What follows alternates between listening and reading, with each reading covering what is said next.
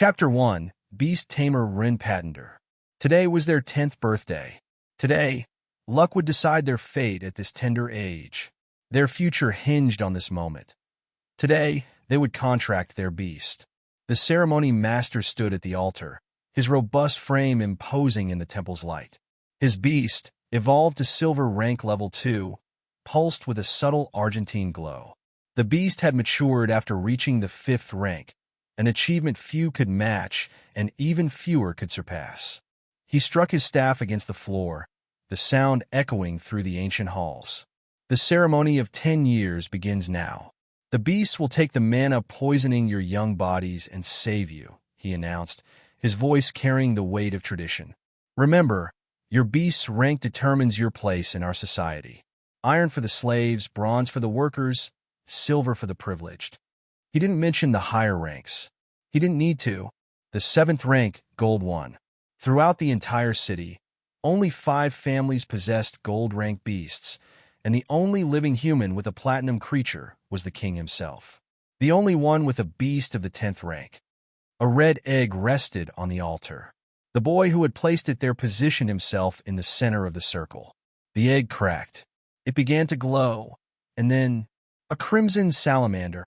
The ceremony master's announcement pierced through the temple as Ron Blackfire's red egg burst into flames.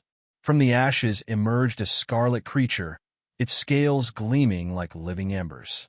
Whispers of amazement turned to cheers as the tiny salamander opened its mouth and spat a perfect sphere of fire that danced above Ron's outstretched palm. An iron-rank beast at its lowest, but with vast potential. Not only could it easily rise to bronze rank, but with proper cultivation, it could even reach silver. The kind of creature that opened doors, that with proper investment could transform a mere student into someone destined for comfort and privilege. Ron's smile widened, already tasting his future among the elite. With his family's proper cultivation techniques, his salamander would undoubtedly reach silver rank, guaranteeing him a place among the upper middle class. Even now, freshly hatched, it granted him great strength and the power to conjure fireballs at will. Next, the ceremony master announced. Ren's heart stopped beating for an instant. It was his turn. The metallic taste of fear flooded Ren's mouth as he stared at his gray egg on the stone altar. Around him, dozens of eggs glowed in other children's hands with promises of better futures. Deep blues, vibrant greens, intense reds. Most guaranteed at least a bronze-rank beast at maturity, and the most expensive ones promised creatures with evolution potential up to silver level 3. Only his was gray. The gray egg barely pulsed in Ren's trembling hands. A pathetic heartbeat, so weak he had to hold his breath to feel it. Today, this miserable egg, the cheapest available, would chart his destiny, decide his place in the world. All his parents had been able to get him, after selling their last sellable possessions, was this gray egg. Not white, not black, not even brown. Gray, the color of failure. Laughter and congratulations for Gene still echoed in the temple as Ren approached the altar. His gray egg looked even smaller now, following the magnificent display of the crimson salamander. Ren mentally reviewed the possibilities for the 1000th time, clinging to hope. There was a 5% chance of getting a marsh frog. It wouldn't be as impressive as a fire salamander, but with the right cultivation technique, a frog could reach the highest bronze rank, a mature level 2 marsh frog. But he knew it was asking too much. The probability was too low. He had resigned himself. Ren would get the common plant. Yet even the common plant with its 95% probability wouldn't be the end of the world. An iron-rank beast that, well cultivated, could reach the lowest bronze rank, and by avoiding maturity with a secret technique, some people had even managed to take it to bronze level 2. It wouldn't be easy. He'd need to invest every coin earned to buy the secret cultivation technique, work twice as hard as others, but at least he could earn an honest living in the end. It would mean a decent life, the chance to repay his parents even a fraction of what they had sacrificed for him. But the egg had 3 options. People called it the failures egg, not because it usually gave a mediocre and weak plant. They called it that because of those who had the misfortune of drawing the 3rd option. First option, the plant of the mediocre poor people, 94.99% probability. Second option, The frog of the lucky poor people, 5% probability. And then there was that tiny, terrifying 0.01% possibility, a spore. The spore of the unlucky poor people, the weakest creature ever recorded, incapable of even maturing completely within the iron rank. In other eggs, the lowest possibility, that 0.01%, that 1 in 10,000 chance, was a magnificent creature with silver or gold potential. In this one, it was hell. Practically a death sentence in a world where power was everything. Look at the failure's egg. Klein Goldcrest's mocking voice cut through the air like a whip. I bet it can't even summon a decent frog. All the children laughed. Rin kept his gaze fixed on his egg. He wouldn't give them the satisfaction of seeing how worried he was. Silence. The ceremony master's voice resonated beneath the ancient stone arches. Remember, this is the most sacred moment of your lives. The instant you cease being mere children to become tamers. Rin closed his eyes, trying to ignore the pitying looks and barely contained laughter. His gray egg rested on the altar like fate's mockery, its weak pulse barely perceptible under his trembling fingers.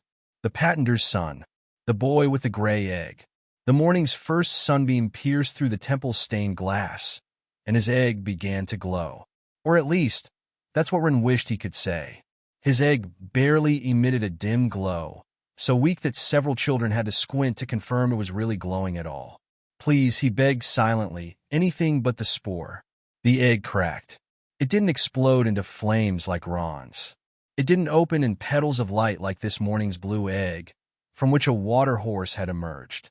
It simply cracked, a dry, pathetic sound like a twig snapping, and from the crack emerged a small cloud of gray spores.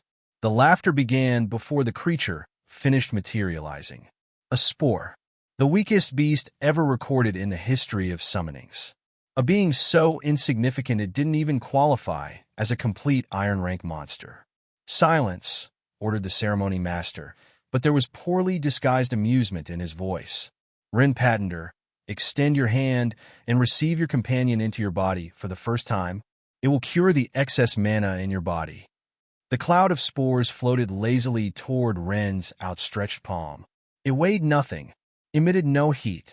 There was no sign of the mystical bond that was supposed to form between beast and tamer. It just floated there, gray, useless. The 0.01%, someone murmured in the crowd. He really got the 0.01%. Rin kept his head high as he descended from the altar. His parents had sold everything for this moment. They had worked double shifts. He wouldn't give these brats the pleasure of seeing him cry. Chapter 2, Taming Failure. Rin kept his head high as he descended from the altar. His parents had sold everything for this moment. Had worked double shifts. He wouldn't give these brats the pleasure of seeing him cry. The contract bond established itself with a flash, so weak it barely illuminated his wrist. His beast now granted him a 10% increase in physical strength. That was all. For a scrawny boy like him, it meant maybe carrying one more small bucket of water or lasting a few extra minutes in the field. Other children received the ability to manipulate elements, massive increases in speed or endurance, or even healing abilities. Every creature, from the most common to the rarest, granted power to its summoner. It was a fundamental law of the contract. Ron growled as crimson scales erupted along his arms, his nails hardening into reddish claws. His canines lengthened into sharp fangs, and a golden gleam appeared in his pupils. The salamander hadn't just granted him control over fire and a 40% increase to his strength, his entire body was adapting. His endurance, speed, and reflexes would increase by 20%, and with each evolution, these numbers would double. By the time the salamander reached Silver Rank 2, Ron would have triple the strength of a normal human, a 200% increase, 100% in all attributes plus increased resistance and his fire powers.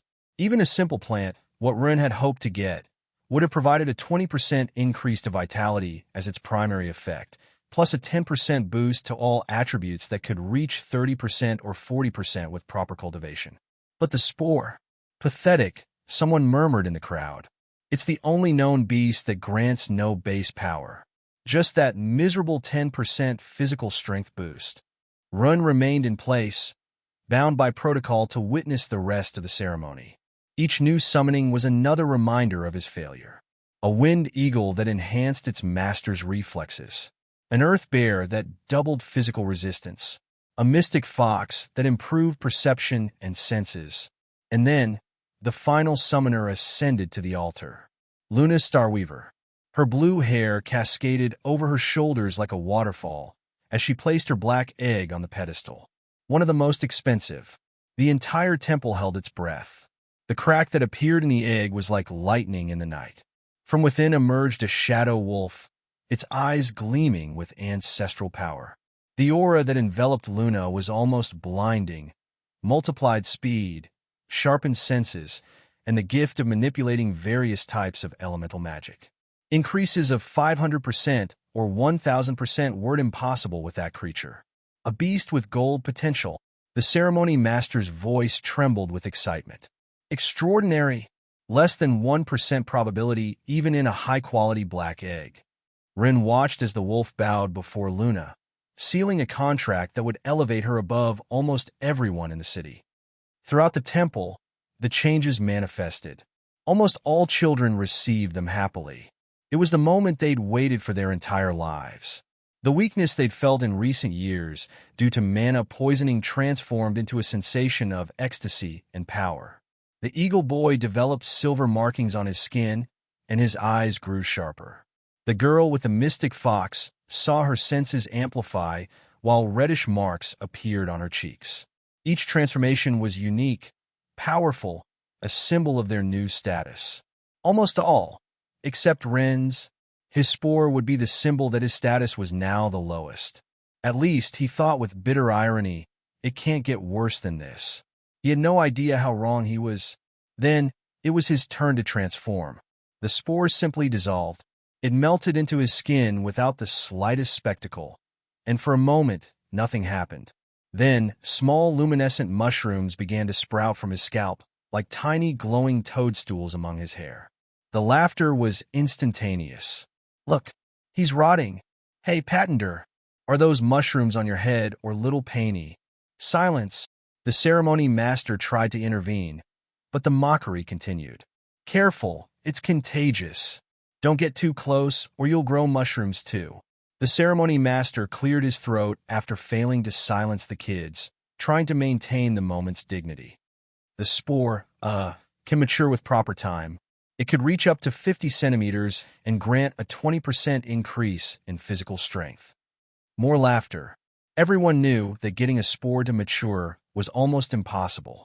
The cost in resources and time would be astronomical, all for a result that any common beast achieved from day one. Some children even pretended to sneeze and made faces of fear when passing near him, as if he could infect them. Each successful transformation around him only made his situation more pathetic, while others received claws, mystical marks, and changes that screamed power. He had gotten unpleasant decorations for his hair. Luna was the last to transform. The contract with her shadow wolf covered her skin with delicate silver marks that seemed to dance with the light. Her eyes acquired a supernatural gleam, and her blue hair rippled as if submerged in water. The aura of power emanating from her was almost tangible, 100% speed plus 50% increase in all physical capabilities, plus the gift of elemental magic. The mushrooms on Ren's head flickered weakly, as if even they were ashamed. In 1 week, announced the ceremony master, you will begin your formal education. The carriages will come to collect you for school as agreed in the contract, where you will remain until maturity, 8 years. Afterward, you will have a brief rest before beginning your military service. He paused. Keep your beasts fused. It is a show of respect toward the sacred bond you have formed today. The ceremony ended. Rin waited until he was outside the temple. Away from the mocking glances, the whispers, the poorly disguised pity. Only then did he close his eyes and expel the spore from his body. The luminescent mushrooms disappeared from his hair, and the small gray mass returned to floating beside his shoulder. To hell with respect. To hell with traditions. 30 years of his parents' work, they sold their house, saved over 1 million crystals with a frugal life, all to ruin it with his bad luck. The path home had never felt so long. Each step was a reminder of what he had failed to become, of hopes that had vanished with that pathetic gray glow. The spore floated silently beside him, barely visible in the evening light. His new companion, his symbol of failure, his destiny. Chapter 3. Taming Sadness. The path home had never felt so long. The cobblestone streets of the city center gradually gave way to dirt roads.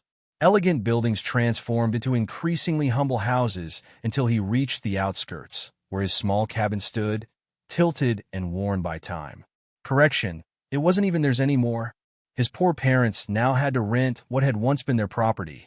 He stopped at the door. The aroma escaping through the door's cracks made Ren's stomach growl traitorously. His parents were talented cooks. It was what had kept them afloat all these years, despite their low rank.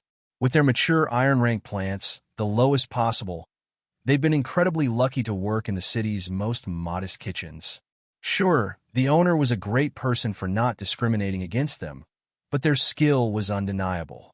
That was the real reason they were accepted there.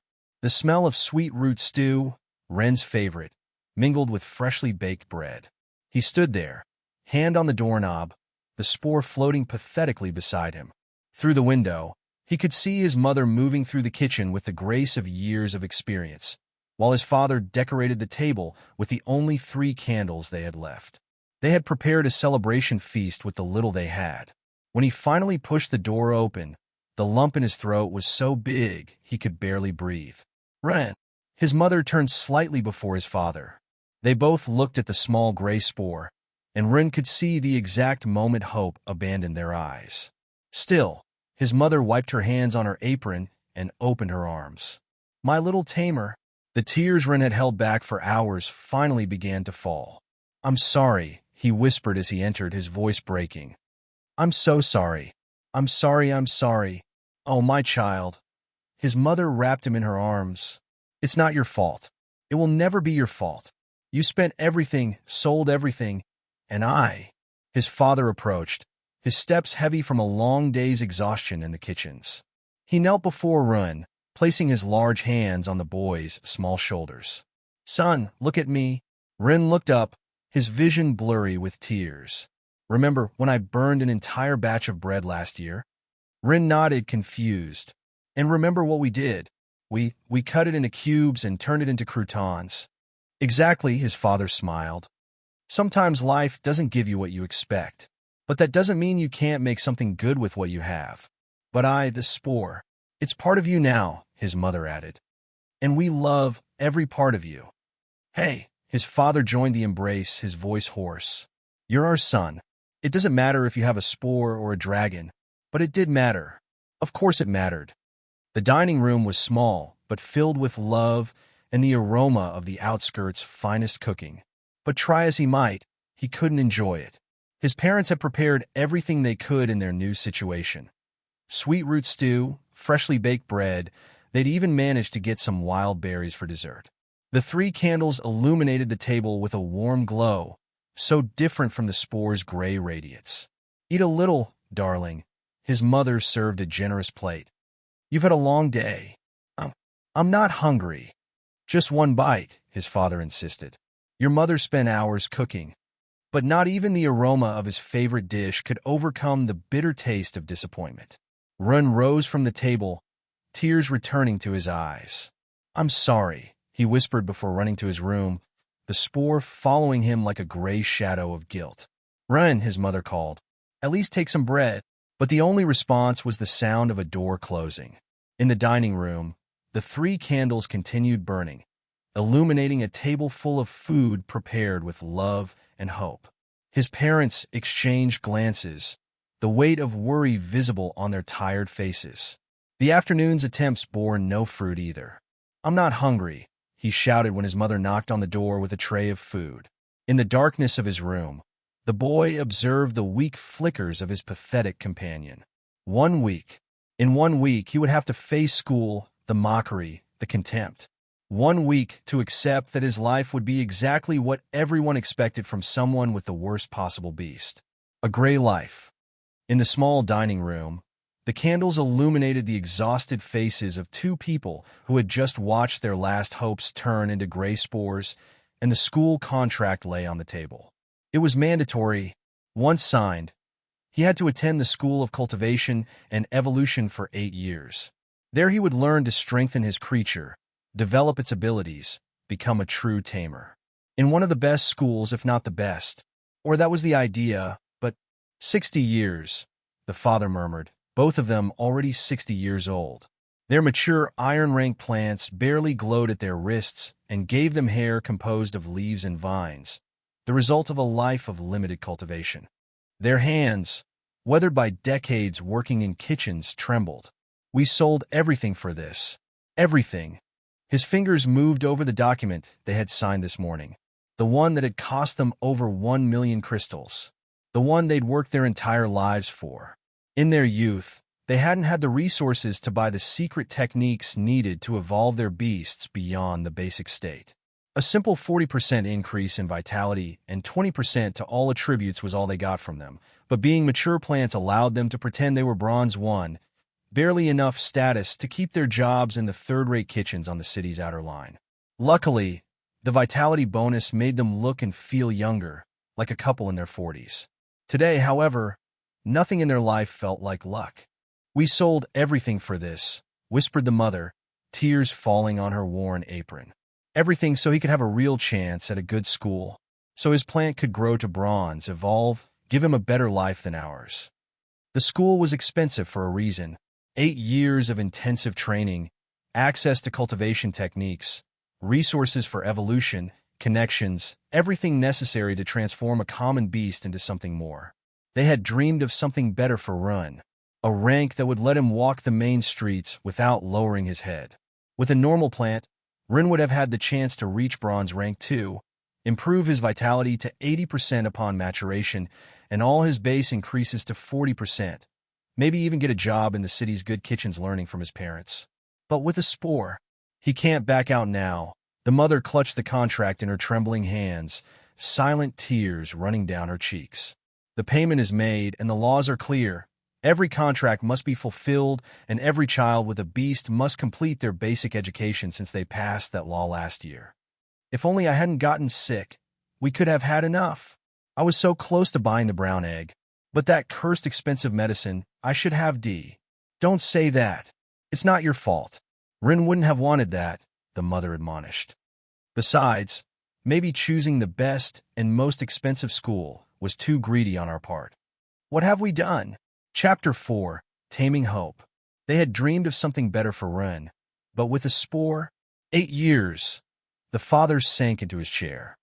8 years watching others evolve their beasts while our foolish investment takes away his hope for. He didn't need to finish the sentence. A spore couldn't evolve its rank. There were no cultivation techniques to study, no improvement paths to explore, no secret techniques to buy. Many had already tried. Richer people with much more support. The only one who succeeded was labeled as the worst failure. A fortune spent for an almost useless gain, 20% strength. Since that day, the spore has been the symbol of failure. Rin would spend 8 years learning things he could never apply, his surroundings a constant reminder of what he couldn't achieve. 8 years of mockery, being the school's laughingstock. 8 wasted years, because what could he learn about cultivation and evolution with a creature that couldn't even evolve? Sadness led the father to reminisce about the past, a past that Run had illuminated. Remember that day? He asked suddenly, his gaze lost in the candle flames. When I couldn't find the medicine demanded by the kingdom because it was depleted due to severe mana contamination from that year's hoard, and I had to go out. The spore flickered weakly, as if sensing his desperation. Why you? He whispered bitterly toward the creature. With such low chances, why did it have to be you? Silence was his only answer. In the dining room, he could hear his parents talking in low voices, their voices laden with worry. He couldn't bear it anymore. He couldn't be the cause of their pain, the pathetic end to all their hopes and sacrifices. But he couldn't change anything either. Once the contract was formed, it was for life. The spore would be his companion until the day he died, a constant reminder of his failure. Unless his eyes fixed again on the dark forest beyond his window. Even considering it was suicidal, the mana poisoning would kill him in less than 3 days with such a weak creature in his body. But as he thought about the school contract, about the years of torment awaiting him, what was worse? Dying while trying to change his destiny, or living 8 years as the school's laughingstock? His parents, maybe he could make them happy too. Rin opened his worn book once more, his fingers tracing the illustrations of the dragons. It was believed that all creatures could become dragons by finding the right path of cultivation. According to the book, the Wandering King found much information alongside his medicine. It wasn't just any medicine he wanted. It was in the heart of dragon territory, where mana flowed so densely it could be seen in the air. Chapter 5. Taming the Decision. Ren opened his worn book once more, his fingers tracing the illustrations of the dragons. According to the book, the Wandering King had found lots of information alongside his medicine. It wasn't just any medicine that Ren wanted. It was in the heart of dragon territory, where mana flowed so densely it could be seen in the air. The Wandering King had traveled for months, crossing the lands of each dragon lord. The red dragon, whose scales burned like the desert sun, ruled over all fire beasts and reptiles. Under his domain, even tiny lizards could breathe flames.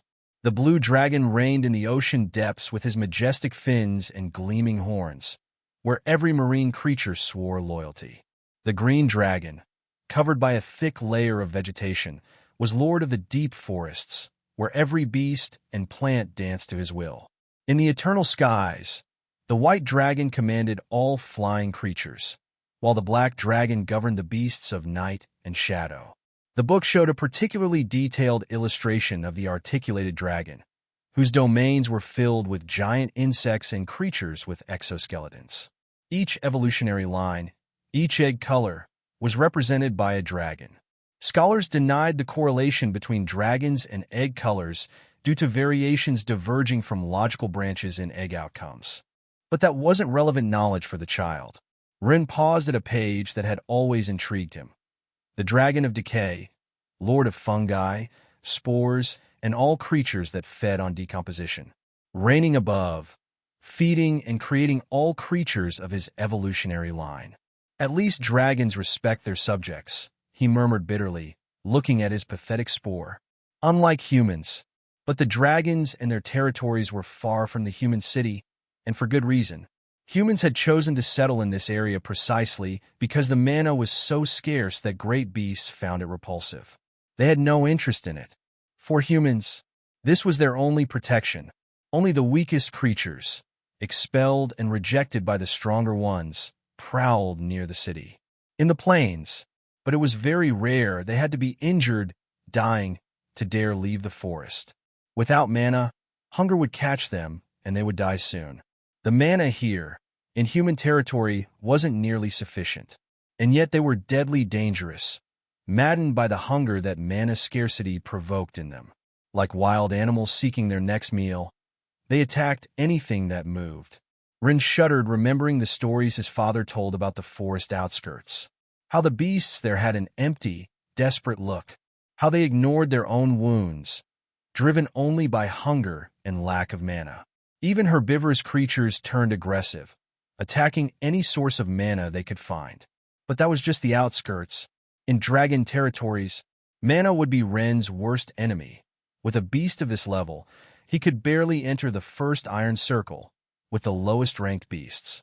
Fortunately, the ruin his father found was right at the beginning of the bronze ring, and he could enter through the middle of the iron ring. Something like that could be possible even for him, right? Sure, he wanted to go to dragon territory and find a miracle like obtaining 2 beasts. However, he would have to settle for medicine that could expel his spore from his body or something similar. Something like that could be close to the medicine that cured his mother. Dragon territory, or even the silver ring, were out of consideration. If he ventured too deep, the mana would consume you quickly, and Ren slammed the book shut, his heart pounding. Would he really go to that forest? Even thinking about it was madness. With his useless spore, mana might not be a problem, as he probably wouldn't survive even his first encounter with a beast. But while listening to his parents' muffled sobs through the wall, what other choice did he have? As night fell, determination had awakened more than courage in Run. His stomach growled. The aroma of sweet root stew still floated in the air, more tempting than ever as his hunger had returned now that he had a clear purpose. He slipped out of his room like a shadow, the spore floating silently behind him. The floorboards creaked treacherously under his feet, but years of sneaking out to steal midnight snacks had taught him where to step. In the kitchen, the feast his parents had prepared remained untouched. Rin wrapped large portions of bread with stew in clean cloths, also packing several wild berries. His father always said berries helped keep the mind clear when fatigue struck. From the tool cabinet, he took his father's smallest kitchen knife, the one used for delicate work, and a worn canteen. Rope and his father's most precious map. He hesitated a moment before also taking the flint for starting fires. It wasn't much, but it would have to be enough. A noise in the hallway made his heart stop. Footsteps. He snuck back to his room and got into his bed just as the door opened. "Run!" His mother's soft voice. "Darling." Rin dove under the covers, grateful for the darkness hiding the packed bag under his bed.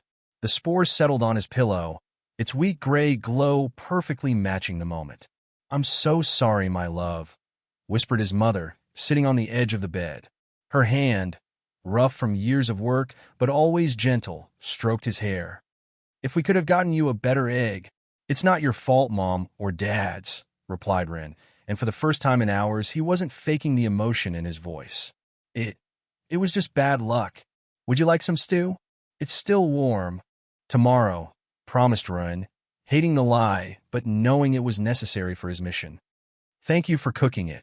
She leaned down, kissed his forehead, and the familiar aroma of spices and love almost broke his resolve. "Almost. I love you, little one." "I love you too, Mom."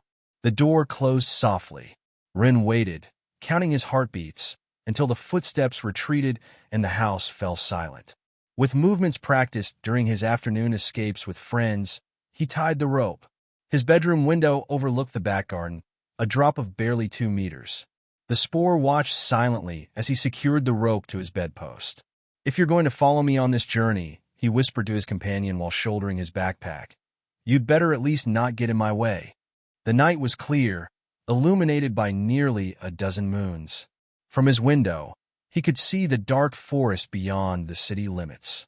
Somewhere out there lay his only hope for a different future. He took the rope in his trembling hands. "I'm sorry, Mom.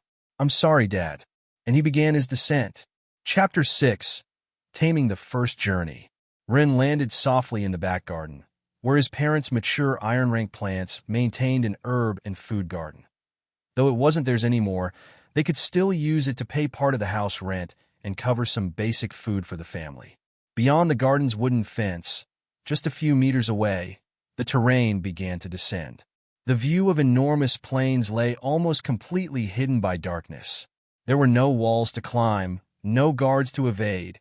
Their house was one of the last structures before the civilized world dissolved into no man's land. Only some plantations dared exceed the common cultivation zone, those with enough for guards. But with this house so close to the external zone of the abyss, nobody wanted to invest in lands that could be invaded by hordes of cursed monsters if the army ever faltered. Being in the front line was frightening, but Rin didn't understand why they were so cowardly in his 10 years of life, and according to his parents in another 30, the hordes had never overcome the army. These empty plains were perfect for cultivation in his opinion.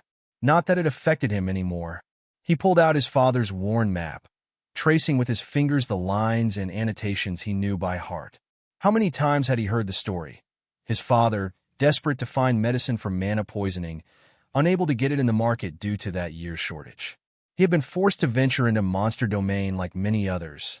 Many didn't return that year, and his father almost suffered the same sad fate. The mandatory mission that had nearly cost him his life. And just when I thought it was my end, his father always said at this part, "I found it." A hidden entrance, as if the earth itself had cracked open to save me. I thought I had fallen into a night excavator's hole, but it was an ancient tunnel, probably from the era before mana's expansion. The map showed the path with obsessive detail. Every mark, every turn, every landmark carefully noted. His father never knew why he'd been so meticulous in documenting a route he swore never to take again, but Rin suspected part of him always knew it would be needed someday. An hour later, Rin finally stood at the forest's edge. He'd been lucky not to encounter any exiled and hungry creatures. It seemed the day's bad luck had finally run out. Rin glanced at his spore.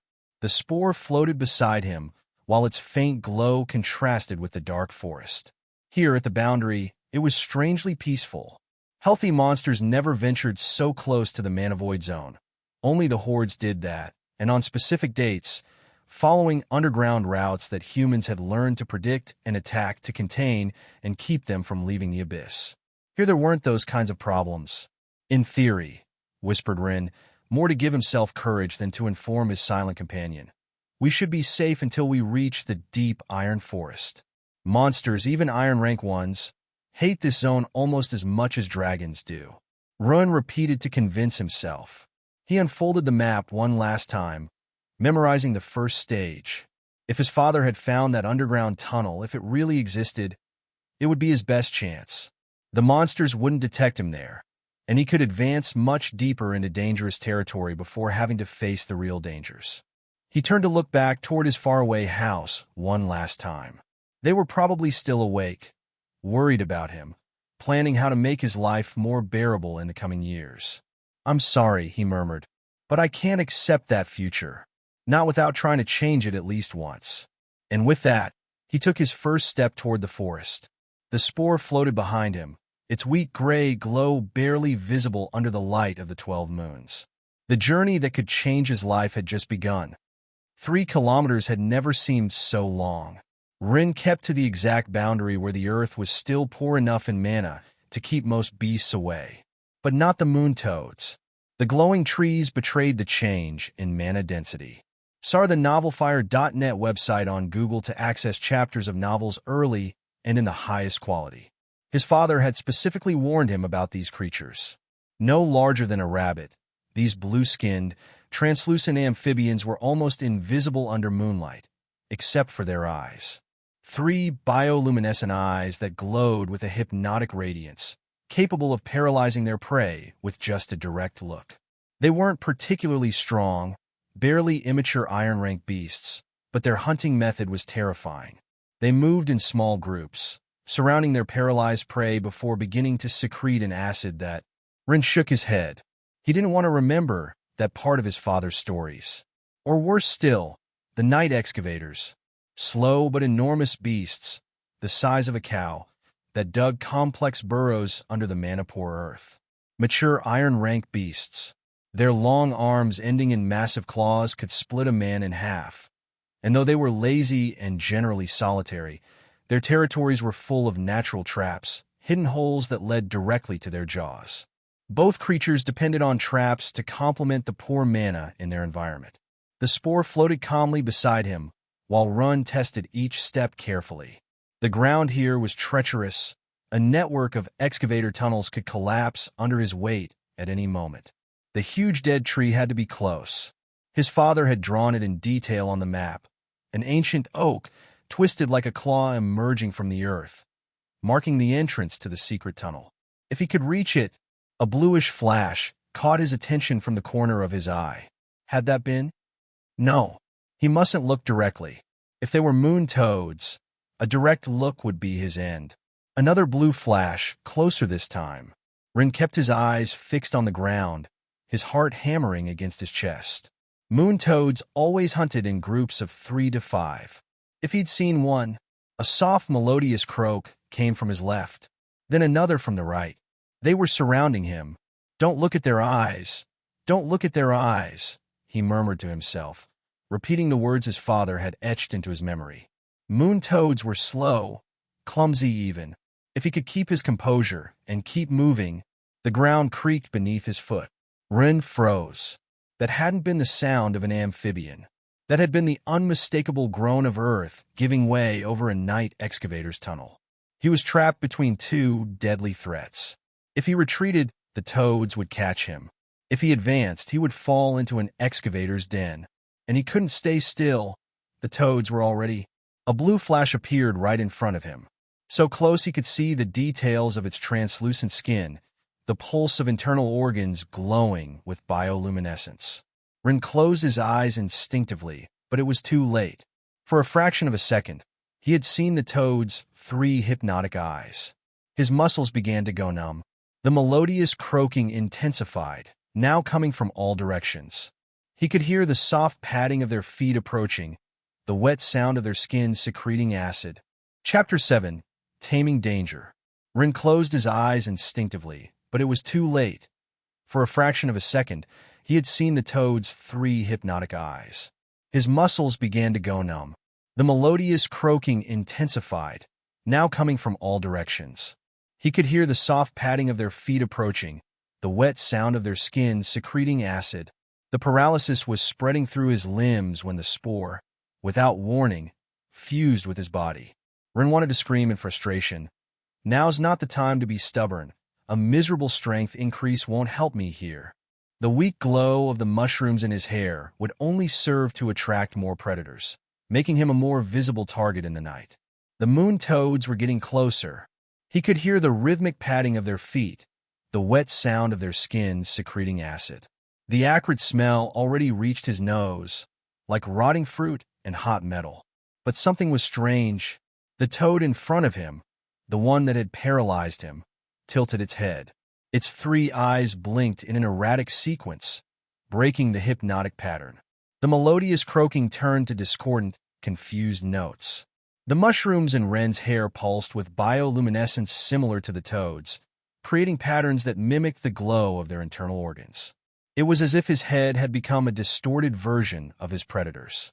The leader toad jumped forward, its 3 eyes now fixed on the glowing mushrooms. The confusion broke its concentration, and with it, the paralyzing spell. Run felt control of his body return just as the ground beneath the toad began to give way. Everything happened in an instant. The toad, disoriented by the luminescent mushrooms, didn't notice it had landed on the edge of an excavator tunnel. The earth crumbled beneath its weight with an ominous crunch. Its bright eyes widened in surprise as it fell, its melodious croak transforming into a shriek of panic. A deep roar rose from the tunnel's darkness, followed by the unmistakable sound of jaws snapping shut. The other moon toads froze, their bioluminescent patterns becoming erratic with fear. The acid smell intensified, an involuntary defensive reaction. Rin didn't stop to think. His legs, newly freed from paralysis, moved by instinct. A jump to the right, away from the formerly invisible tunnel edge, he could now see thanks to the freshly collapsed earth. The tunnels, he gasped as he ran. They form a pattern. Night excavators were methodical, territorial. Their tunnels always followed the same design, a main entrance with traps in a semicircle around it. If the toad had fallen into one, another crunch to his left confirmed his theory. 2 of the remaining toads, in their rush to chase him, had jumped directly onto another weak section. The earth opened beneath them like a hungry mouth. More roars from the depths. More abruptly interrupted shrieks. The last moon toad, perhaps wiser than its companions, disappeared into the night with a terrified croak. Rin stopped, panting, his heart threatening to burst. The mushrooms in his hair still pulsed weakly, but now they seemed more like a reminder of his luck than a curse. You, he whispered to his spore, still fused with it, are still the weakest beast that exists. But, thanks, I guess. A distant crunch reminded him this was no time to celebrate. Somewhere beneath his feet, a night excavator had just enjoyed an unexpected dinner of moon toads. And he didn't want to be dessert. The dead tree. He had to find the dead tree before. A deep roar made the earth tremble beneath his feet. It was just an excavator. He reassured himself they wouldn't come out. But the noise attracted something else. A new sound froze Ren's blood. A metallic hiss, like blades dragging against stone.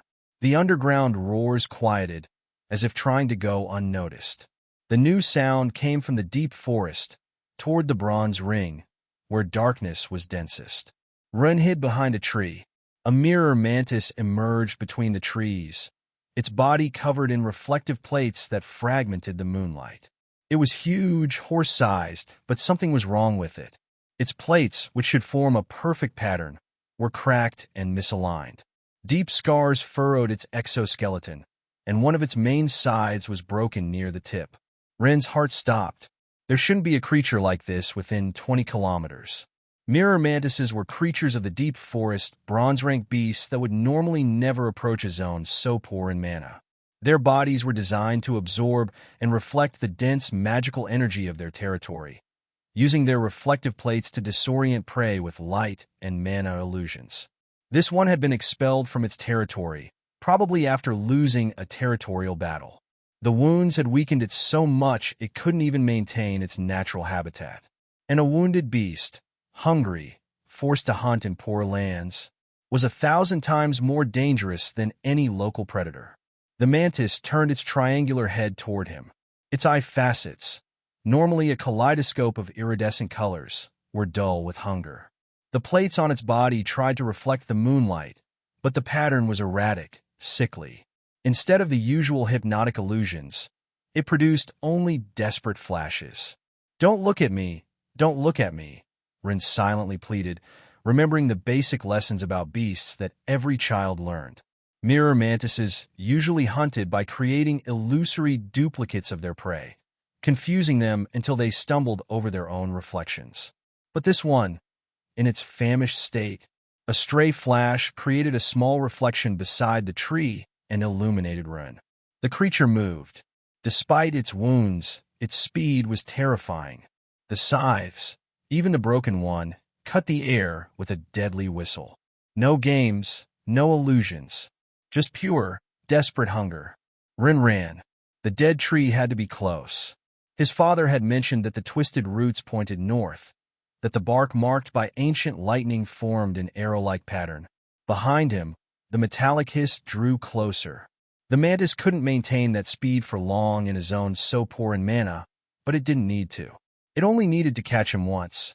A scythe plunged into the ground beside him, so close he felt the displaced air cut his cheek. The mantis's broken plates tinkled like broken bells, its breathing a tortured hiss of hunger and desperation. And then Ren saw it, the dead tree, its twisted silhouette cut against the night sky. But the mirror mantis was getting closer, and the sound of its broken plates was like a promise of death. Chapter 8.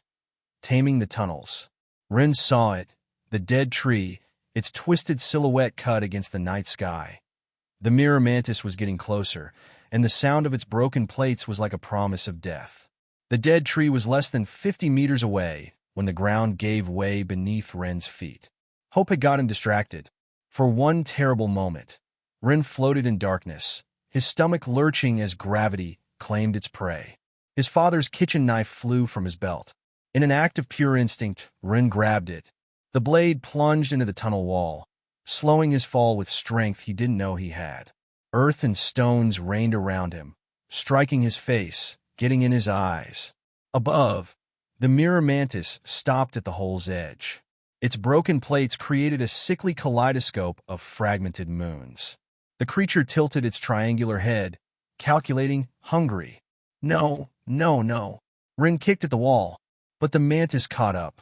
However, just before it could grab Ren as he entered the tunnel, the wall beneath the mantis opened, revealing the monstrous head of a night excavator. The beast had been hibernating, storing what little mana was available, when the collapse had awakened it. And now it was hungry.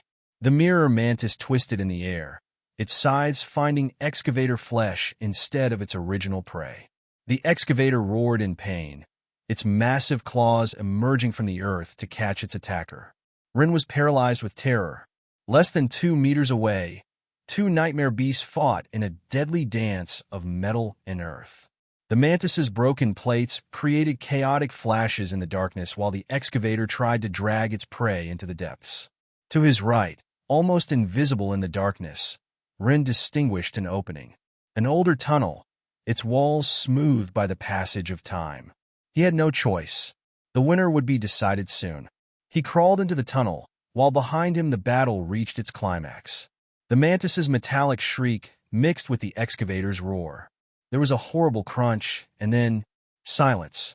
Rin crawled away from the edge, his breathing so loud in his ears he feared the winning beast might hear him.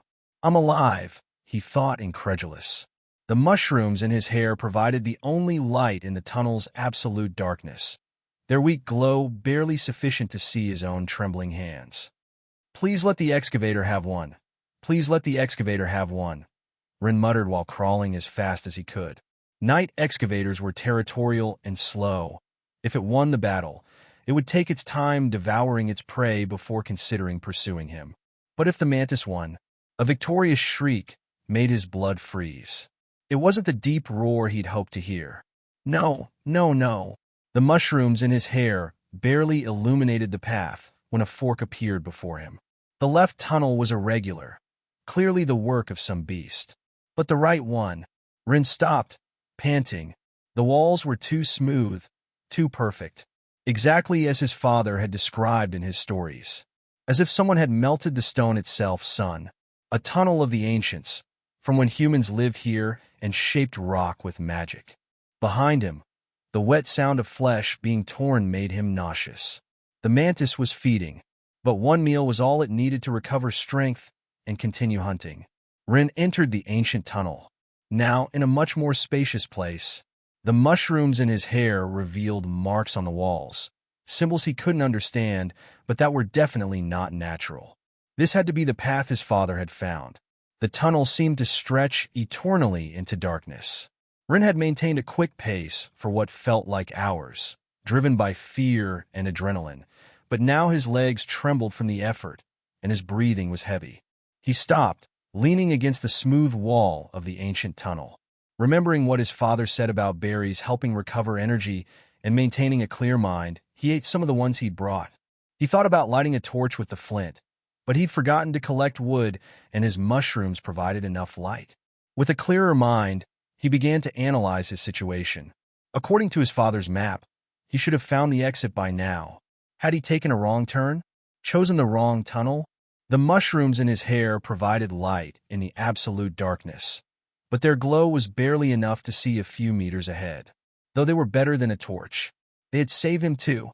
Rin had been cursing them since he'd invoked them, but now, "At least you're good for something," he murmured to the spore, still fused with him. Even if just as a lamp. He let himself drop to the ground, his legs grateful for the rest. The water from his canteen was lukewarm, but had never tasted better. While catching his breath, he studied the mysterious symbols on the walls. Some seemed to respond weakly to his mushroom's light, as if they recognized something in their faint glow. "I suppose I should thank you for the thing with the toads, too," he continued, surprising himself by talking to the world's weakest creature. "Though it was pure luck. You probably didn't even know what you were." A distant echo interrupted his words. The unmistakable sound of metal against stone, followed by that blood-freezing hungry hiss.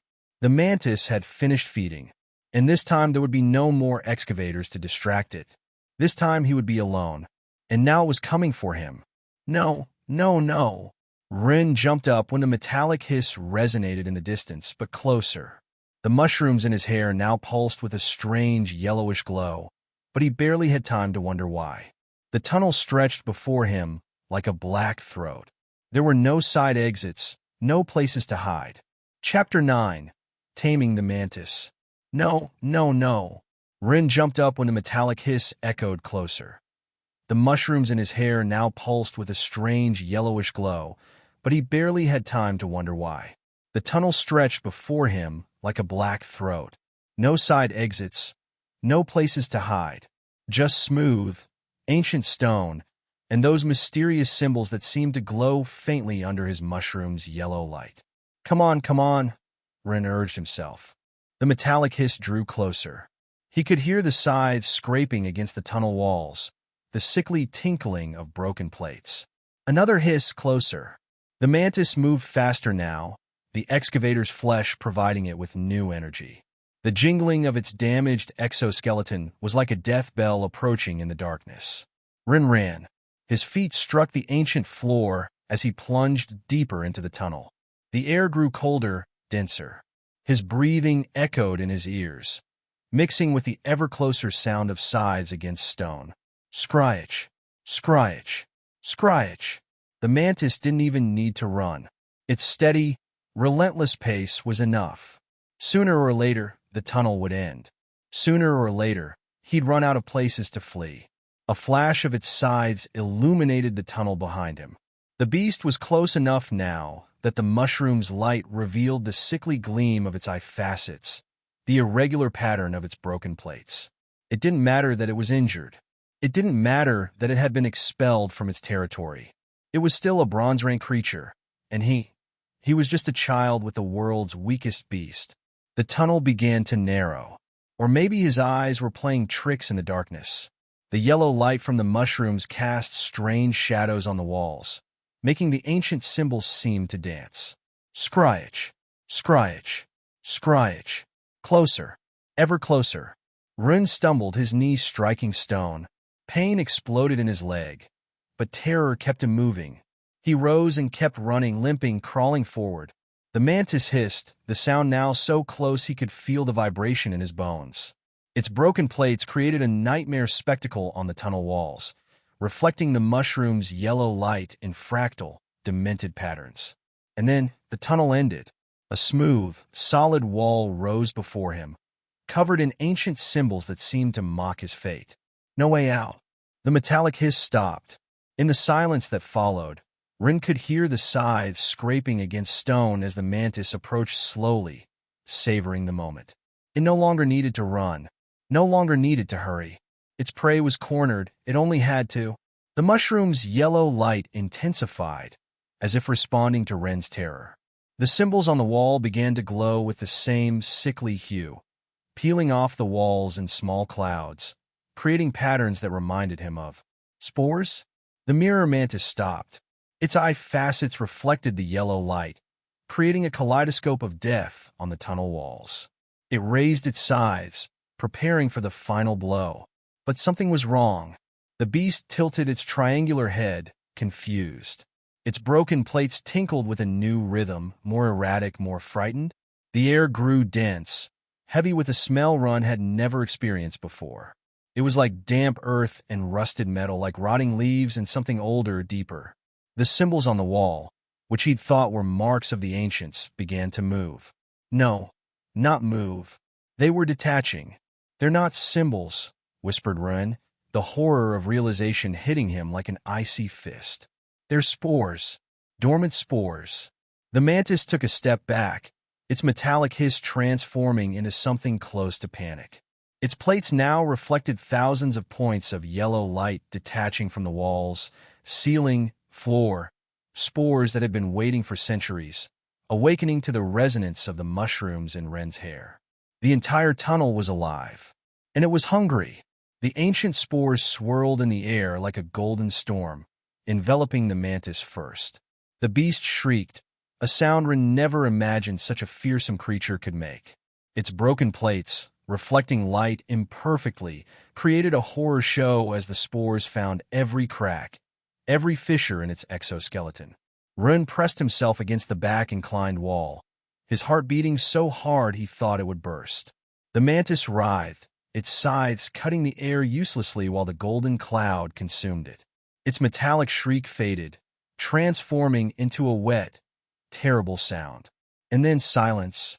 Where the powerful bronze beast had stood, now lay only a mound of broken plates covered in yellowish mold that pulsed with ancient life. The spores turned toward Run. The golden cloud swirled like a wave of ancient hunger.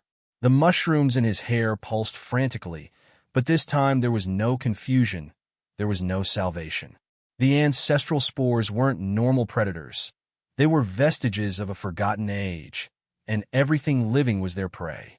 The first contact was like frozen fire on his skin. Yellowish fungi sprouted from his arms, legs, neck, each pulsing with a sickly rhythm that drained his energy. The pain was indescribable, as if every pore in his body was being devoured from within. "No, please," he gasped, falling to his knees. But then he saw it, where the spores had detached from the ceiling. A ray of light filtered through like a promise of salvation. An exit, barely large enough for a child to pass through. Ren stood up, his legs trembling with effort. The invasive fungi kept spreading across his body, but something was different. Where the mantis had succumbed in seconds, he remained conscious. His own spore, the world's weakest beast, pulsed with its light, as if it were fighting. Every effort was agony. He pushed himself upward, his fingers finding the hole's edge, just as his knees threatened to give way. The light blinded him momentarily as he crawled out of the tunnel. It wasn't the outside. Chapter 10, Taming Fate. Where the mantis had succumbed in seconds, Ren remained conscious. His own spore, the world's weakest beast, pulsed with light, as if it were fighting. Every effort was agony.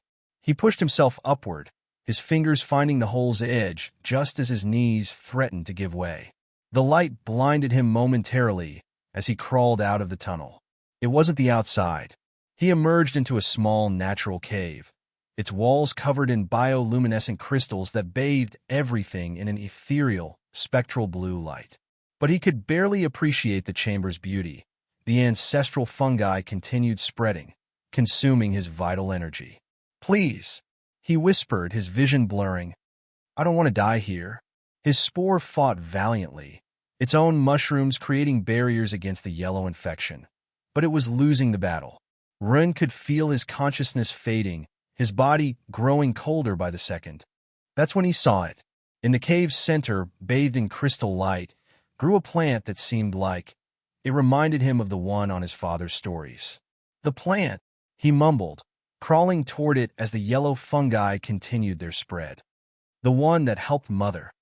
His fingers brushed the luminous stem just as darkness began claiming the edges of his vision.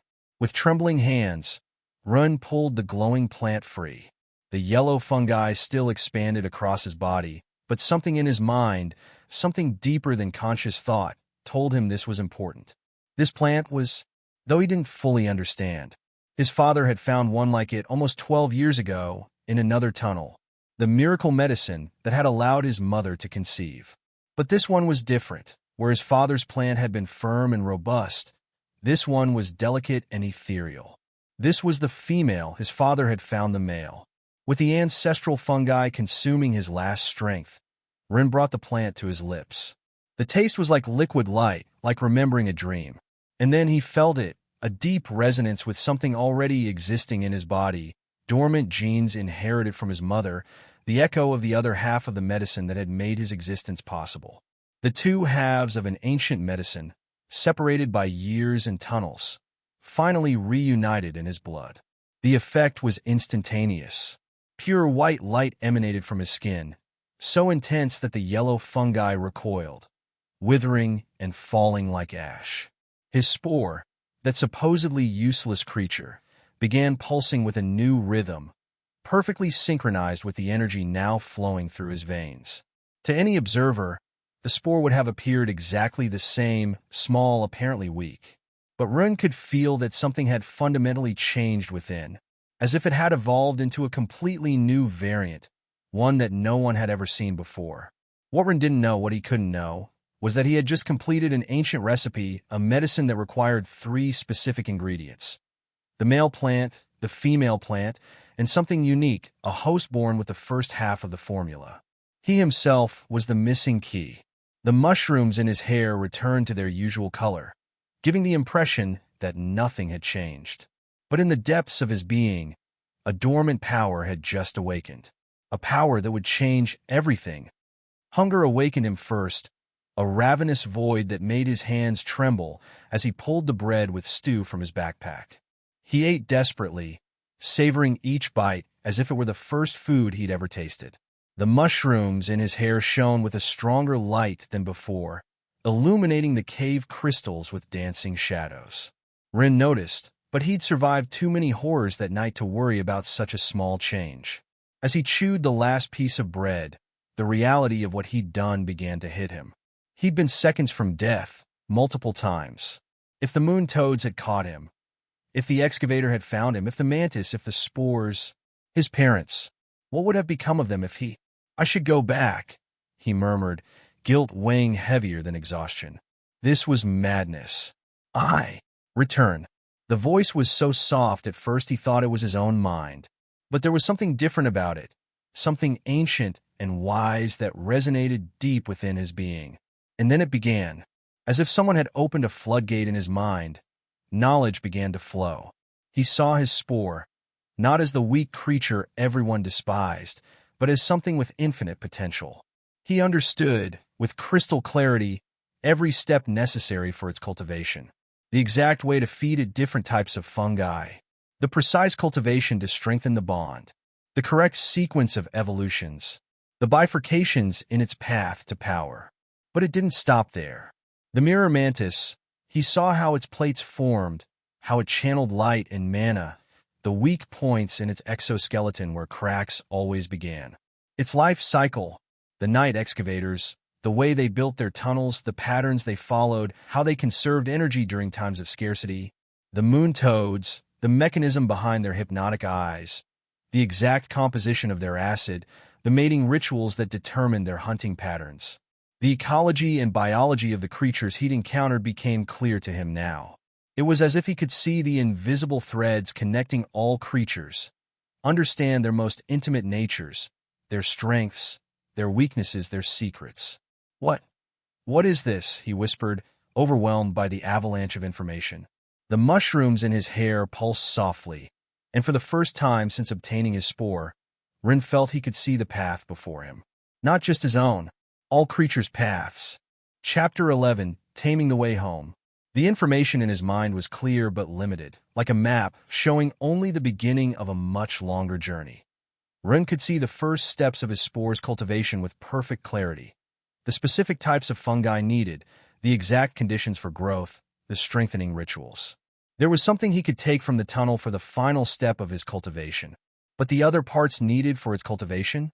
None of that was anywhere near here. "The first fungi I need," he murmured, processing the information, "grow in the swamp zones north of the rival city. Not in this forest."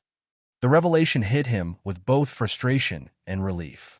However, something else gleamed at the edges of this new knowledge, a promise. When his spore reached bronze rank, a possibility would open that made his heart beat faster. A second contract. A second beast. The rest was nebulous, like looking through murky water. But the certainty was there. Each evolution of his spore would not only strengthen it, but also expand his understanding of beasts and their paths. "I have to go back," he said aloud, this time with determination rather than fear or regret. "I have to get a lot of stuff and start cultivating from the beginning." The mushrooms in his hair pulsed softly, as if nodding. It was time to return home. His parents would be worried sick if he arrived too late, and now he had a real plan, not a desperate. Chapter 12, Taming Gratitude. The edge of the common forest was near. Rin could see in the distance, about 5 kilometers away, the first houses of the outskirts, small lights flickering in the darkness like fallen stars. Soon he would have to face the consequences of his actions.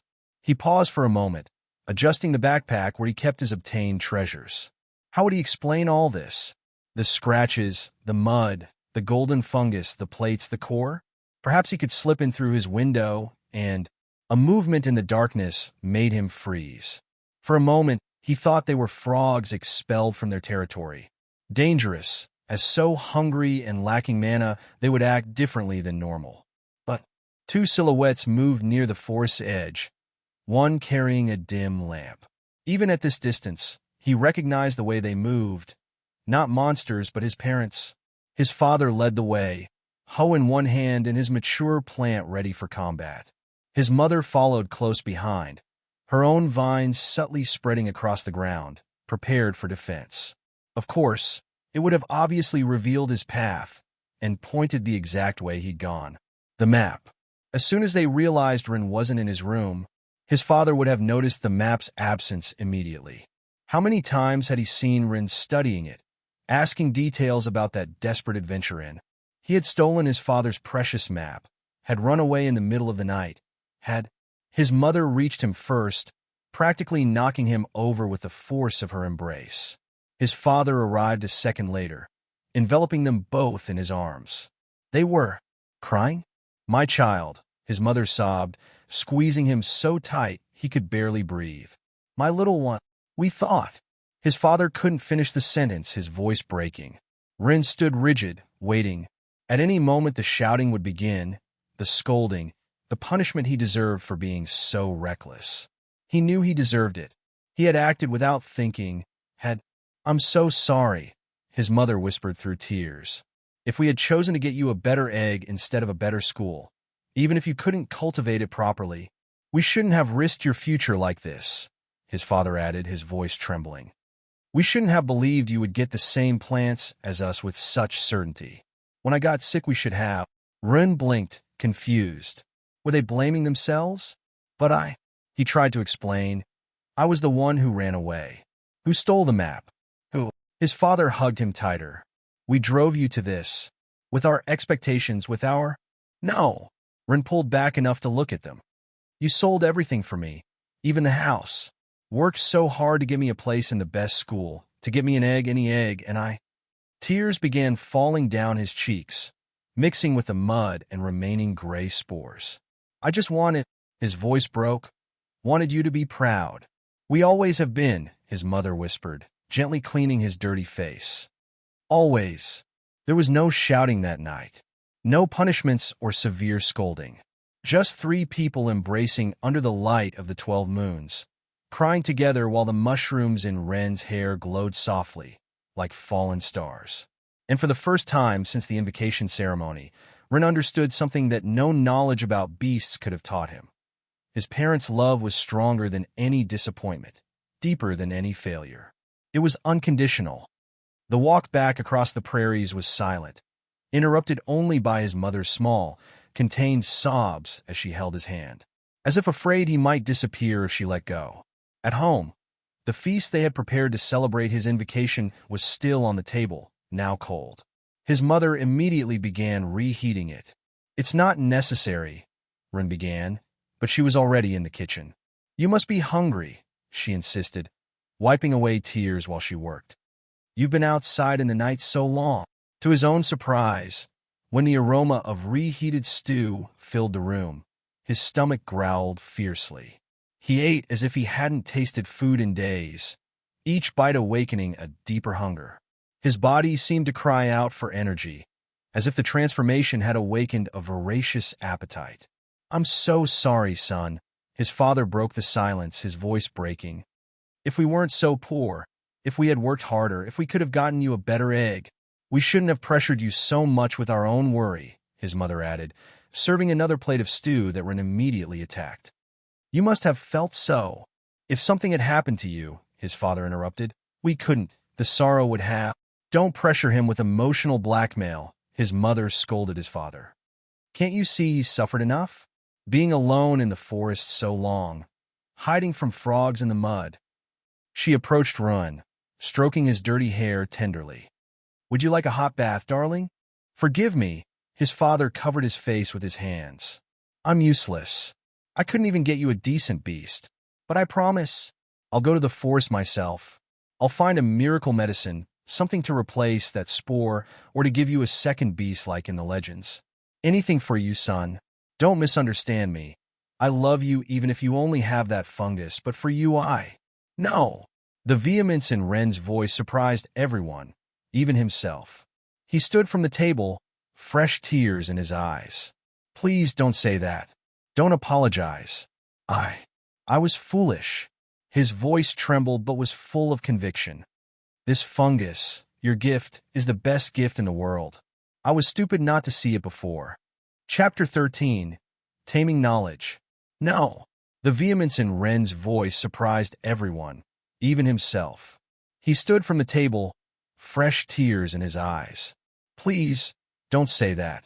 Don't apologize. I was foolish. His voice trembled but was full of conviction. That egg, this fungus, your gift, is the best gift in the world. I was stupid not to see it before. He bowed deeply to his parents, tears falling to the floor. Forgive me for not thanking you properly, for all your sacrifices, for everything you've done for me. I will triumph at school and make you proud. I promise. The mushrooms in his hair glowed softly, as if nodding to his words. We already are, his mother whispered, lifting him up and embracing him. We always have been. His father joined the embrace, and for a moment, under the light of the 9 moons filtering through the window, the small family remained united, stronger than ever. Rin smiled through his tears. He had much to tell them, much to explain, but for now, this was enough. He was home, in the bathtub, while hot water washed away the mud and spores from his skin. Rin reflected on his new knowledge. The mushrooms in his hair glowed softly, reflecting in the water like tiny stars. His parents' plants, now he could clearly see what had happened. The knowledge flowed in his mind like a perfectly detailed manual. Basic plant development. 1. Iron rank. Provide 100 correct development points to rise in rank. 2. If 1,000 points accumulate without specific direction, premature maturation. 3. Result. Weak seedling intermediate maturation. Only path available in iron rank. His parents hadn't had a choice. Without knowledge of evolution routes, without resources to buy proper cultivation techniques in their youth, their plants had accumulated development points randomly until reaching the limit. Once they reached 1,000 points, maturation was inevitable. Unrealized potential paths. Bronze rank. Bronze 1, common seedling. Bronze 2, strong seedling. Silver rank. Silver 1, weak plant. Silver 2, common plant. Silver 3, strong plant. The water cooled while Run reviewed this information. It was fascinating and tragic at once. His parents had worked so hard, but without the correct knowledge, without understanding the evolution paths. Rin straightened in the bathtub. There were no paths left, but there was an option. The knowledge unfolded in his mind, clear and precise. 1,000 days method, true plant maturation. The mature plants everyone knew were actually an intermediate state, a cocoon waiting to bloom. The true final result required 1 to 1,000 specific development points. 2. 1 point per day, without exception. 3. A 3-part ritual that must be performed with absolute precision. The method was deceptively simple. 1. At dawn, the plant must absorb the energy of a common mana crystal drop, can find some on the surface after rains, until it completely dissolves. But it must be processed. This energy must mix with a drop of vital essence. 2. During midday, the crystal needs exactly 24 minutes of direct sunlight, not a minute more, not a minute less. 3. At sunset, finally, the mixture must be sealed with golden pollen from night flowers, common plants that bloom in 10-day cycles. It's like daily medicine, Rin thought enthusiastically. And the components are common enough to never run out. The key wasn't in the components, but in precision and consistency. One failed day, and the process had to restart from zero.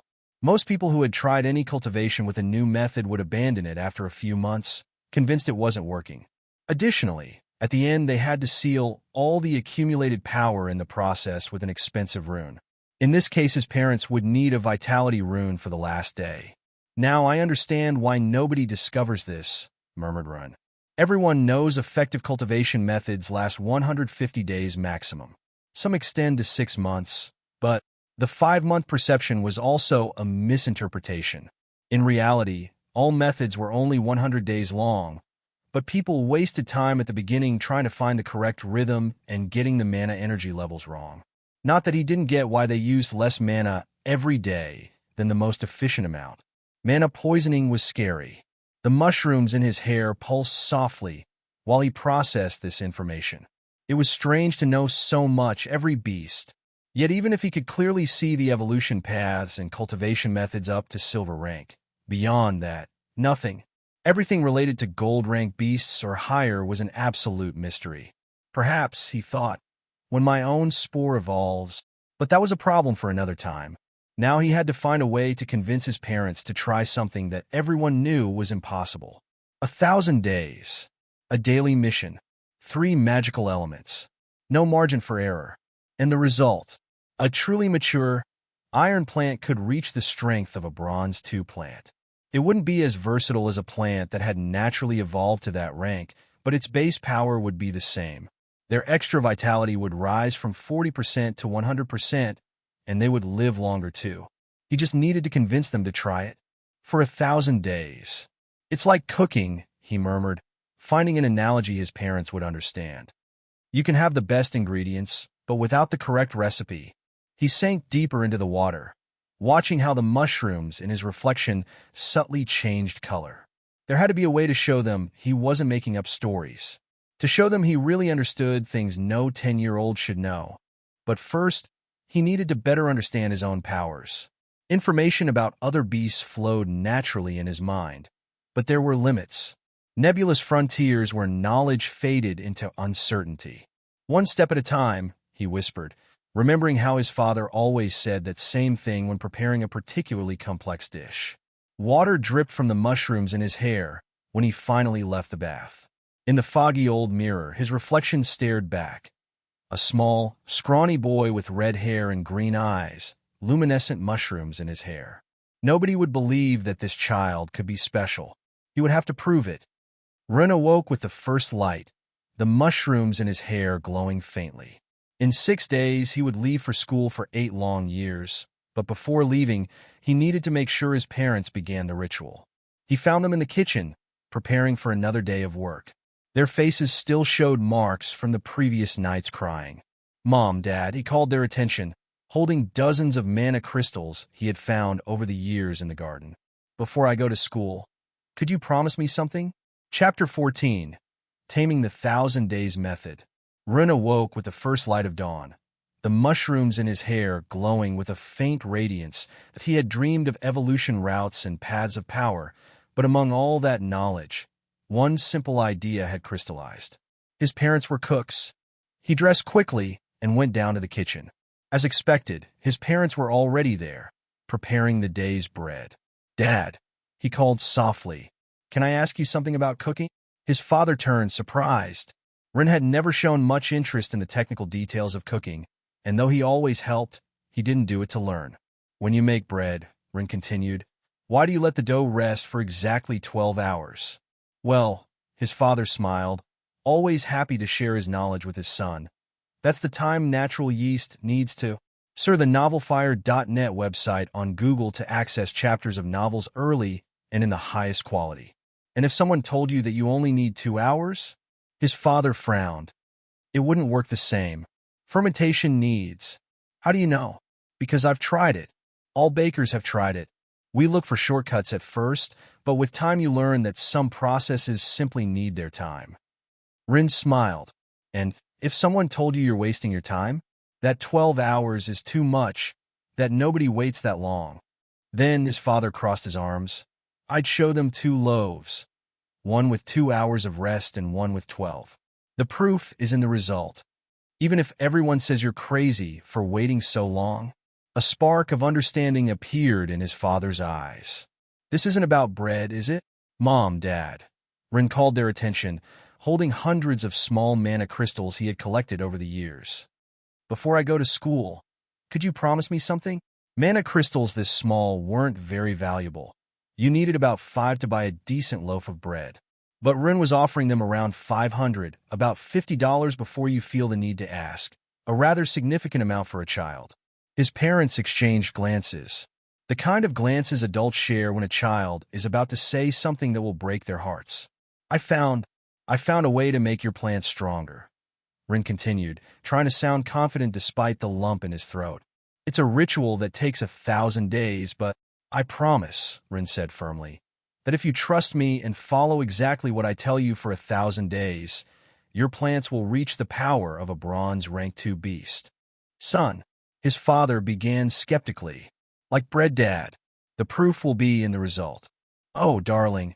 His mother knelt before him, her eyes moistening again. "I know it sounds impossible," Ren continued quickly, "but you only need to absorb this each day. With these mana crystals and—" He understood what they were thinking, their little son, desperately trying to convince himself and them that everything would be all right, that his weak fungus and their mature plants didn't mean a future of misery. "Please," he whispered, Just promise me you'll try it. For 1,000 days." His father wiped tears with the back of his hand. "Son, even if you don't believe me, even if you think it's foolish, just do it, please." His parents looked at each other again, this time with a mixture of pain and love so deep that Rin felt his heart breaking. "Of course we'll do it." His mother hugged him, her voice trembling. "Every day, without fail."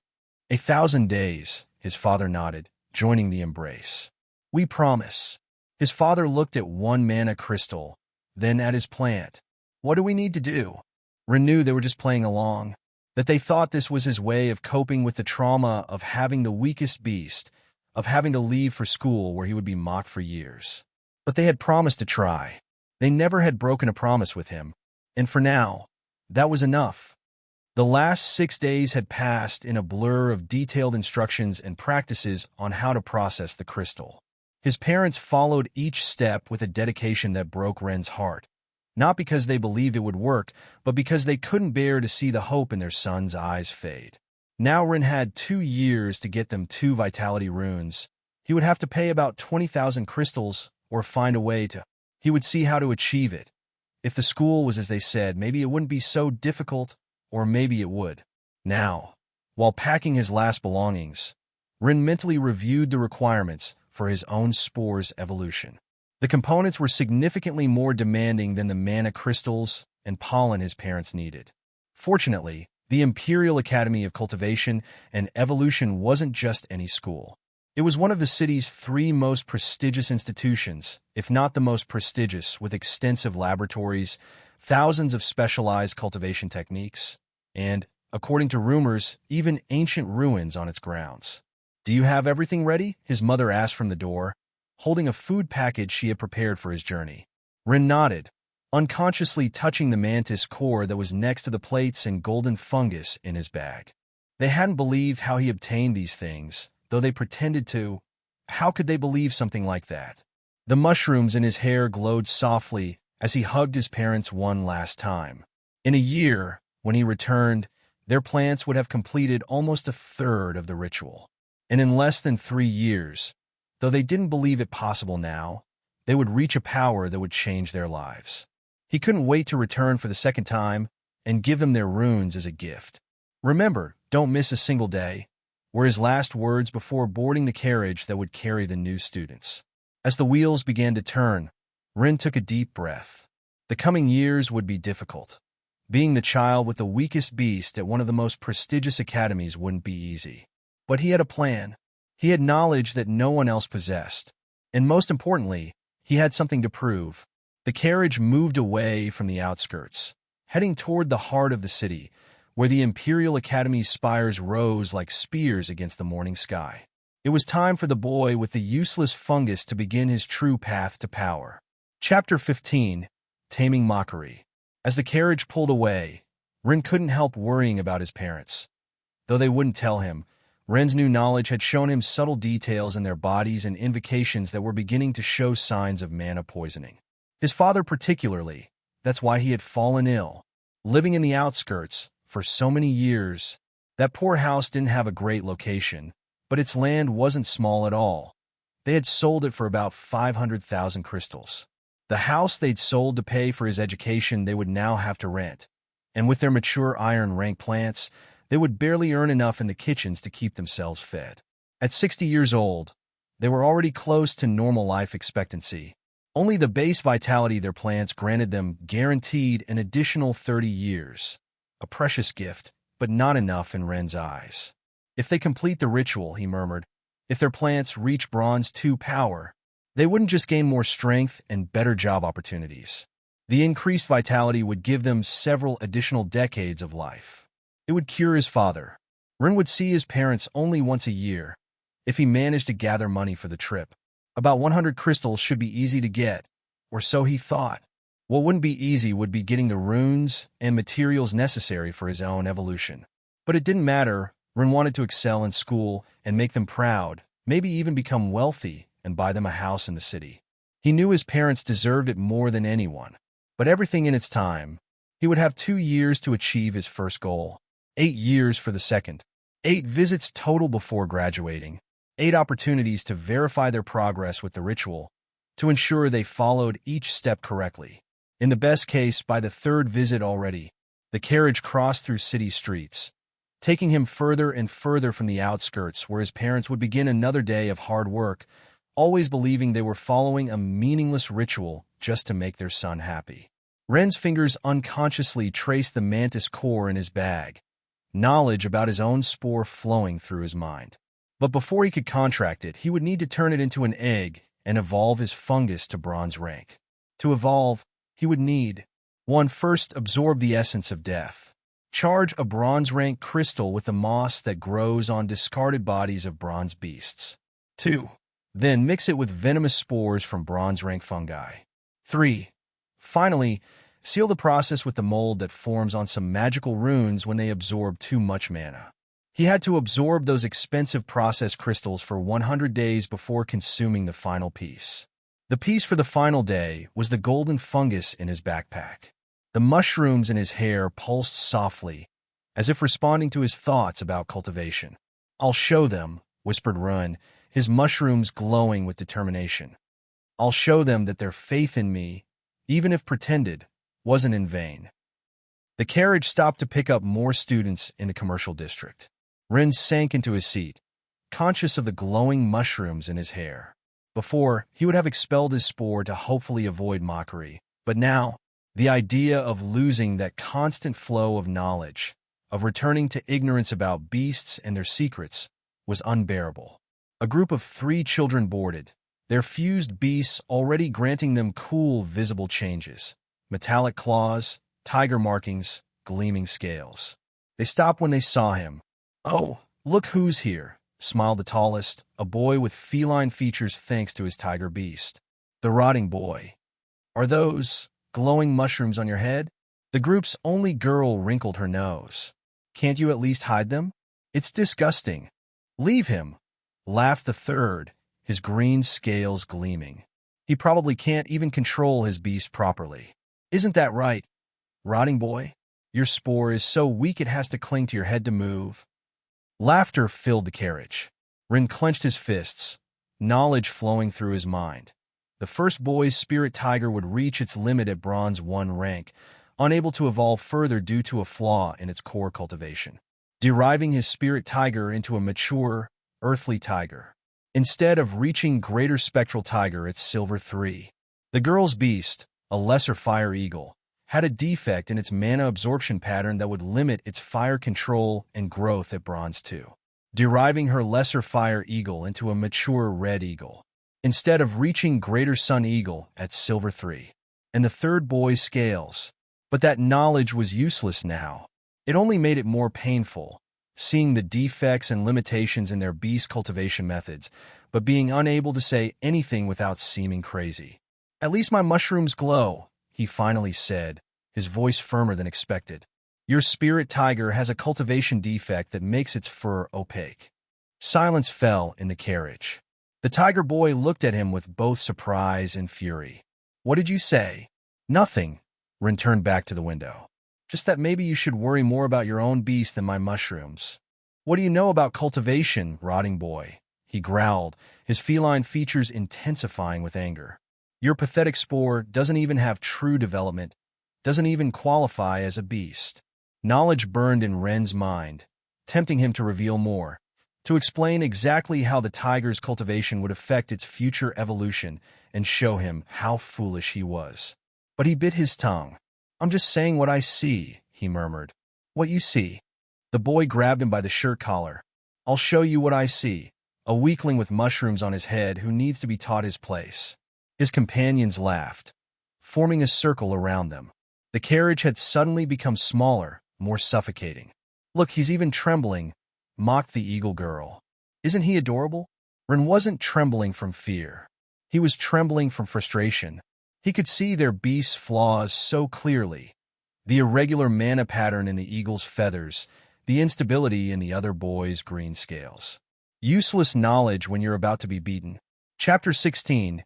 Taming Fists. "Look, he's even trembling," mocked the eagle girl. "Isn't he adorable?" Ren wasn't trembling from fear. He was trembling from frustration. He could see their beast's flaws so clearly. The irregular mana pattern in the eagle's feathers, the instability in the other boy's green scales. Useless knowledge when you're about to be beaten. But maybe there was something useful in there after all. Knowledge flowed through Ren's mind as the tiger boy maintained his grip. A spirit tiger at iron rank granted 30% strength and 10% in all other attributes. At silver 3, those numbers would multiply, 180% strength, 60% in the rest. The gap between beasts widened dramatically with each rank. But now, at iron, the difference wasn't so overwhelming. Ren himself, though thin after his latest growth spurt, had a healthy constitution thanks to good nutrition. He wasn't from a rich family, but his parents always put him first and were cooks. His 10% increase in physical strength wasn't insignificant when it came to moving his light body with ease. What do you know about beasts, rotting boy? The tiger boy raised his fist, his feline features accentuated by rage. Your fungus isn't even a real beast. The mushrooms in Ren's hair pulsed. A spirit tiger's attack pattern always started the same way, a direct punch to the face. Ren could even understand the boy's body positioning before the attack. So he pushed up against the hand holding his shirt. When the other hand cut through the air, trying to punch where his head had been an instant before, Ren couldn't help but smile. Is that all? He mocked, his heart pounding hard. The boy with green scales, who had been watching silently, narrowed his eyes. It was just luck, Gene. He's just trying to provoke you. Can't even manage to hit the weakest one with your superior beast? Maybe mushrooms aren't so pathetic after all. A tense silence fell over the group.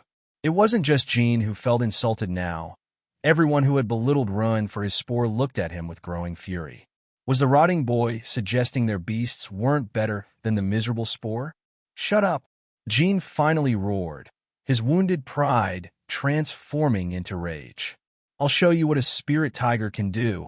Ren moved by pure reflex, recognizing the pattern once again, his lighter body responding with agility that surprised even himself.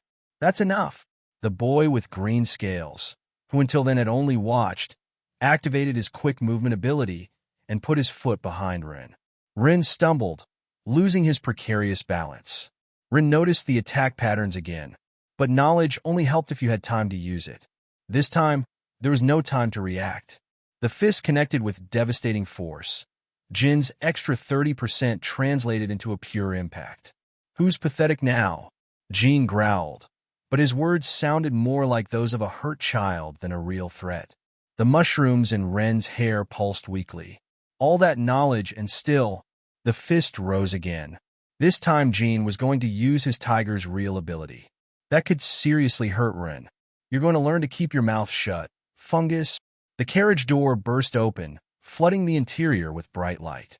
The carriage had stopped, and the driver opened the door for them to get out. What's going on here? Jin's fist stopped centimeters from Ren's face. The driver warned them that fighting would cost them points if the teachers saw, but he didn't do more than that, though it was enough to prevent the worst. Sar the novel fired. Any *T website on Google to access chapters of novels early and in the highest quality.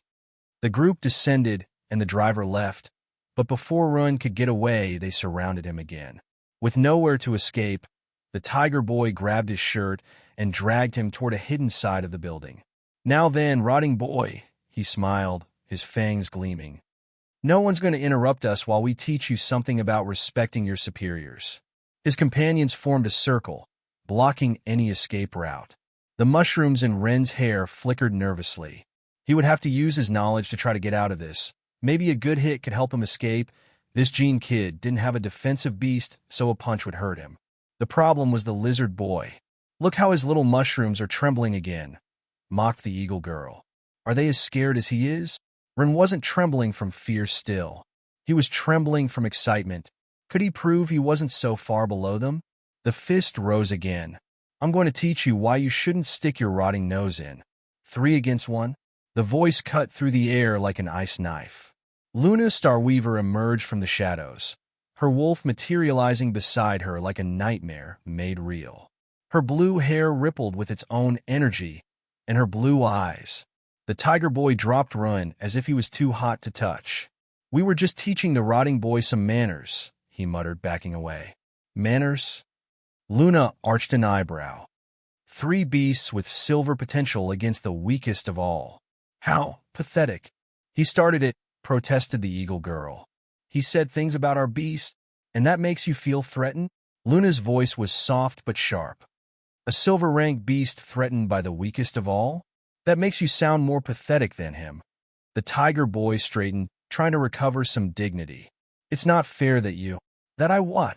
Luna took a step forward. That I use my advantage against you? Like you were doing a moment ago? Would you feel good if I did? The silence that followed made the hierarchy clear. Get out of here, Luna ordered. All of you. Chapter 17, Taming the Entrance Ceremony. Get out, Luna ordered. All of you. This isn't over, rotting boy, Jean growled. We'll see you later. While the bullies fled from Luna, Rin gently touched the mushrooms in his hair. The knowledge they provided was worth every taunt, every threat, though that didn't make things easier. As the others hurried to obey, Luna looked at Rin for a moment. There was no sympathy in her gaze, only a kind of calculating curiosity. Or so Rin thought still. Thank you, Rin said when the others had left. For helping me. Luna looked at him as if he were a particularly annoying equation she needed to solve. I didn't do it for you. Her voice was cold, practical. I did it because I dislike those who abuse their power. 3 silver beasts against the weakest of all. She shook her head. It's pathetic. Her shadow wolf watched her with its bright eyes, tilting its head as she continued. You do well to stay away from trouble. And frankly, you should consider keeping your spores separate from your body. Those mushrooms on your head only make you a more visible target. I won't. Ren's response was immediate, firm. My spore isn't weak, and I'm going to prove it. Luna raised an eyebrow, studied him for a moment. Interesting, she murmured, more to herself than to him. She remembered this boy from Invocation Day. How could she forget the only one with a gray egg among so many bright colors, almost all children of rich and powerful families? Luna hadn't understood why someone who could only buy that type of egg was at this school. The terrible result was even more unexpected. He had been so visibly depressed that day, so defeated, but now there was something different about him. Not just the luminescent mushrooms in his hair, but something in his posture, in his eyes. He looked more bright, and she didn't mean the mushrooms on his head. Delusion or courage? She murmured, more to herself than to him. Very interesting. She turned to leave, but paused for a moment. We'll see if that confidence of yours lasts at least the first year, she said over her shoulder, her wolf vanishing into the shadows along with her. Though I doubt it. Rin watched her disappear before he could ask what was so interesting, the mushrooms in his hair pulsing softly. But he didn't need her to believe in him. He didn't need anyone to believe. Not yet. The Imperial Academy rose before him, its towers casting long shadows over the city. The Imperial Academy's great hall was impressive. Marble columns veined with mana lines rose toward a vaulted ceiling where carved beasts seemed to move in the shadows. The new students gathered in orderly rows, their fused beasts creating a spectacle of colors and transformations. Except for Rin, of course.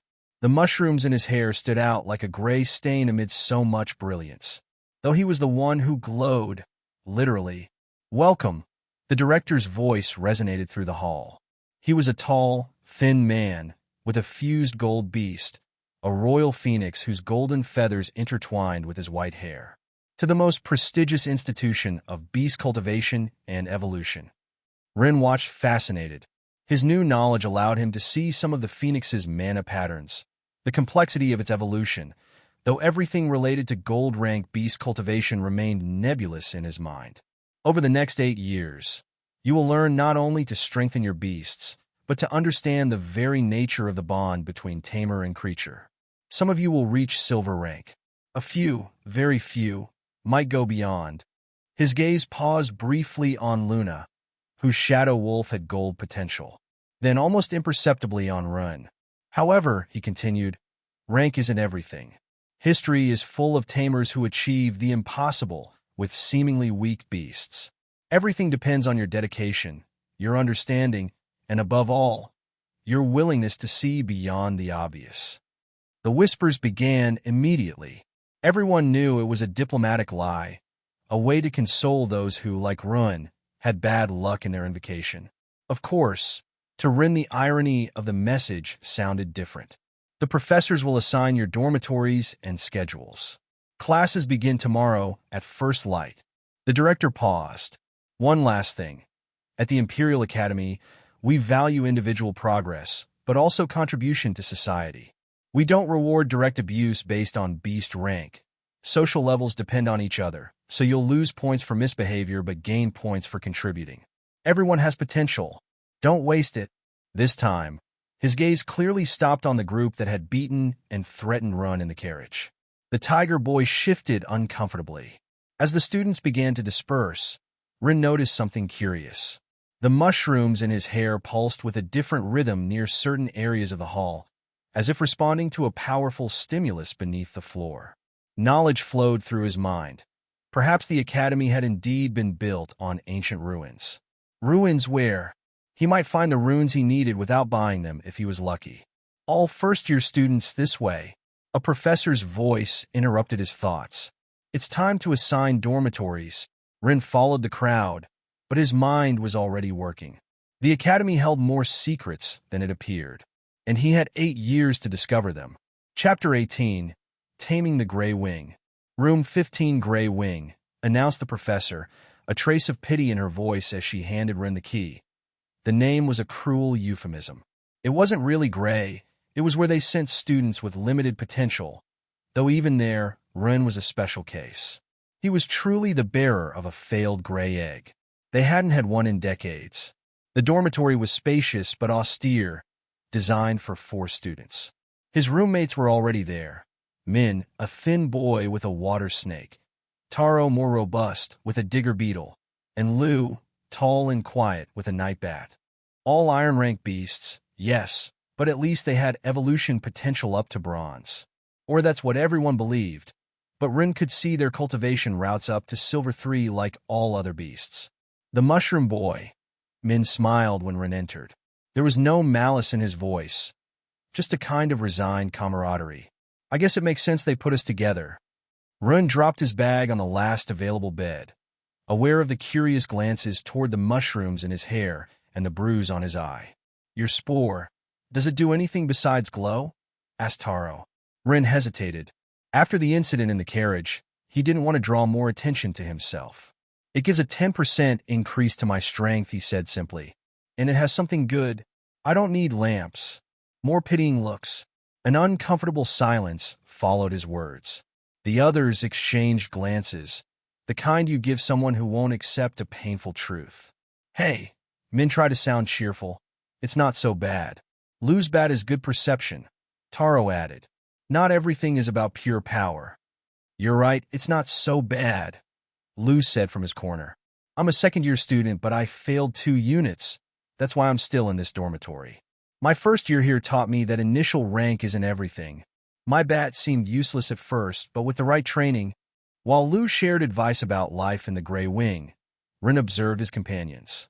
He could clearly see how Min's snake needed fresh water instead of salt water in its crystals to develop its true potential.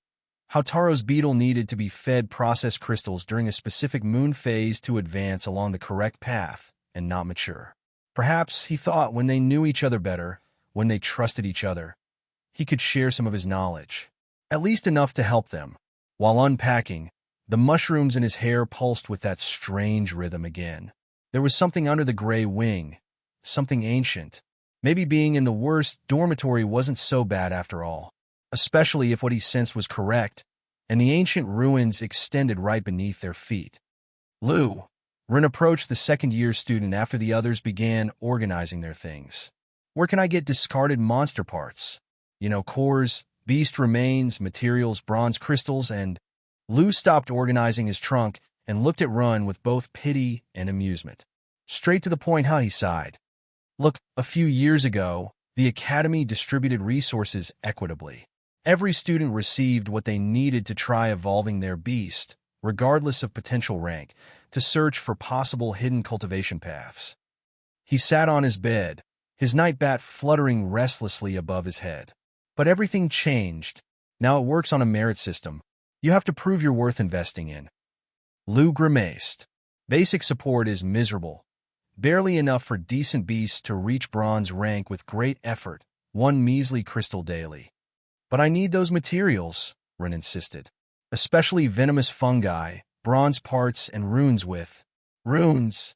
Lu let out a dry laugh. Those are extremely expensive.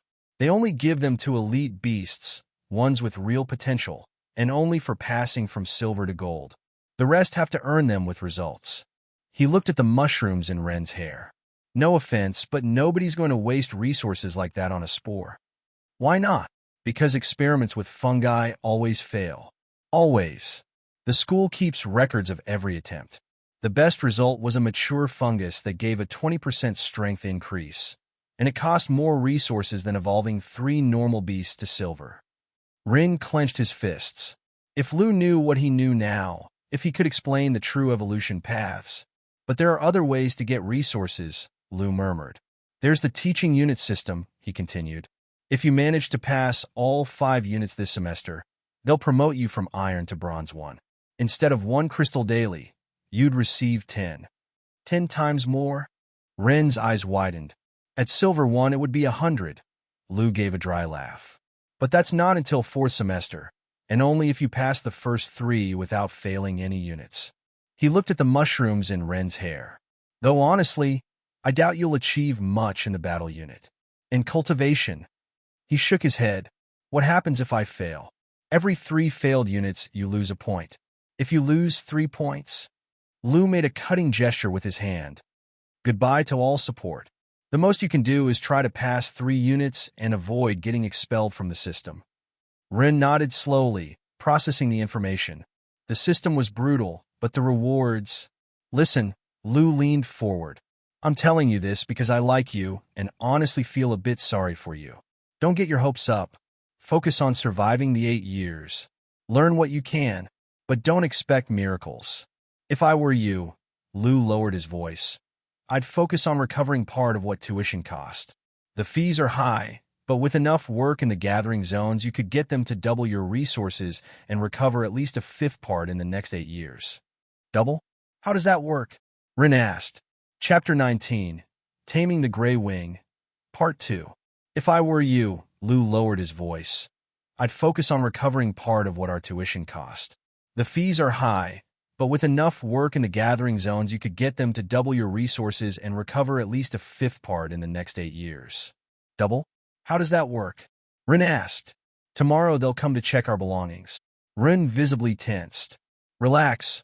Lu smiled at his reaction. It's not what you think. They'll just register the value of the stuff you brought with you. Why? For what you just asked about. The Academy doubles the value of everything you get on your own in designated zones, Lu explained. It's through a government subsidy system.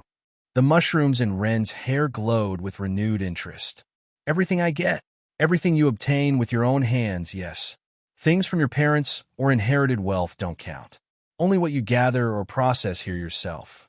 It's like a performance scholarship. The better collector you are, the more support you receive. The king has always incentivized people who go out to gather stuff. So if I find valuable materials, the Academy matches their value, Lu confirmed. That's why they record what you bring at the start, to know what you obtained afterward on your own. Lu lay back on his bed, his bat fluttering restlessly. But like I said, don't get your hopes up with that creature, he murmured. The mushrooms in Ren's hair pulsed softly, as if responding to his growing determination. What if you're wrong? He asked. What if there's more to spores than everyone believes? Lu looked at him for a long moment. Then, he said finally, you'll have to find a way to prove it. But I warn you, the Academy doesn't waste resources on empty hopes and promises. They aren't empty promises, thought Run. I just need a chance to prove it. And as that thought took shape, the mushrooms in his hair pulsed again, reminding him of the secret that lay beneath their feet. Perhaps there was a way to achieve both things. Obtain the materials he needed and secure his place in the Academy. See TH Novelier.net website on Google to access chapters of novels early and in the highest quality. Did you hear that? Min flopped onto his bed, his water snake materializing like a blue ribbon around his neck. They double what we find and 100 crystals daily at silver. With that I could. Don't get your hopes up, Taro muttered. First you have to get there. Oh, come on. Min smiled, turning toward Taro, who was quietly organizing his things. Don't tell me you haven't dreamed about it? Imagine what you could do with your beetle in the mines.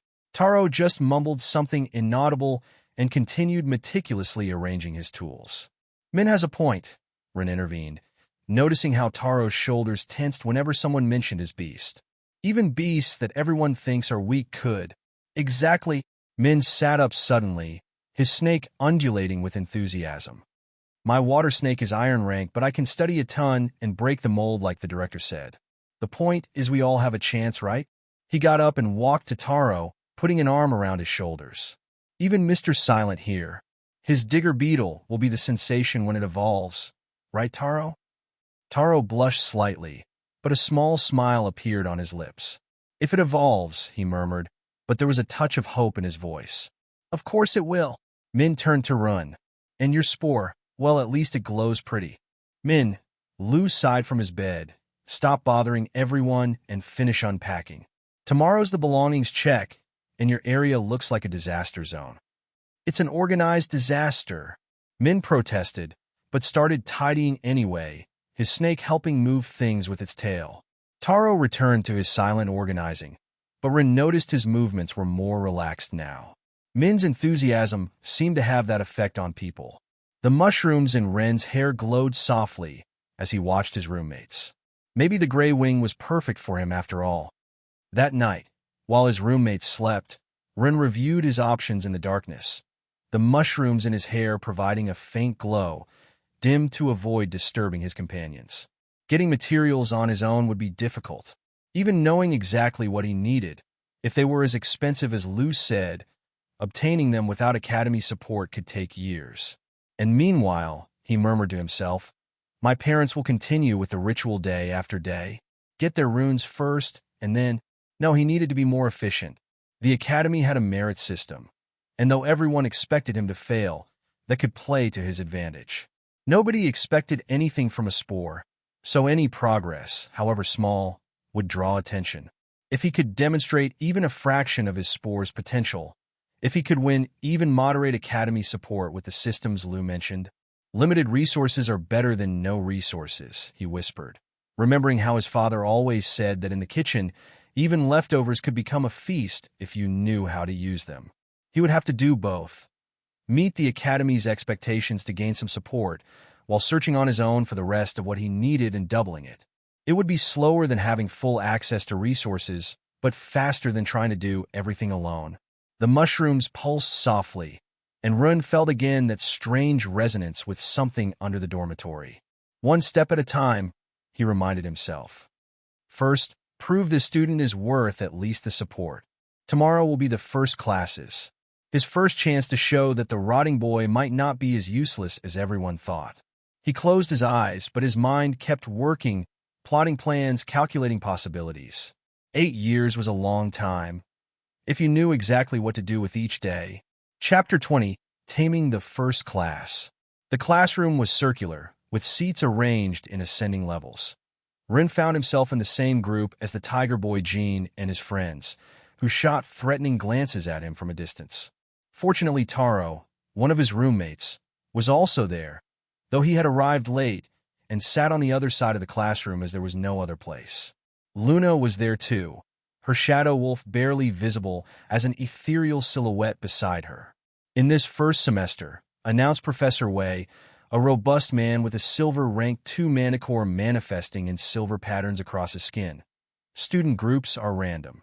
Afterward, you'll be reorganized according to your performance, so pay attention if you don't want to lose your place. I'll begin the class. Rin observed the patterns on the professor's skin. The manticore had been cultivated primarily with random daylight. There were details suggesting other and used techniques. Wei began drawing a diagram on the board. The basic principles of cultivation have been studied for hundreds of years, Professor Wei began. Every successful method follows 3 fundamental phases and has a proven maximum duration. He drew 3 circles on the board. First, mana absorption. The beast must receive energy appropriate to its nature. Second, processing. How that energy is transformed in the crystal so the mana is suitable. And finally, fixation. how that power is stabilized and made permanent. Wei made a significant pause. Something crucial you must understand. No effective cultivation method lasts more than 6 months. This is a fact proven through countless studies. The most common methods last 150 days, and although some charlatans propose longer processes, the evidence is clear. After 6 months, any cultivation attempt becomes inefficient or downright useless. Rin shifted uneasily in his seat. He knew why this perception was also wrong. All methods without exception were 100 days, but Luna's Starweaver, Wei pointed. Could you explain how these phases apply in practice? In practice, Luna stood, her shadow wolf manifesting in her like a dark silhouette with its own life. First, we must obtain the appropriate mana crystals. These are processed, in the case of shadow beasts like mine, under moonlight. Then they're sealed with specific techniques before the beast can absorb them. Correct, Wei nodded. The type of crystal, the processing method, in your case moonlight, and the sealing determine the final effectiveness when the beast absorbs it and lead it to the correct path of its potential. Excuse me, Professor. Rin couldn't contain himself. But that's not entirely accurate. About crystal processing, silence fell like a slab. Even the tiger boy seemed to forget his hostility, too surprised by the rotting boy's audacity. Oh. Wei turned slowly and looked at him with evident annoyance. The student with the spore has something to contribute about cultivation. Contained laughter. Mana crystals must be processed differently than broad cases like moonlight. They need to be more specific. For example, Luna's wolf crystals shouldn't just be at night, but on a night with 7 moons. Another example would be your manticore, which could have benefited from crystals processed under the first light of dawn. It would have reached Silver 3 instead of... Enough. Wei cut him off. I see we have another expert who thinks he knows more than generations of Ri. The rest of the class was torture. Every time Wei asked a question, he deliberately ignored Ren's raised hand.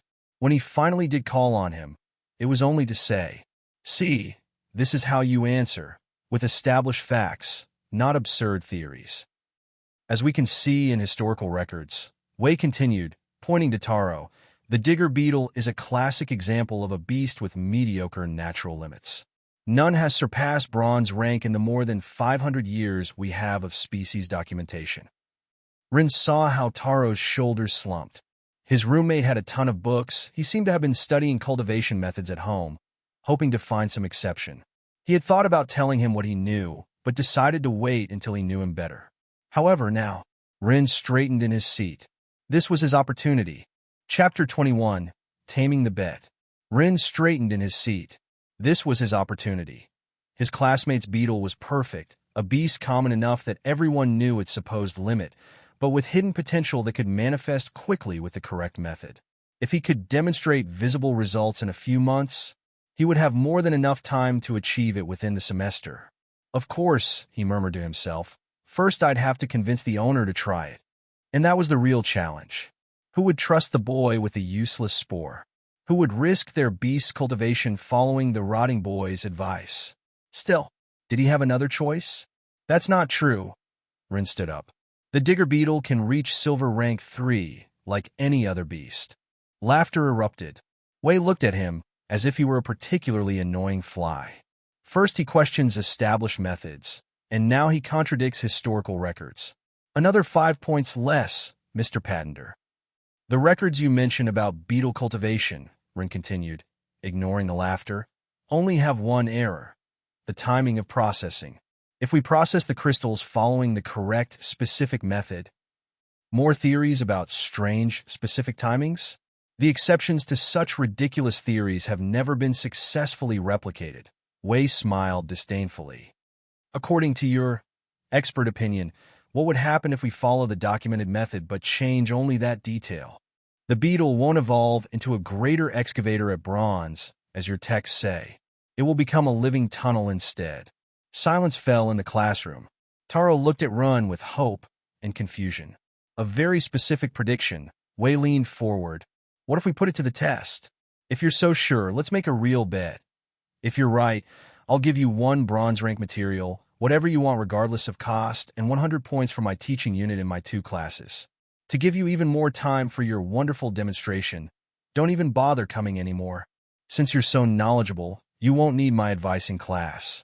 You'll thus be able to pass the other classes more easily and obtain Bronze 1 support instead of Iron, assuming you pass the exams of all 5 units of course, but if you're wrong, he smiled maliciously, if you don't demonstrate the exact beetle species you predicted, I get your full tuition and you lose all school support.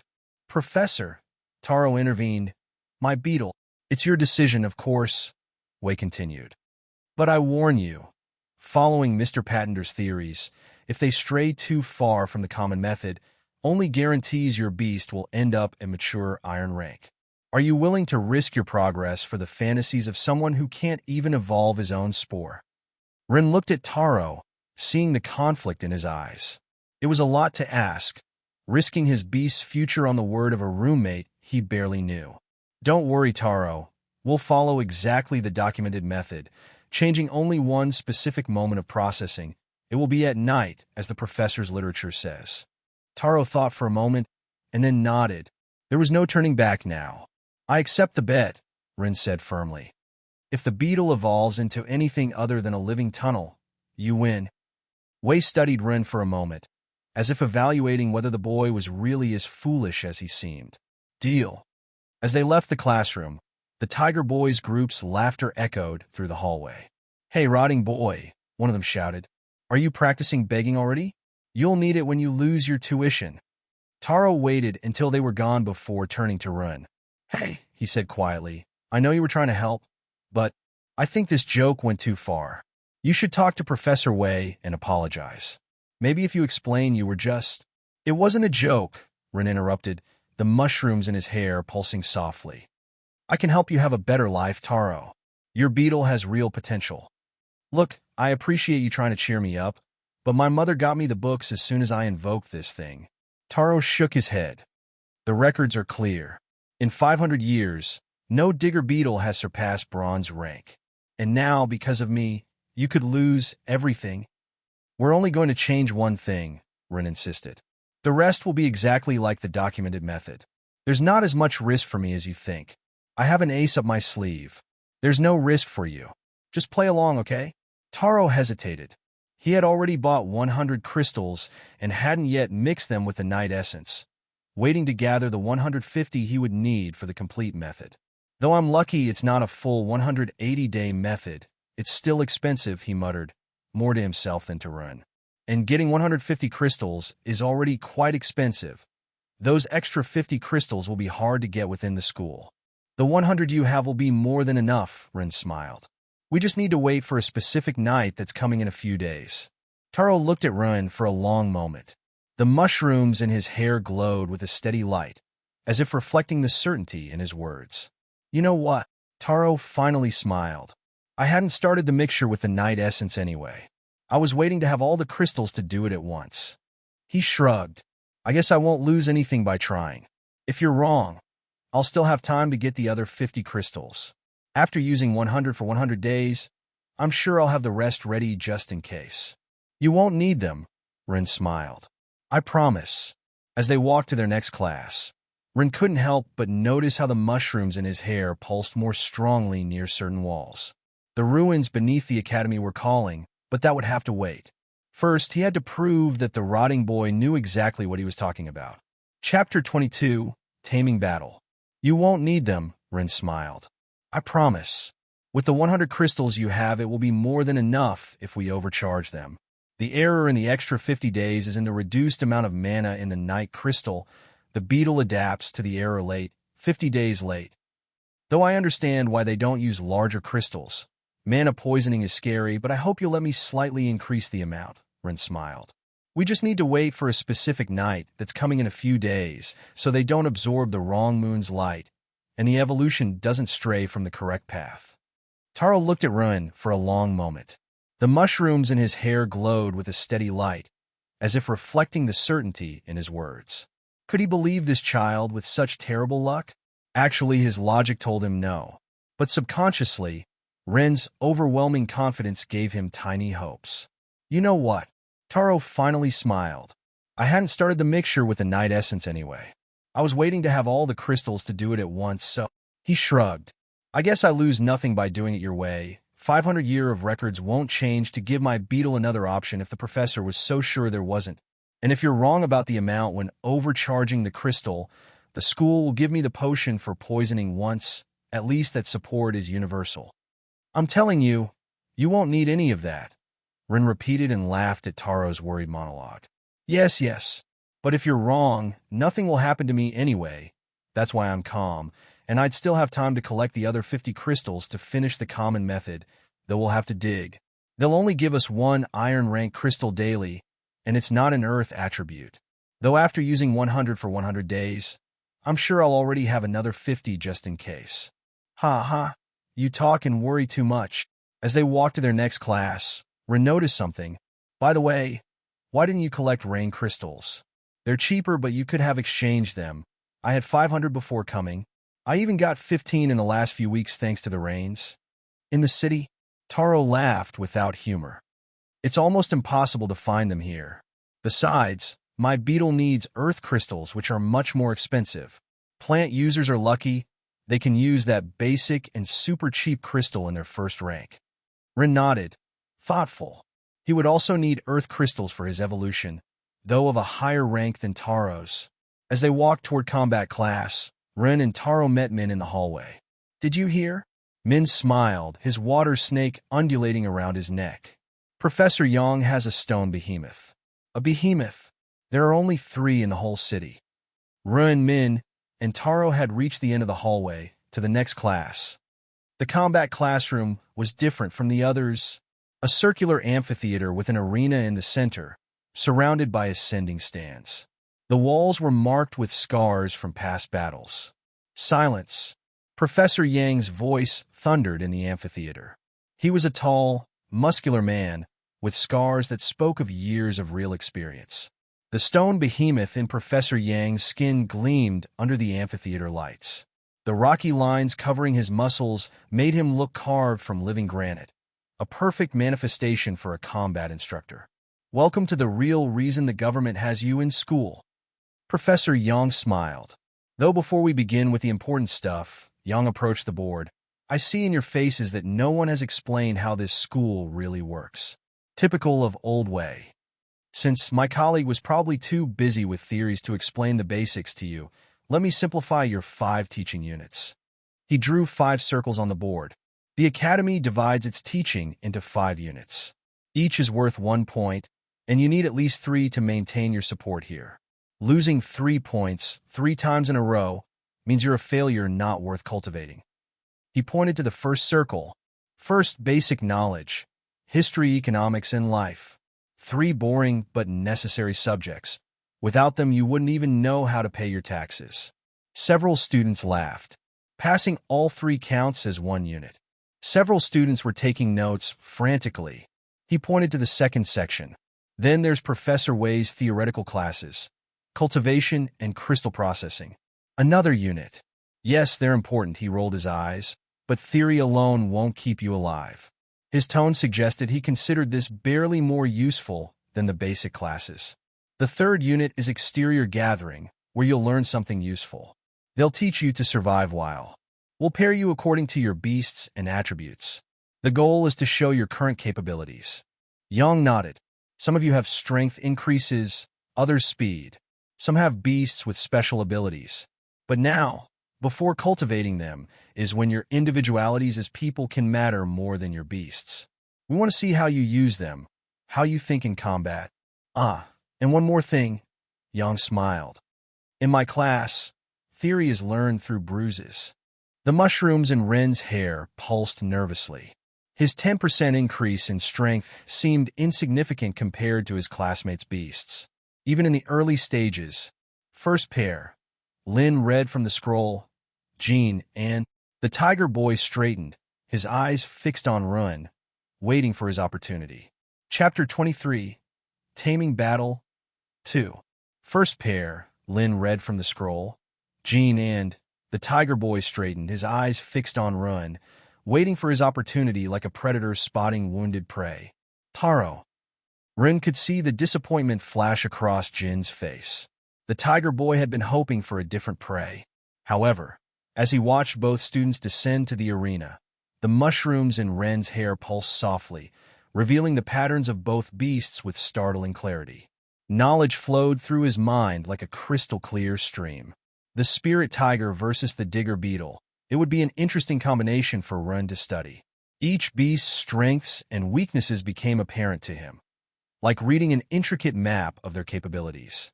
The digger beetle has a natural ability, Ren thought, the information unfolding in his mind.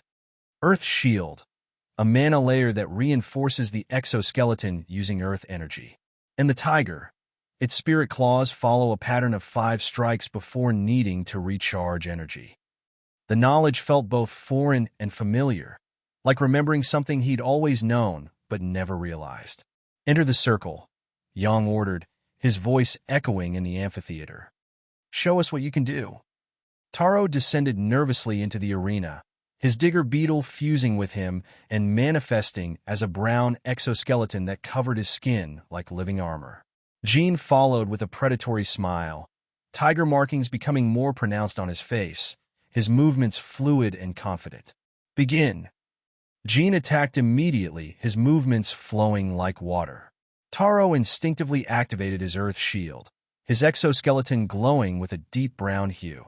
Jin's fists, enhanced by the spirit tiger's 30% strength bonus, hammered against Taro's exoskeleton. The impacts resonated through the amphitheater like war drums, but barely left marks on the beetle's defense. Not bad. Jean smiled, backing away with predatory grace. But how about this?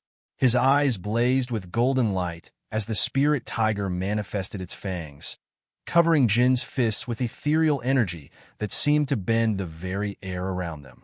Spiritual Fong, Ren murmured, recognizing the tiger's basic technique, seeing the intricate patterns of mana that made it possible.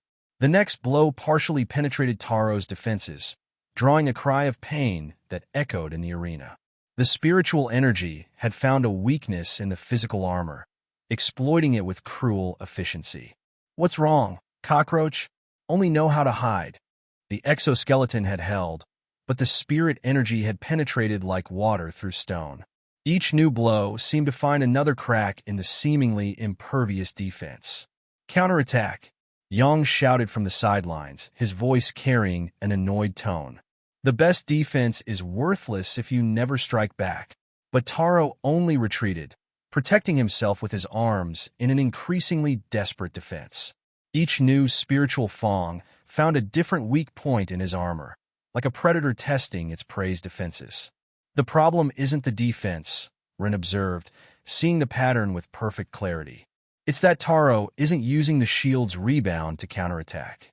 Each time he absorbs a blow, he could. After the 5th spirit strike, Jean had to pull back momentarily to recharge. It was just an instant, but Ren saw the opportunity Taro was missing, a perfect moment for a counterattack that never came. The fight continued with the same pattern until the earth shield finally gave way before a last spiritual Fong, cracking like ancient pottery under too much pressure. Pathetic. Jean taunted between blows, his confidence growing with each successful strike. Is this the level of the rotting boy's friends? I guess trash attracts trash. The fight ended shortly after, with Taro on the ground and Jean barely winded, his tiger markings still glowing with unused power. Enough, Yang declared, his voice cutting through the tension like a knife.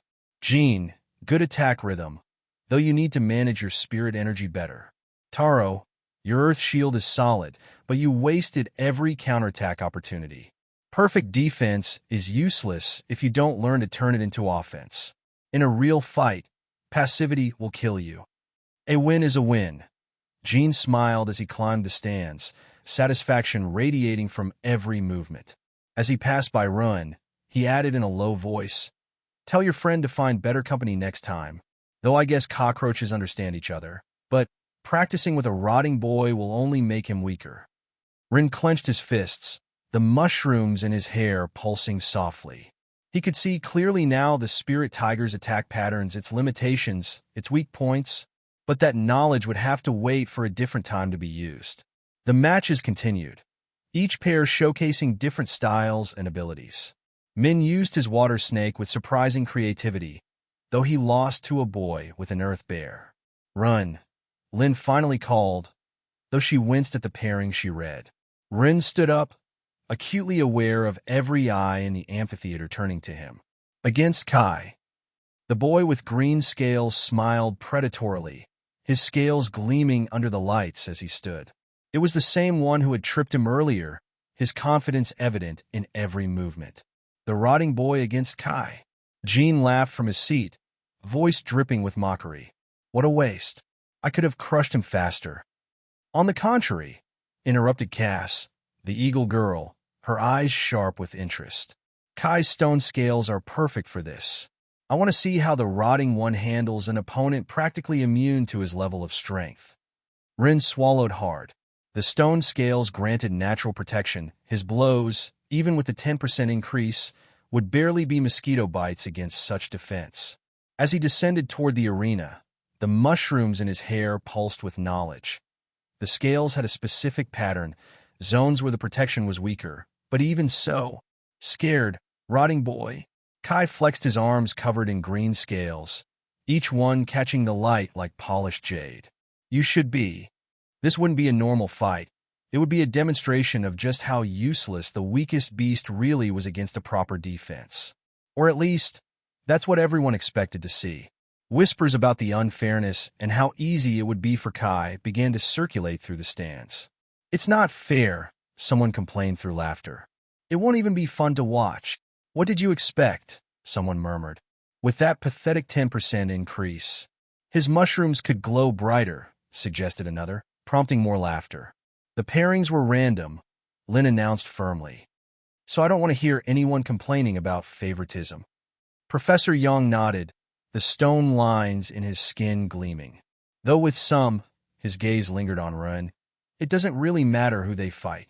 The laughter was immediate and cruel. Finish him quickly, Kai, Jean shouted from the stands. So, we can move on to the real fights. Yang watched with bored indifference. It was obvious he considered this a waste of time. What could the weakest beast do against stone scales? And he knew a lot about stone defense. Lin, on the other hand, seemed a bit more interested. The mushrooms in Ren's hair pulsed as he analyzed Kai's scales, seeking any pattern, any weakness he could exploit. Begin, Yang ordered. Chapter 24, Taming Battle, Part 3. Begin, Yang ordered. Kai launched forward confident. Why wouldn't he be? His stone lizard scales not only increased his resistance and protected him, but his beast also enhanced his other attributes, including strength by 20%. Rin dodged the first blow, but not through skill. Despite Kai being faster, knowledge showed him how the scales limited certain movements. Kai couldn't raise his right arm beyond a certain angle without exposing a weak point between his ribs. Stop running, rotting boy. The scales on your right arm, Rin spoke while backing away. Doesn't it bother you how they limit your movement? Kai stopped for a fraction of a second, surprised. That moment of doubt cost him. His next blow was slower, more self-conscious. Shut up. It's because of the growth pattern, Rin continued, dodging another blow. Scales from other beasts follow the natural muscle line. But in your case, I said shut up. Kai attacked with more force, but now his movements were less fluid. The doubt had been planted. He was thinking about his own scales, about the small rigidities he had always ignored. The mushrooms glowed more intensely. The knowledge showed more. How the green scales indicated a minor deviation in cultivation, how this affected their distribution. Your scale should be almost blue. Rin dodged another blow. The green means they absorb too much earth mana. That's why they're denser on your right side. You know nothing. Kai roared, but his voice betrayed uncertainty. In the stands, silence had replaced laughter. Even Yang was watching more intently. Excess earth mana makes the scales grow irregularly, Rin continued while moving. It's subtle, but your right side is heavier. That's why you always turn left when you attack. The next time Kai attacked, everyone could see it, the slight imbalance in his turn, the way he unconsciously compensated for the extra weight on his right side. Shut up. Rage made Kai commit the mistake Run was waiting for. He lunged forward with all his might, turning left as he always did. Rin didn't dodge this time. At the last moment, when Kai was fully committed to his attack, Rin stepped forward. His hands found Kai's arm at the exact angle where the scales couldn't protect the joint. A precise pull, using Kai's own weight. The scale boy fell heavily to the ground. Impossible. Jean rose from his seat. How could the rotting boy? The whispers and laughter that had accompanied the fight's beginning had transformed into tense silence. No one expected the mushroom boy to even touch Kai, much less throw him down. Humiliation was reflected in the faces of those who moments before had been mocking him, especially in Jin's group. Kai rose slowly, his green scales gleaming with a threatening glow. The amusement had vanished from his face, replaced by cold fury. One thing was playing with the rotting boy, but being thrown down by him in front of the whole class. The atmosphere in the amphitheater had changed. It was no longer a comic spectacle. Now there was real tension. Even Professor Yang had leaned forward in his seat, his expression of boredom replaced by genuine interest. Lin and Luna showing even more interest. The way Kai clenched his fists, how the scales on his neck bristled, everyone could see the game was over. The rotting boy had made the mistake of humiliating him, and now he would pay for it. Damn you! Kai stood up, his scales glowing more intensely. Speed mode. The scales on his legs changed pattern, channeling more mana. Suddenly, Kai was 50% faster.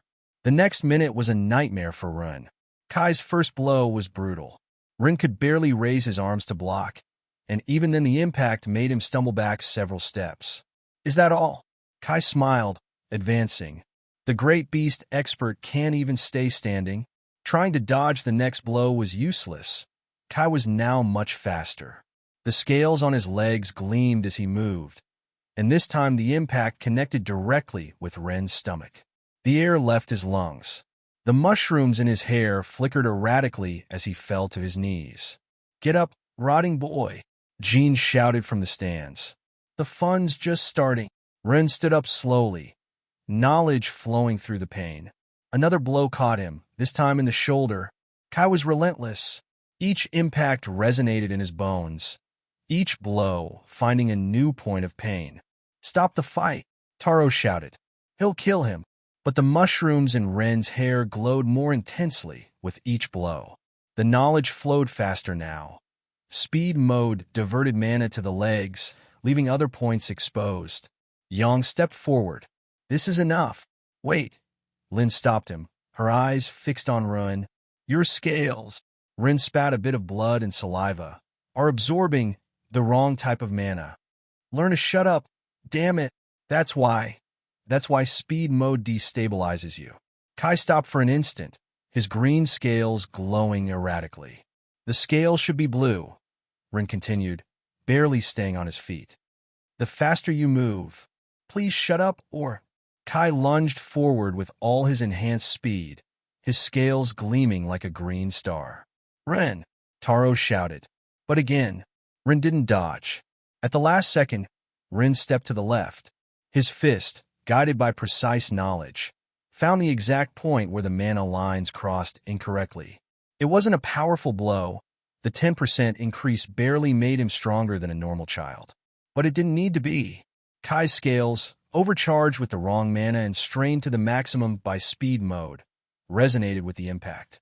The energy pattern, already unstable, collapsed.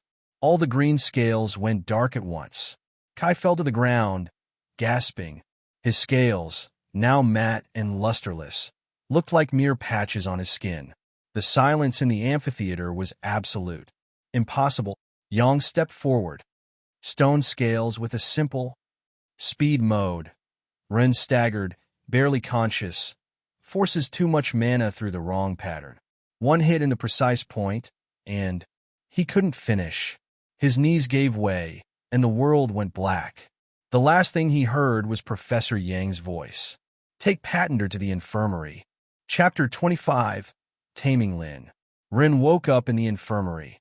The pain in his body reminded him of each of Kai's blows. The mushrooms in his hair glowed erratically. Finally awake, Professor Lin was sitting beside his bed, a mischievous smile on her lips as she sipped tea. You know, it's the first time I've seen someone win a fight while looking so adorably pathetic, she laughed, her eyes sparkling with amusement. Your form is terrible, darling. Your endurance. She clicked her tongue. Well, let's say any novice with any other beast would have more stamina. And your technique. She shook her head. Practically non-existent. Rin tried to sit up, every muscle protesting. Ah. Lin gently pushed him back to the bed. Boys who let themselves be used as training dummies need to rest a bit while listening. I didn't let. No. She arched an eyebrow, amused. Oh, sorry. I suppose your face and body heroically stopped all those blows on purpose. Despite the pain, Rin couldn't help blushing. But Lin leaned forward, her smile becoming softer. Your combat reading was fascinating. The way you analyzed Kai's scales, how you found the weak point in his mana pattern, that was extraordinary. Why are you here, Professor? Can't I visit my new favorite student? You're what? I want to train you personally. Rin blinked, sure he had heard wrong. Train me? But he looked at the mushrooms in his hair reflected in the window. I have the weakest beast. Even if I improve my technique, my limit is... And Lin smiled, but there was something bitter in her expression. Let me show you something. Lin rolled up her sleeve with a theatrical flourish. Look at this. On her arm, white and red feathers gleamed under the light. A swift crane manifested in her skin, its wings forming elegant patterns that ran up to her shoulder. A swift crane, Rin observed, the mushrooms in his hair pulsing with knowledge. But the feather pattern, Lin traced the feathers with a finger. Most cranes can reach silver easily. They're creatures naturally gifted for cultivation, with a clear path to higher ranks. She sat on the edge of the bed, her eyes lost in the feather patterns. Mine was especially promising thanks to my family's resources.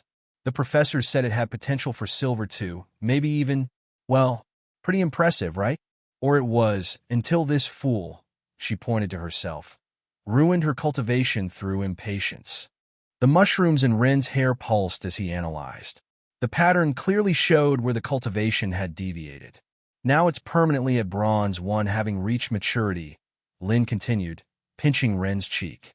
So let's say I have a weakness for special cases. Why me? Because... She leaned in so close their noses almost touched. I saw a little genius today.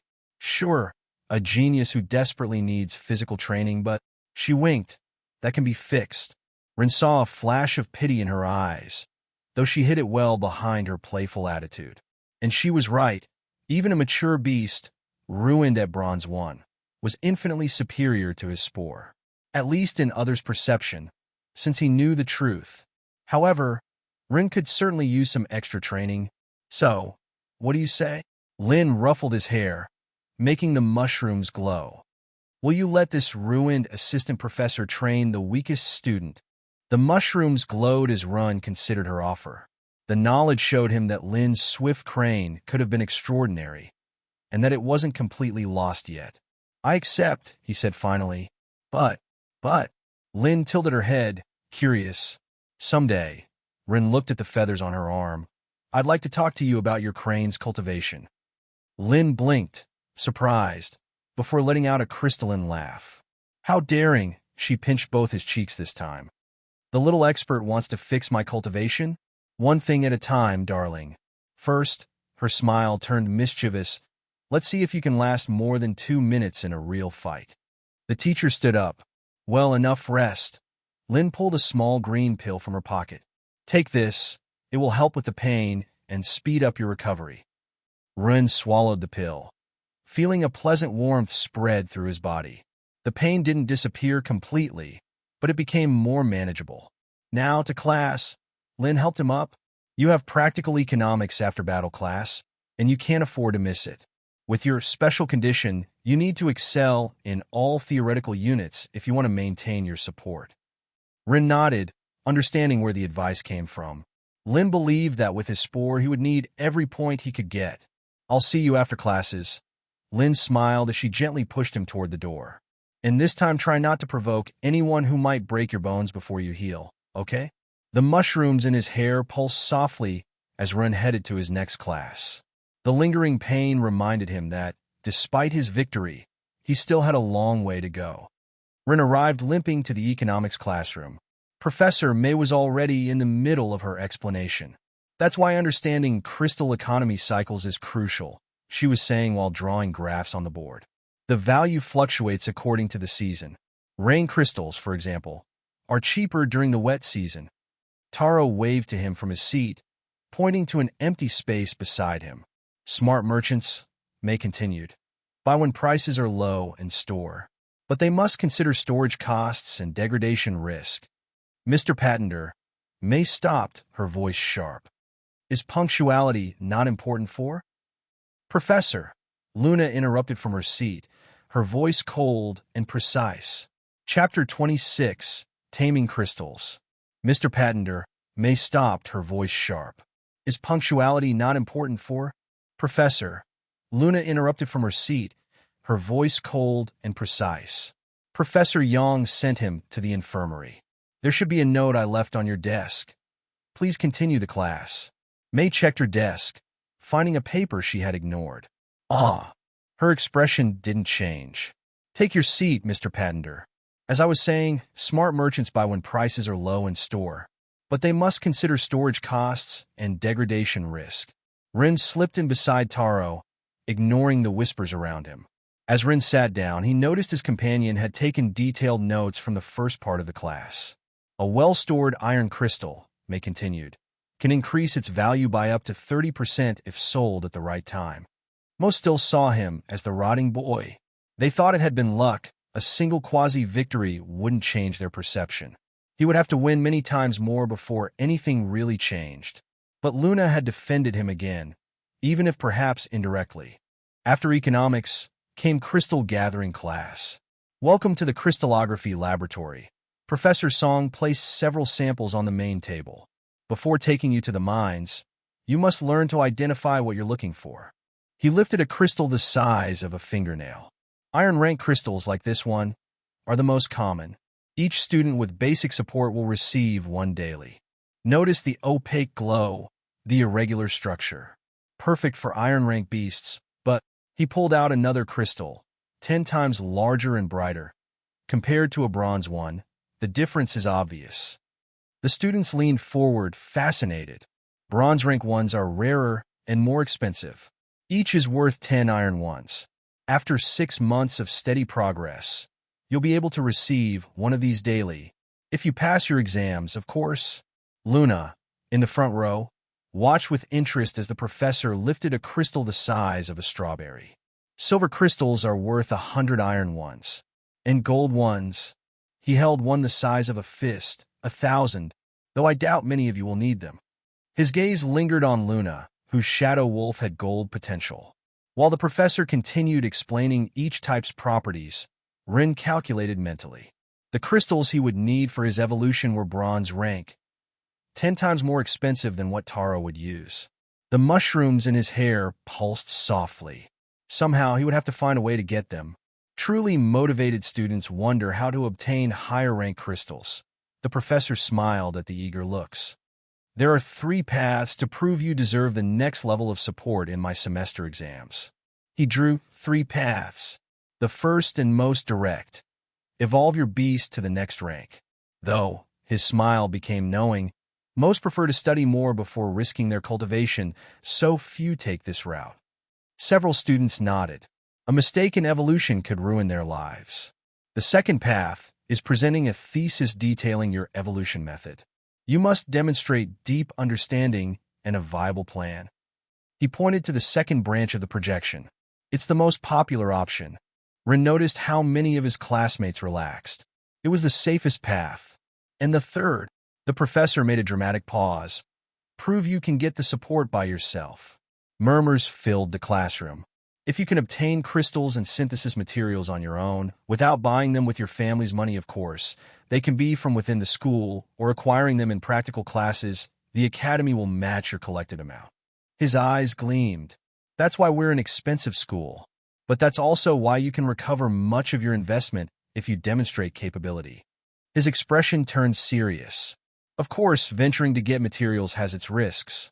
The academy isn't responsible for your safety if you choose this path. That's why most prefer the thesis. Though, regardless of the path you choose, You must pass the theoretical exams of all your classes to advance. Knowledge is the foundation of all successful cultivation. Now, Song smiled, who wants to see where we find these treasures? The student straightened with renewed interest. They're safe areas, of course, he smiled, specifically designed for students to practice gathering without excessive risks. Though, that doesn't mean it's easy. The mushrooms in Ren's hair pulsed.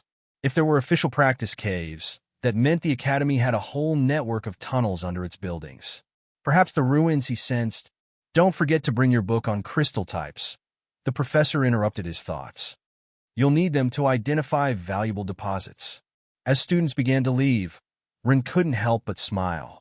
The practice caves would be perfect cover for exploring deeper, where the real secrets waited. Welcome to the East Cave. Professor Song led them toward a reinforced entrance, one of our 4 practice zones, and conveniently the closest to the Gray Wing. Ren and Taro exchanged a significant look. The proximity wasn't coincidence. Poorer students tended to spend more time in the mines. The practice mines were well-lit tunnels, nothing like the natural caves outside. Groups of older students worked on the walls, carefully extracting crystals. The tunnel descended in a gentle spiral, with depth markers every 25 meters. Song pointed at the walls. These are safe practice areas. But remember, even here, a mistake can be costly. You must learn to identify veins. We don't want you confusing a solid deposit with a liquid one and getting poisoned by mana gases. Also, mana density increases exponentially with depth, explained Song, stopping beside a 50-meter mark. The first levels are completely safe. The mana is barely more concentrated than on the surface. But observe this.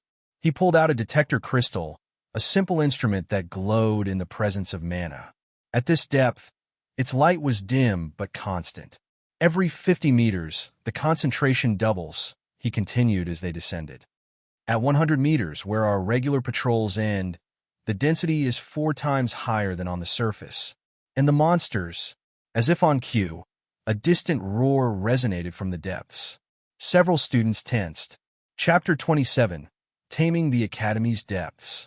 Every 50 meters, the concentration doubles. Song continued as they descended. At 100 meters, where our regular patrols end, the density is 4 times higher than here on the surface.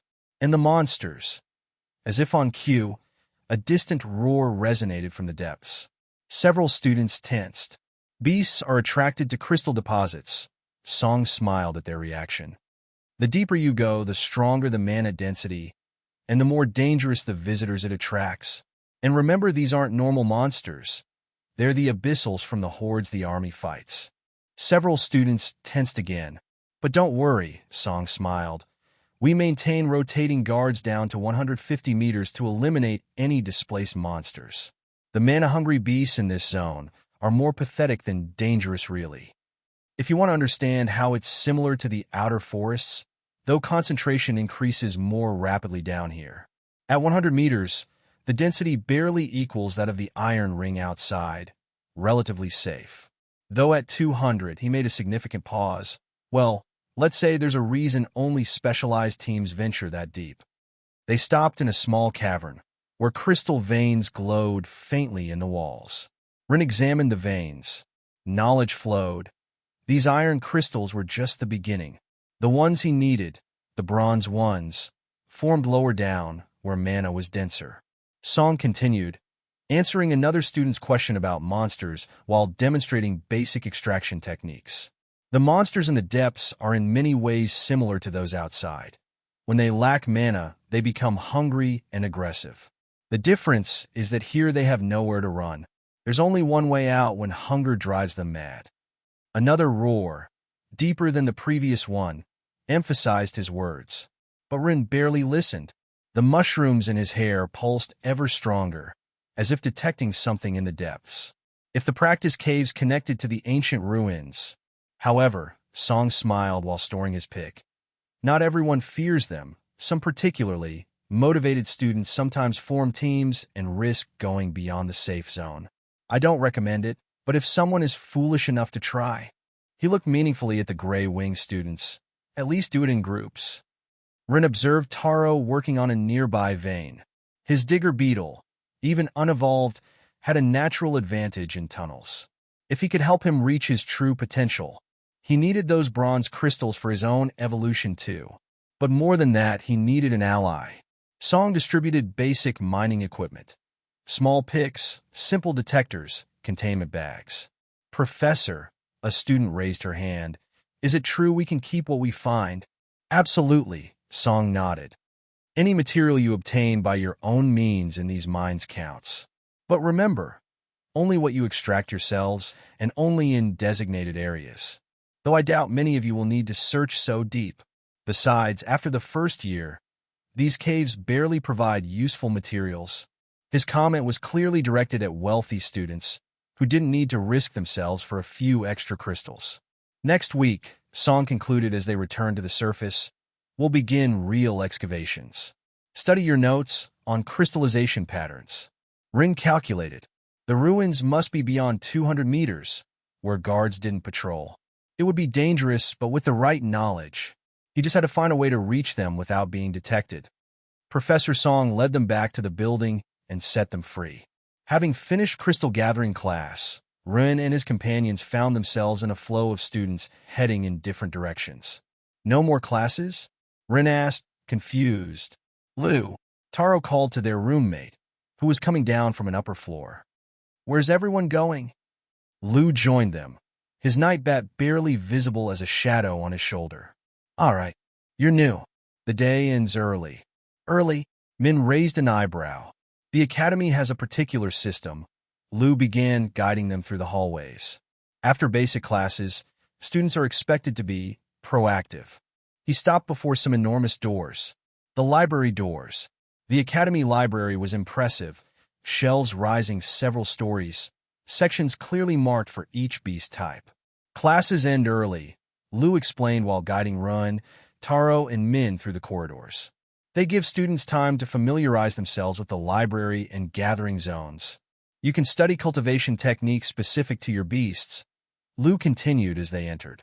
Or you can go to the gathering zones to start collecting materials. The decision is yours.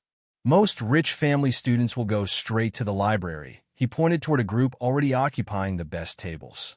They have resources to buy materials, so they focus on theory. And us? Min asked. We, Lu smiled knowingly, usually divide our time. Some hours in the library, some gathering. We can't afford to ignore any opportunity. Rin observed the shelves dedicated to fungi and spores. They were considerably smaller than other sections. Sar the Novelier did an E.T. website on Google to access chapters of novels early and in the highest quality. The library is organized by ranks, Lu explained. Basic techniques below, advanced above. Though, he looked at the mushrooms in Ren's hair. I suppose in your case, I'll only need the basic section, yes. Ren completed the phrase, though the mushrooms in his hair pulsed with deeper knowledge. For today, I recommend an hour here. Lu consulted a wall clock. Then we can eat and finally check the gathering zones. Though the first days are the worst, more competition for easy veins. Min was already examining books about water snakes. Taro hesitated between the insect section and the terrestrial beasts one. The academy expects us to be independent. Lu continued while searching for a book for his bat. Classes are important, but what you do with your free time? He smiled. That's what really determines your success here. Chapter 28. Taming the Training. The academy expects us to be independent. Lu continued while. Though first, she pushed another plate toward Rin. We need to work on your physical endurance. I can't have a student who faints after one fight. The mushrooms in Ren's hair pulsed nervously as she kept filling his plate. For some reason, her playful smile scared him more than all of Kai's blows. Professor, Min asked, fascinated by the whole situation, is it true you once defeated a silver beast master? Oh, that old story. Lin sighed theatrically. Just luck. And the poor man was distracted by, well, that doesn't matter. What matters, her smile turned predatory as she looked at Ren, is that our little expert needs to learn that knowledge without technique is like a knife without an edge. But first, she pushed a third plate toward Ren. Eat everything. You're going to need the energy for what's coming. Lin's smile promised a training hell, but for some reason, Rin couldn't help smiling too. For the first time since arriving at the academy, he felt he'd found someone who truly saw his potential. Is this the training field? Rin observed the secluded area behind the gray wing while holding his enormous belly. It was a simple but functional space, with packed earth ground and some basic equipment. The main fields are more impressive.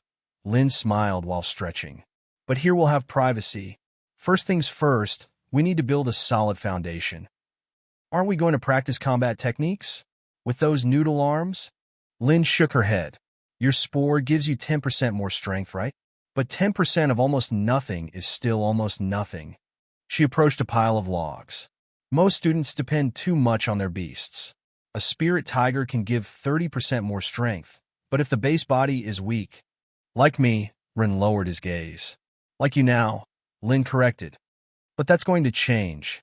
You're going to train until that 10% really means something better than another 30%. Vomiting is forbidden. The next minutes were a succession of basic exercises.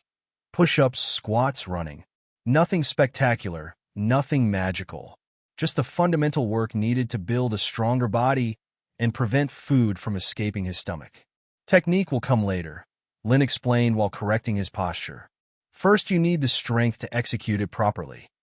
By the time they finished, Rin could barely stand. The mushrooms in his hair glowed faintly, as if they too were exhausted. Same place, tomorrow after classes, Lin threw him a towel. And Rin, yes, this is just the beginning. Chapter 29. Taming Recovery. Rin barely managed to drag himself back to the gray wing. Each step to the room was torture, and when he finally reached his bedroom, he only had strength to collapse on his bed. He didn't know how long he slept until the door noise woke him. The pain in every muscle reminded him of Lin's brutal training. It was better than expected. Min's voice came from the hallway. Thanks for showing us the best spots, Lu. The deposits near the surface are the easiest to identify, replied Lu as they entered. The trick is recognizing the crystallization pattern in the rock.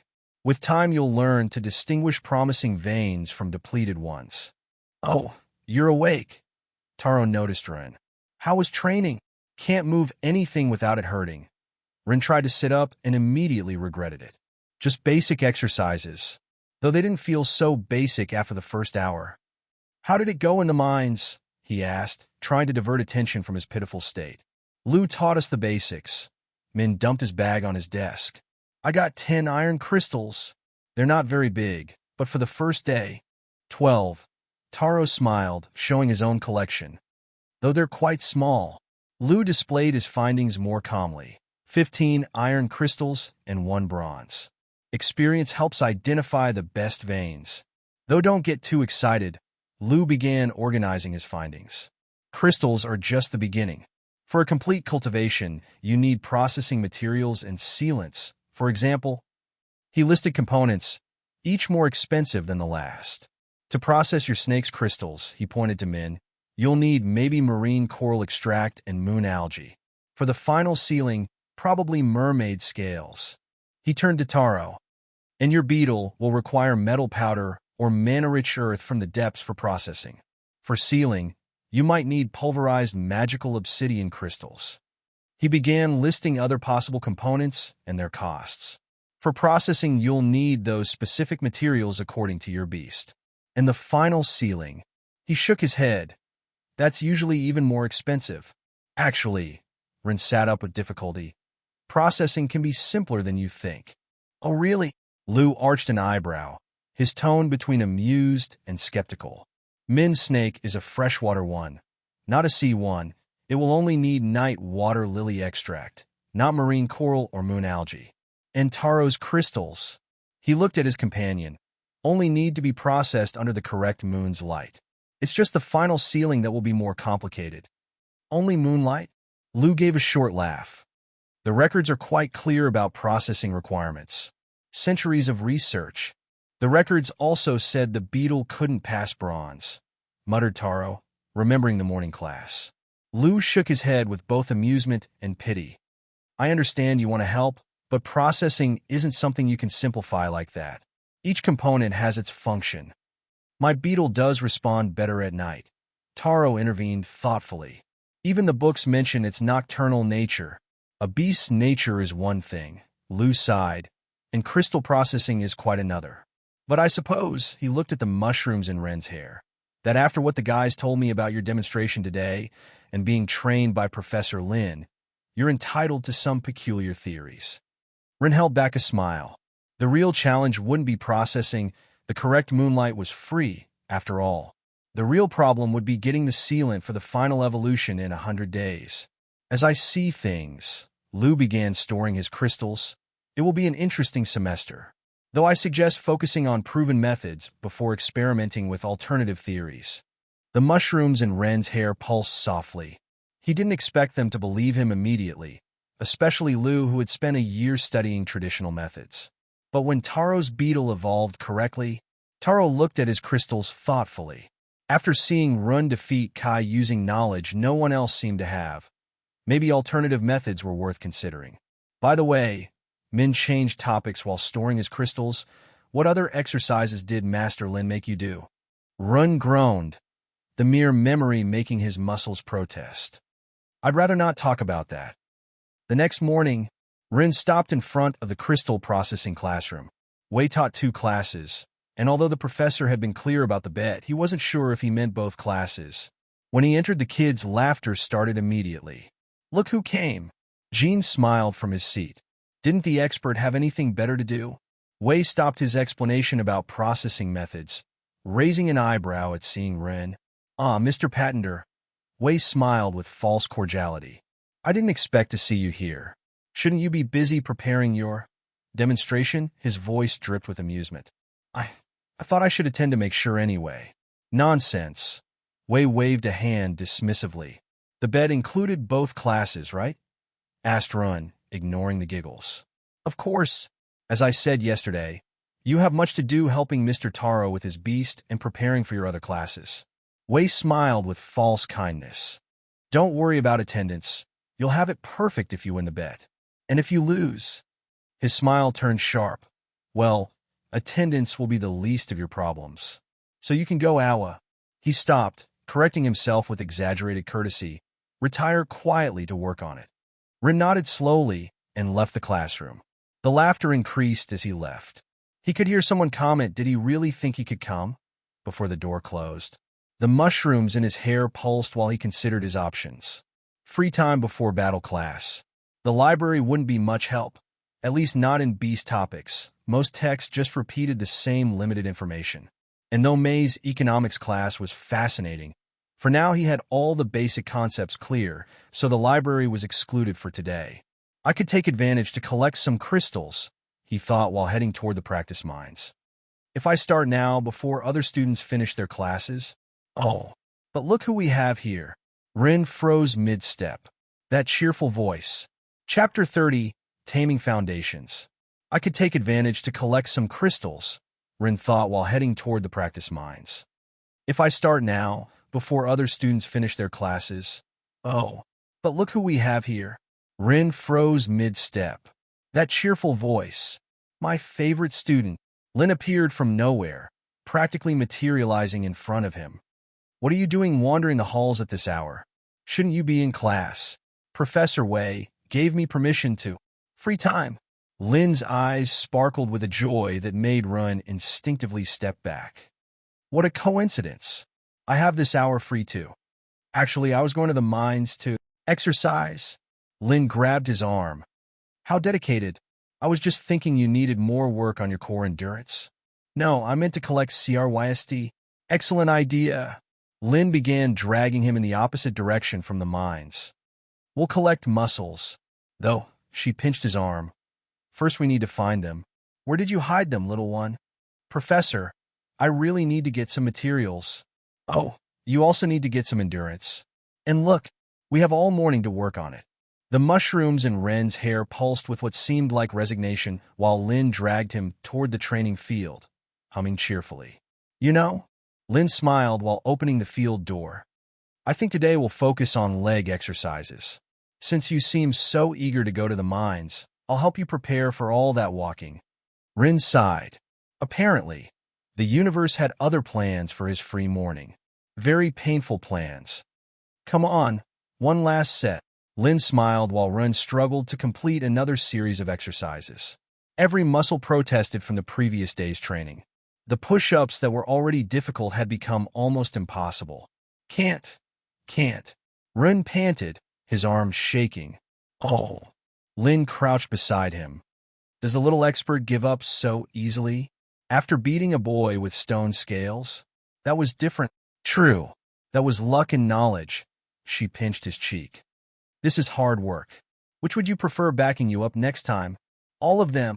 Rin tried another push-up, but his arms gave way. The mushrooms in his hair pulsed weakly, as if they too were exhausted. Lin watched him struggle a moment longer before sighing theatrically. All right. I suppose I've been a bit cruel. She pulled another green pill from her pocket. Here. This will help with recovery. More magic pills? Nothing magical, just my basic fatigue medicine. She winked. Can't have my student dying on his second day, right? As the pill's effect spread through his body, Lin helped him complete the last exercises.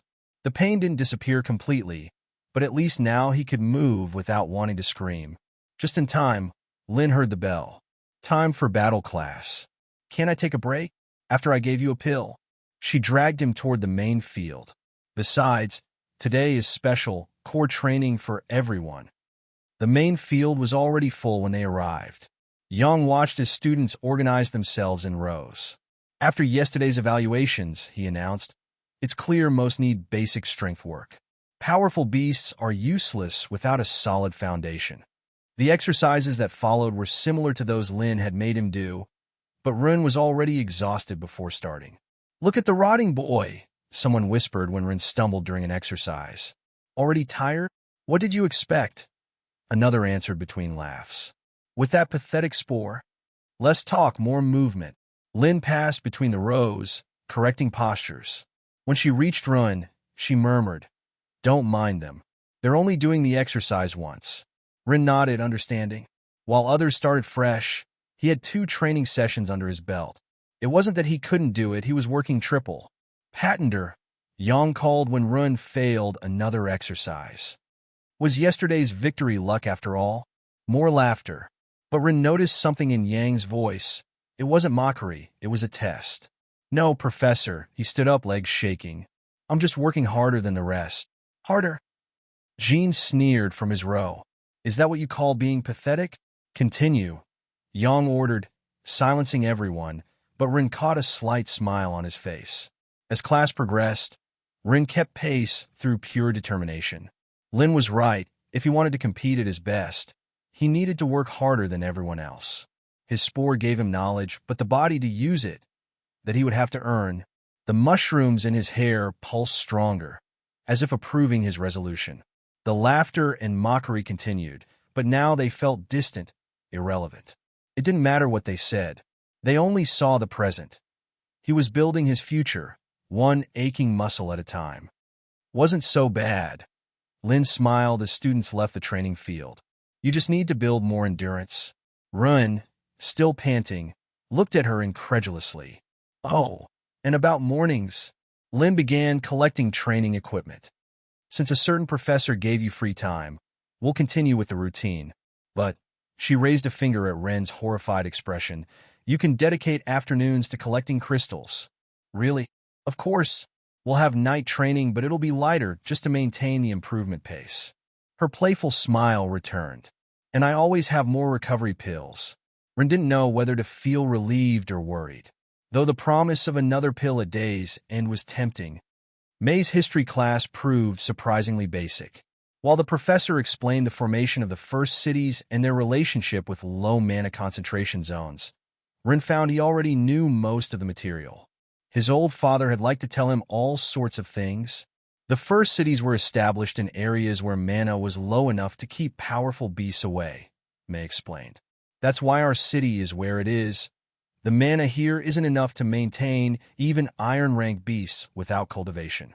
And that's why the ruins under the academy are so interesting, thought Run while his mushrooms pulsed.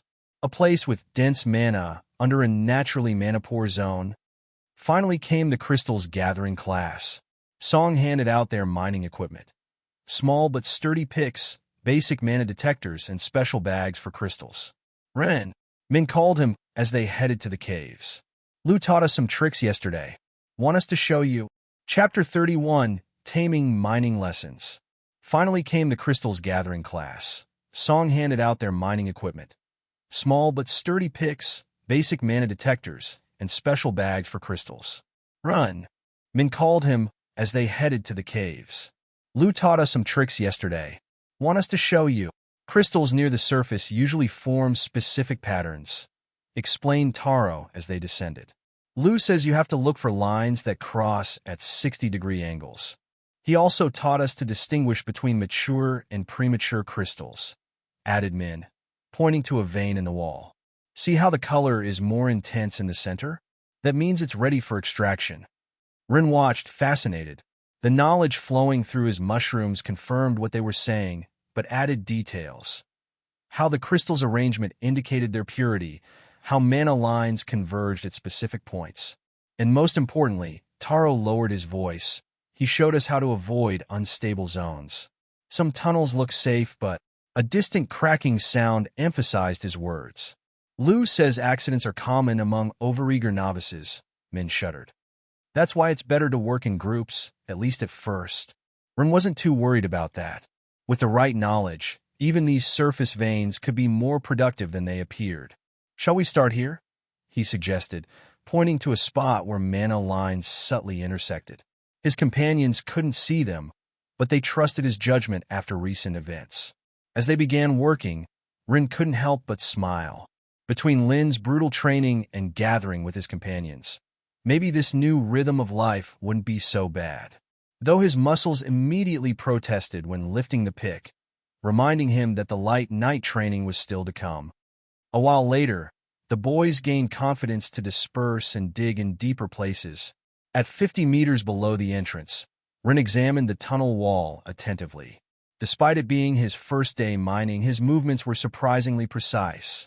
Another one? Min watched in disbelief as Rin extracted a good-sized crystal. That's the fifth in half an hour. Are you sure you hadn't mined before? Taro set down his pick, frustrated. We were supposed to have the advantage from the extra time yesterday with Lu. It's just observation. Rin pointed to a pattern in the rock. See how the lines cross here? Where energy converges like this, there are usually crystals behind. How do you know all that? Min narrowed his eyes. I can't see anything you're talking about. It's cheating to have so much knowledge. You know pretty strange things, like knowing Kai's scale defects, added Taro, though he smiled saying it. Footsteps interrupted them. Klein Goldcrest passed nearby, his golden lion manifesting in brilliant fur covering his arms. As always, he was heading toward where Luna worked. Luna was in the deepest section of the allowed zone, her shadow wolf making the darkest veins glow with a spectral radiance. Unlike most who worked in groups, she mined alone, each movement precise and elegant even in this mundane task. It's almost unfair, Min murmured as they watched her work. Her wolf can detect mana concentrations we can't even see. It's more than that, Rin observed, the mushrooms in his hair pulsing while analyzing her technique. Look how she strikes at specific angles. She doesn't waste a single movement. Luna, Klein's voice echoed in the tunnel. The Goldcrest family heir approached. Luna, his voice resonated in the tunnel again. I found an exceptional vein over here. If you want, we could. I'm busy. Luna's sharp response echoed from the darkness. How pathetic. Jin's voice came from another tunnel above Ren's. The Goldcrest heir begging for attention again. Klein turned, furious. Shut up. I don't want to talk to someone with a mediocre beast like yours. S.E.A. the novel fired. Any *T website on Google to access chapters of novels early and in the highest quality. Why don't you come up here and we'll discuss it, main kitten? Enough. Luna's cold voice cut the tension. Some of us are trying to work. Both retreated, exchanging murderous glances. As I was saying, Rin continued once they'd gone, there are patterns in how mana forms. Crystals are usually found where, look out, a small avalanche of rocks fell near them. Jean smiled from the upper level. Oops, how clumsy of me. His smile turned cruel. But the rotting boy should know all about things falling to the bottom, right? Is there a problem? Min stepped forward, his water snake materializing. Not for now, Jean shrugged. Just make sure to look up while you work. You never know when there might be another accident. When Jean left, Taro picked up his pick with trembling hands. Maybe we should find another section. No. Rin studied the wall. This vein is too good to abandon. Besides, he smiled slightly, it would be a shame to give that idiot the satisfaction, don't you think? Min and Taro exchanged glances before smiling too. Jean could threaten all he wanted, but they needed those crystals. Besides, the professor wouldn't let them get into too much trouble. Did I hear cave-ins? Is anyone hurt? Professor Song's voice cut through the air. Jean smiled innocently and walked away. When Jean disappeared through the upper tunnel, Rin went back to examining the vein they were working. There's something else that worries me, he began while extracting another crystal. Have you noticed how some tunnels up there had fewer crystals than yesterday? Now that you mention it, Taro observed the upper walls. The areas where Lu taught us yesterday are almost empty. Mana takes time to regenerate veins, explained Rin. That's why most focus on intensive mining at the start of the year. By the time crystals form again after the holidays, most will move on to focus on other classes soon. How long do we have? Asked Min. A month, maybe 2, before it becomes significantly harder to find good crystals. Rin stored another crystal in his bag. That's why we need to take advantage of every moment now. Chapter 32. Taming Momentum.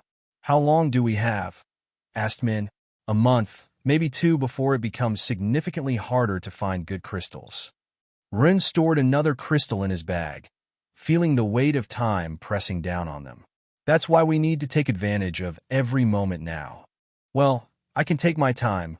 Min shrugged, his water snake coiling lazily around his shoulders.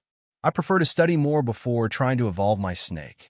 But Taro needs the crystals soon, Rin reminded him, thinking of their upcoming demonstration. And it's not just cultivation crystals. We need enough to buy processing and sealing materials. You'll need them too, and it'll be good to have crystals saved up. At least it will be cheaper for me with your method. Taro smiled, his digger beetle creating faint patterns on his skin. Hope you are right too. After all, you have a bet to win. Rin nodded, though his thoughts went much further. 100 bronze crystals, equivalent to 1,000 of these small ones if exchanged at school. And that was just the beginning. The bronze-rank beast parts he'd need for his own evolution would be even more expensive. Not to mention the poisonous fungi of the same rank. The numbers were staggering when he really thought about them. Run! Min waved a hand in front of his face, his snake mimicking the motion. We lost you for a moment. Just thinking. Rin refocused on the vein. We should organize better. Work in shifts, take advantage of every free hour. Don't you think you're being a bit? It's not just about the bet, Rin interrupted, his voice carrying the weight of knowledge he couldn't fully share. Sealing materials are expensive, and once these veins are depleted, getting enough crystals to buy them will be much harder. Taro looked worried, his beetle's markings darkening with his mood. How many will we need? For the final sealing, Rin made mental calculations, remembering the precise requirements. Probably equivalent to 10,000 iron-rank mine crystals, just for the basic materials.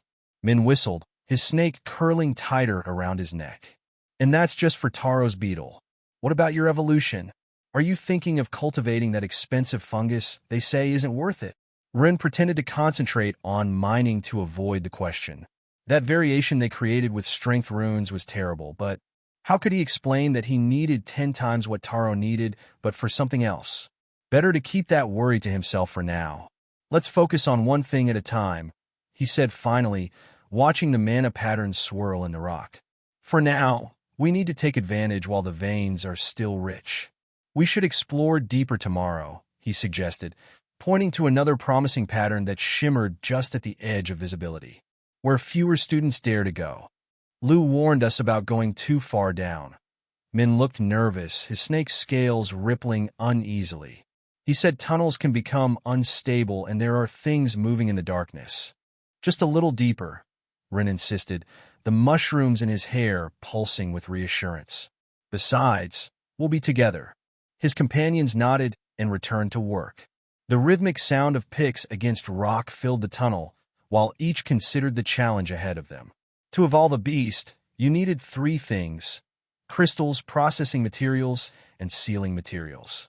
And getting them all before the veins were depleted. One step at a time. Thought Run while extracting another crystal, watching the mana flow through the stone. First helped Taro, then. His gaze drifted toward the deeper tunnels, where mana was denser. There, where few dared to go, perhaps he'd find what he needed for his own evolution. But for now, every small crystal counted. Time was running, and the veins wouldn't wait for anyone. 16 crystals today. Min proudly dumped his bag on the desk, the crystals catching the light like trapped stars. 18. Taro smiled, showing his collection arranged in neat rows. 3 bronze and 19 iron. Rin added his to the pile, each crystal carefully extracted from the precise spots where mana lines converged. Not bad for beginners, Lu? Lu observed the crystals with genuine surprise, his night bat fluttering closer to inspect them. Not bad at all. Though I don't understand how you found so many bronze crystals. Later, after night training with Lin, Rin barely managed to drag himself to bed. Every muscle ached with the day's efforts, but it was a satisfying kind of pain. You know, Lu spoke from his desk, his bat casting shadows in the lamplight. I admire you. With such a terrible beast, most would have given up by now, but you keep pushing, even harder than the rest. Rin smiled in the darkness. If Lu only knew that his spore wasn't as terrible as everyone thought. The days began to blend into a routine, each one building on the last. The mornings Wei left free became torture sessions with Lin, each exercise pushing Rin's limits further than he thought possible. Battle classes with Yang were another kind of pain, but Rin could feel his body gradually strengthening, the 10% boost from his spore becoming more meaningful as his base strength increased. Professor May alternated between history, economics, and life, a surprisingly useful class about everything from paying taxes, making fire, and etiquette, to negotiating with merchants. Crystal class became more technical, but the real learning came afterward, in the deep parts of the mines where the mana patterns told stories few could read. Lu began joining them after classes, apparently intrigued by their success in finding good deposits. His experience added another layer to their mining expeditions, though he still couldn't quite believe some of Ren's theories. Nights ended with more training with Lin, though now Ren could stay standing a bit longer before collapsing, each day bringing small but noticeable improvements. Thus passed almost a month. The routine was exhausting but productive. His muscles strengthened, his crystal collection grew, and slowly but surely, the respect of his companions grew with it. But tomorrow was different. As he prepared for sleep, Rin mentally reviewed the necessary steps. Tomorrow they would process Taro's crystals. The lunar phase would be perfect, and everything they'd worked for during this month would be put to the test. He just needed to bring the processed bronze rank crystal he'd gotten from the school's exchange shop, and make the most of the time window. Tomorrow would truly begin his demonstration that the knowledge he possessed was real. Nervous about tomorrow?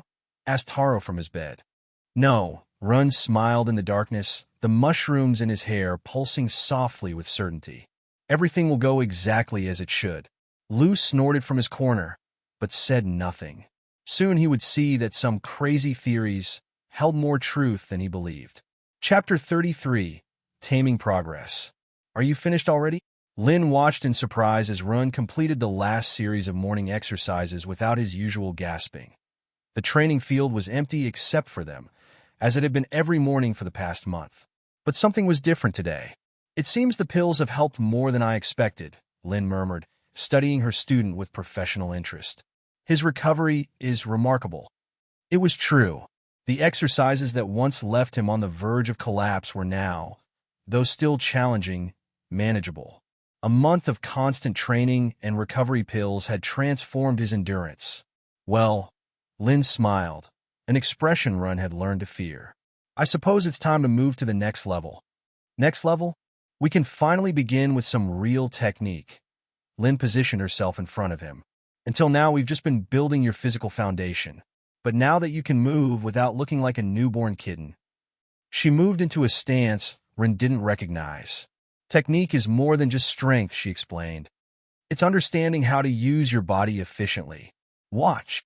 Her movement was so fluid that Run could barely follow it. In an instant, she was in front of him. In the next, she had twisted in a way that seemed to defy gravity and appeared behind him. Your spore only gives you 10% more strength, she continued. But with proper training and technique, you can make that 10% worth much more.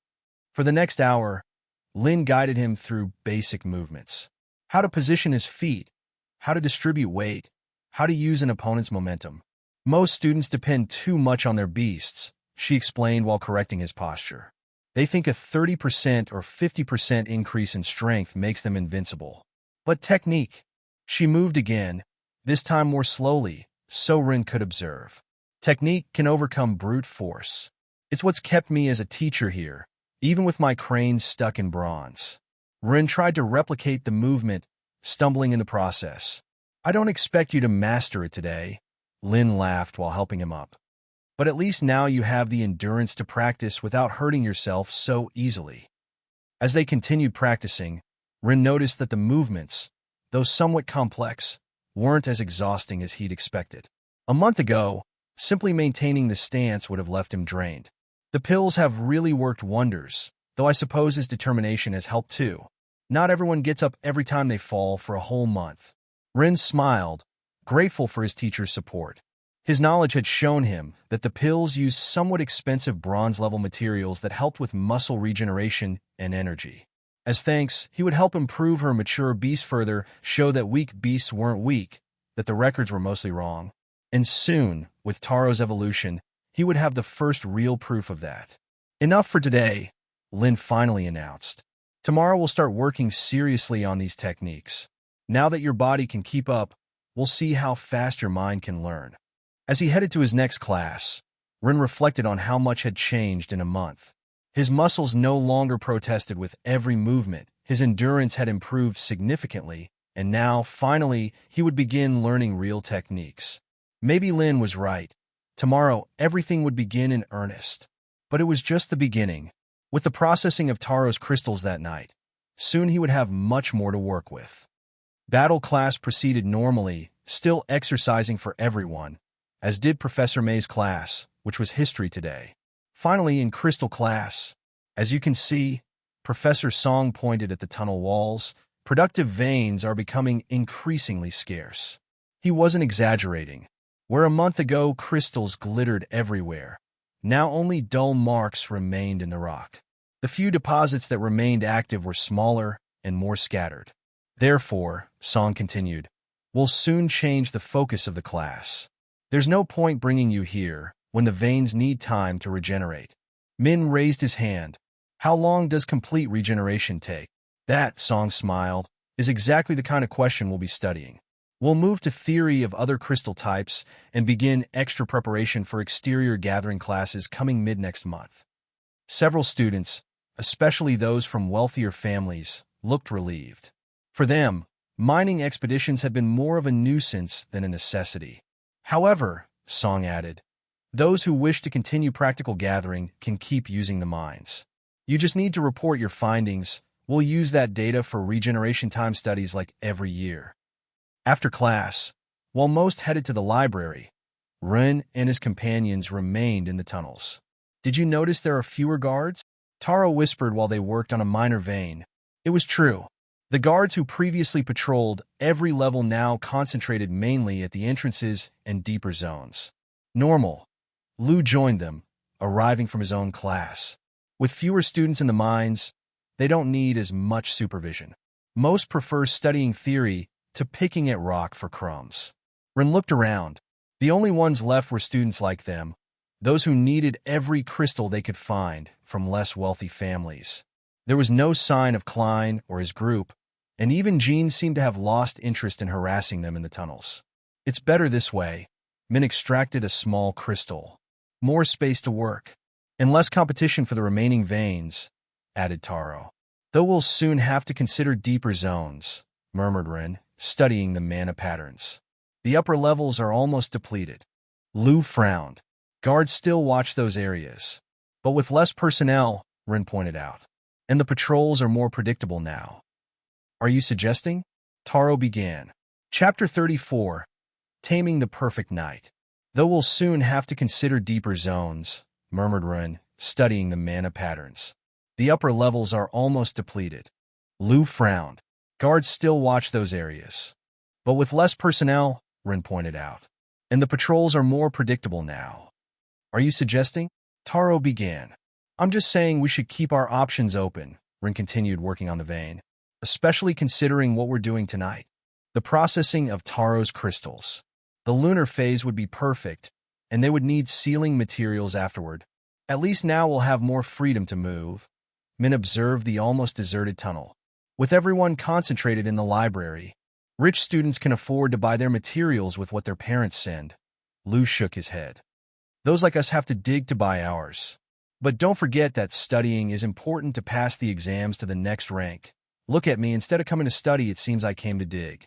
The reduction in guards and students could be an advantage, especially when they needed to explore deeper to obtain extra materials. But for now, they had to focus on tonight. Rin smiled to himself. The veins might be depleting, but there were still things to obtain. It's almost time, Rin whispered as he rose from his bed. Last training of the day with Lin had been brutal as always, but this night was too important to rest. It was the moment he had been waiting for. We'll accompany you. Taro was already ready, holding his crystal bag. It's not necessary. You should sleep. I can do it alone. Don't even try. Lu also stood up.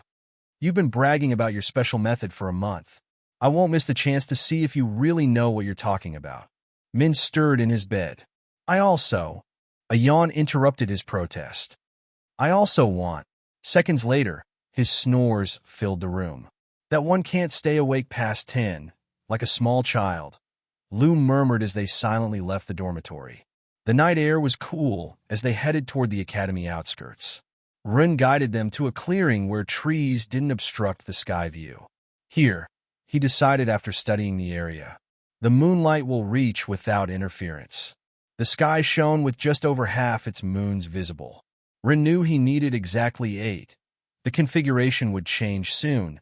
Some would hide in minutes while others would emerge on the horizon. Help me with this. He spread a long board on the ground. He began methodically examining Taro's crystals. Each piece was studied carefully before being placed or discarded. This one's too small, he murmured, replacing one. This other has an irregular surface. We need the best quality possible. CTH Novelfire, any *T website on Google to access chapters of novels early and in the highest quality. Does it really matter that much? Asked Taro while watching Rin reorganize the crystals with others he'd obtained from the mines. It must be big enough to reduce from 150 to 100 days. Rin continued his selection until he had exactly 100 crystals arranged in 10 perfect rows. He covered the crystals with a black cloth, protecting them from premature light. Then he took out something that made Lu lean forward with interest, a bronze crystal, flat and curved. Is that? A neutral crystal lens cost me 500 crystals despite just being a bronze crystal carved and processed with cheap materials.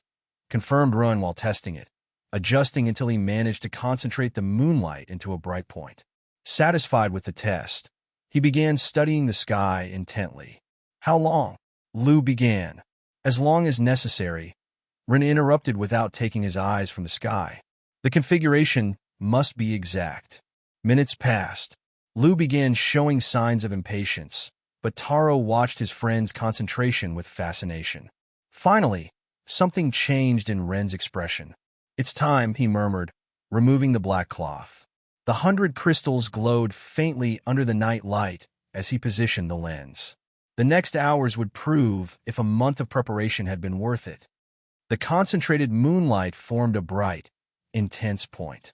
He took the first crystal and exposed it to the light beam. The crystal began to glow with an intensity that made Lu tense. Stop! Lu stepped forward alarmed. Do you see the glow? It's processing too much mana. Rin was already storing the glowing crystal in the black bag and taking the next one. Run! This is dangerous. Lu continued while Rin repeated the process with more crystals. Mana poisoning is no joke. Medicine is expensive, and if Taro has to go to the infirmary 3 days in a row, professors will start asking questions. Maybe even 2 consecutive days would be suspicious, he insisted. Do you have any idea how much mana they're absorbing? They're exactly at the right limit. Rin didn't stop his work, keeping a mental count of exposure time. And I need to concentrate. This specific lunar configuration will only last 30 minutes before the next moon hides. Is that why you bought the lens? Taro watched the process, fascinated. If we don't concentrate the light, we'd have to wait 2 more months to get the equivalent of 36 minutes of exposure per crystal. We wouldn't have time to start your cultivation and finish before the end of the semester, so... Lu opened his mouth to protest again, but Taro calmed him with a gesture. I have over 600 crystals saved thanks to this month in the mines, he reasoned. Most I found following Ren's directions. If something goes wrong, we simply discard the method on the second day, and I lose only 100 crystals. Ren continued working methodically. The first crystals received exactly 36 seconds of exposure, but he gradually reduced the time. The resonance is already established in the moon group, he explained without stopping work. The next ones need less time because they've been exposed to these same moon's light while waiting, though not concentrated. His movements were precise, each crystal placed exactly at the lens's focal point. The last ones barely needed 6 or 7 seconds of exposure. How do you know it's enough? Asked Lu, watching the crystals glow with an intensity that still seemed dangerous to him. Because, Ren paused for a moment, considering how much and how to explain. The absorption patterns are clear when you know what to look for. Finally, the last crystal went into the bag. Ren began collecting the equipment quickly, aware they'd already spent too much time outside the dormitory. That's all, he announced, securing the bag. Let's return before someone notices our absence. As they returned through the academy's dark grounds, Lu couldn't stop looking at the bag with evident concern.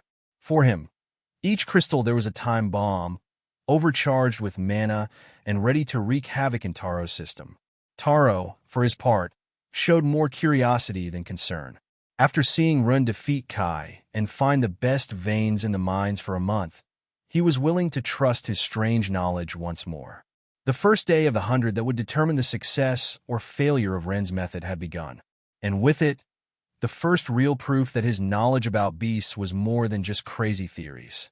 Chapter 35. Taming the First Crystal. Dawn was barely breaking, the first hints of light creeping through the dormitory windows, when Ren carefully extracted a small package from his bag. The early morning silence was broken only by his roommate's soft breathing and the distant calls of morning birds. While his companions slept peacefully, unaware of what was to come, he measured out a precise amount of black powder, deep earth that he had been discreetly collecting at the limit of the permitted zone. The powder seemed to absorb even the weak pre-dawn light, appearing more like a void than a substance. It was a rare and difficult material to find, earth that had managed to absorb mana without transferring it to nearby crystal deposits. At the depths they were allowed to reach, it was truly challenging to locate, but Ren's knowledge had made the task considerably easier, showing him exactly where to look and how to identify the genuine article among similar-looking but useless samples. The deep earth was the perfect sealing agent for Taro's beetle, though this detail appeared in none of the books his friend had so diligently studied. Ren could recall seeing Taro poring over tome after tome in the library. This is... Taro gasped as the power continued to surge. It's too much. Lu leaped from his bed the moment he saw Taro's veins begin to glow with an unmistakable blue radiance, the telltale sign of mana poisoning. The blue lines traced patterns under his skin like rivers of light. What have you done? Lu lunged toward Ren, panic evident in his voice. I told you they were overcharged. Look at his veins. The blue lines were spreading rapidly across Taro's arms, who now struggled for breath. The mana flowed uncontrolled through his system, far too much for his body to process normally. Each pulse made the glow brighter, more intense. We need to get him to the infirmary. Lu was already searching frantically for his shoes. Mana poisoning medicine is expensive, but if he doesn't get it soon... Wait. Ren maintained his composure, though his eyes never left Taro. His calm seemed almost unnatural in the face of such danger. Wait, he's having massive poisoning because of you. Min had also awakened to the commotion and watched the scene with growing concern, his water snake coiling anxiously around his arm. Just, Ren raised a hand. Wait one more moment. Taro's veins now shone with increasing intensity. His breathing had become erratic, and sweat beaded on his forehead. Every sign pointed to a severe case of mana poisoning. Easy. Ren gripped Taro's shoulders firmly. Breathe with me. Slowly. The mana. Taro panted, the blue lines pulsing brilliantly beneath his skin. It's a lot, I know. Ren's voice remained calm, controlled. But your beetle can handle it. You just need to guide it correctly. Lu watched from the door, torn between running for help and the strange certainty in Ren's demeanor.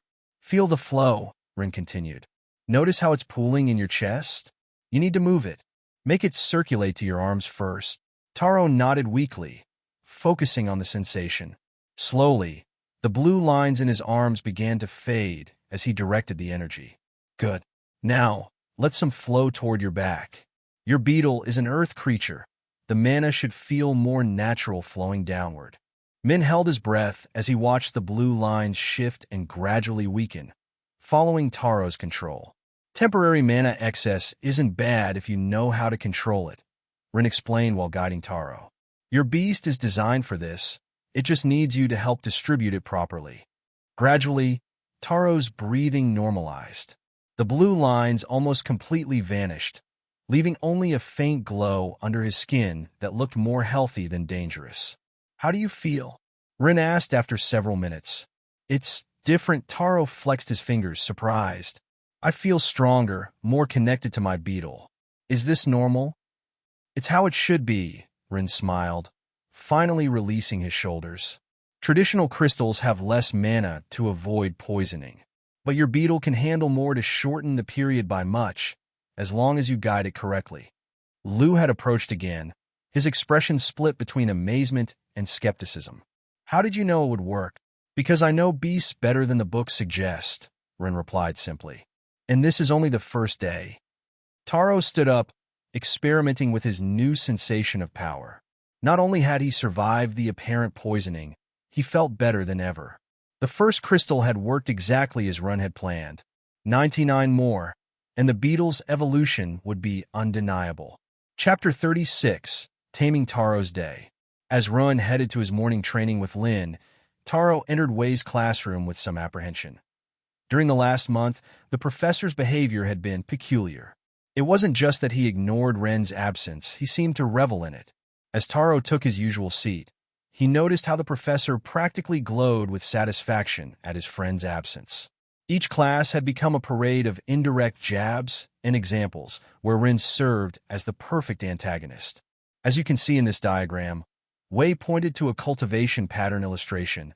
This is how mana flows naturally in a well-cultivated beast. With this analyzed information as an argument, we can see how proven methods are superior to the unfounded theories of certain disruptive elements. It was the third reference in the first 10 minutes of class. Taro had begun keeping a mental count.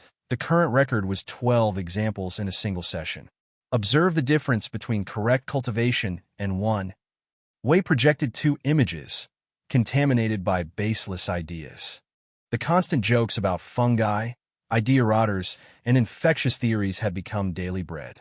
What bothered Taro most wasn't just the lack of professionalism, but how Wei used his position to influence class opinion, with countless comparisons to try to make his teachings sound more convincing. Today we'll do something different, Wei announced, finishing his diagram.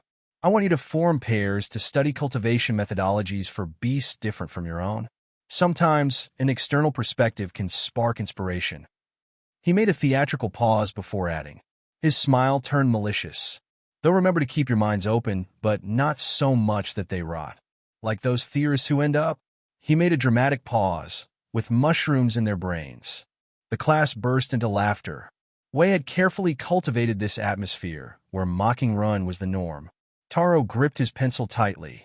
For a respected professor, Wei was behaving more like a child with a personal vendetta. Taro observed the classroom dejectedly. He had never been particularly sociable in this class, preferring to keep to himself. Now, as a known friend of the rotting boy, the possibilities of finding a partner were even more limited. His gaze briefly met Jin's group by accident. The tiger boy, surrounded by his usual cronies, gave him a look of disgust so exaggerated it would have been comical in other circumstances. A soft touch on his shoulder startled Taro. "Can I be your partner?" Taro turned to find Luna standing beside his desk. Her expression was as unreadable as ever, but there was something in her gaze suggesting this wasn't a random choice. "With me?" The question came out higher-pitched than intended. Luna, the most promising student in class, wanted to pair with the rotting boy's friend?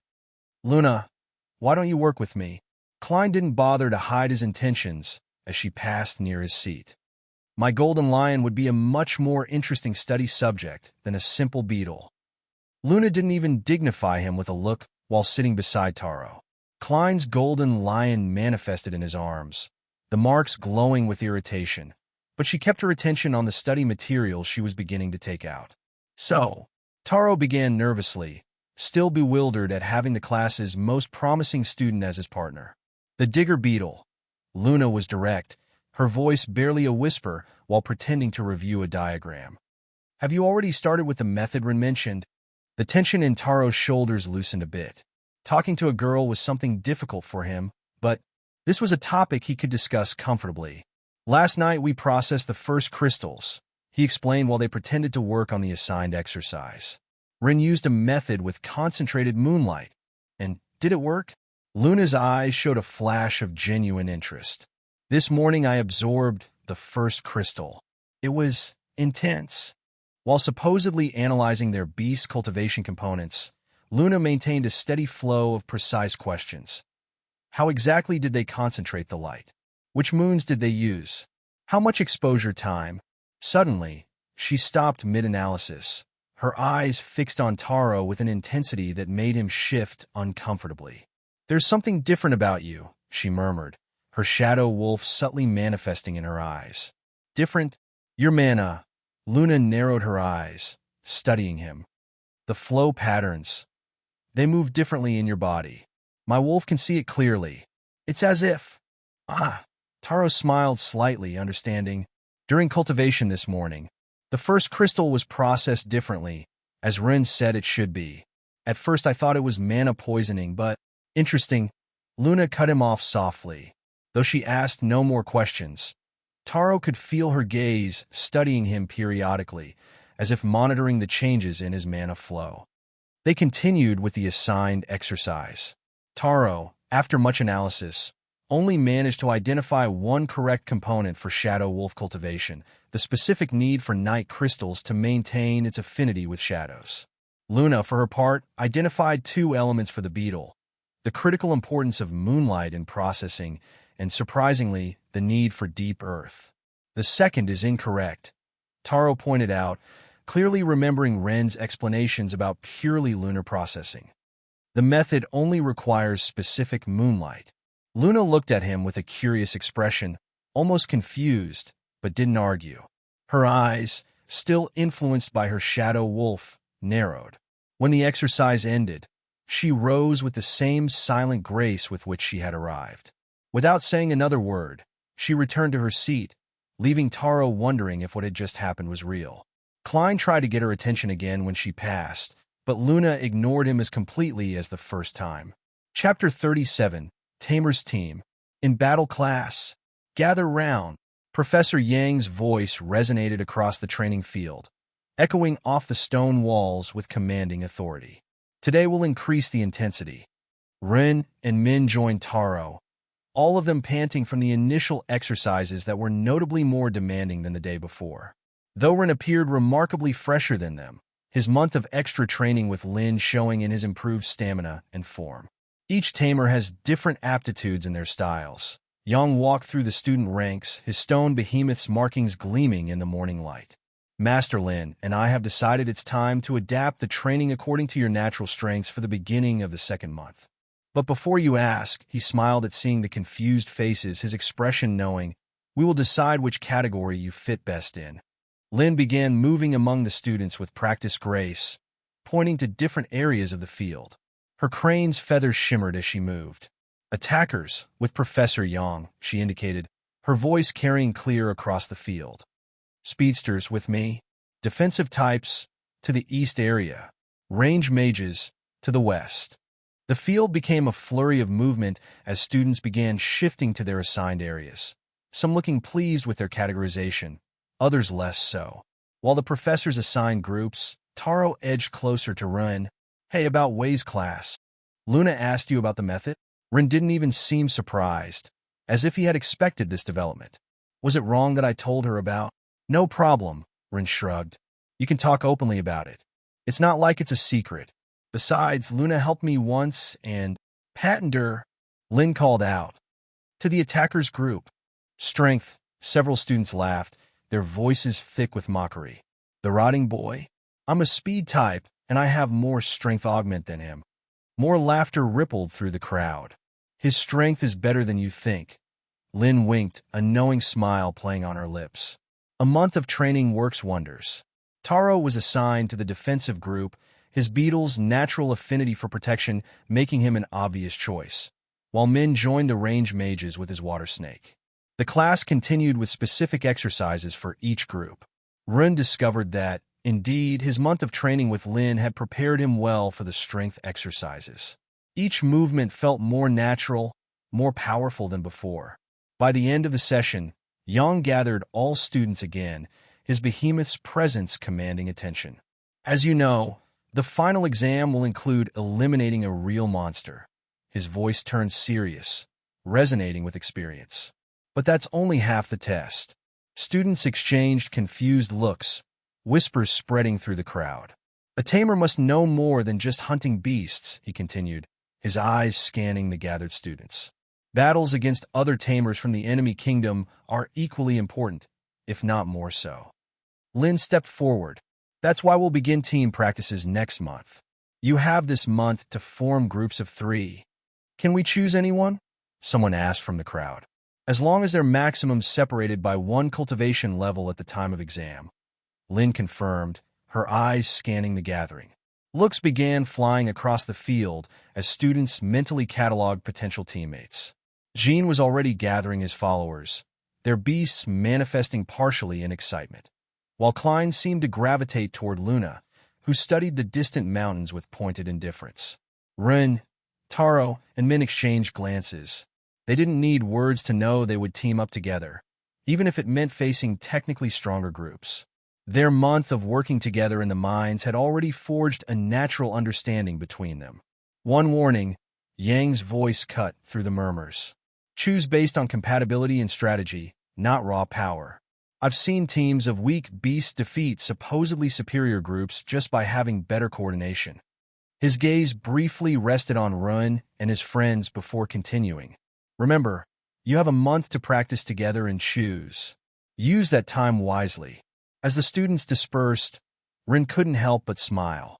An attacker, a defender, and a range mage. Maybe they weren't the strongest team, but they could definitely be a balanced one.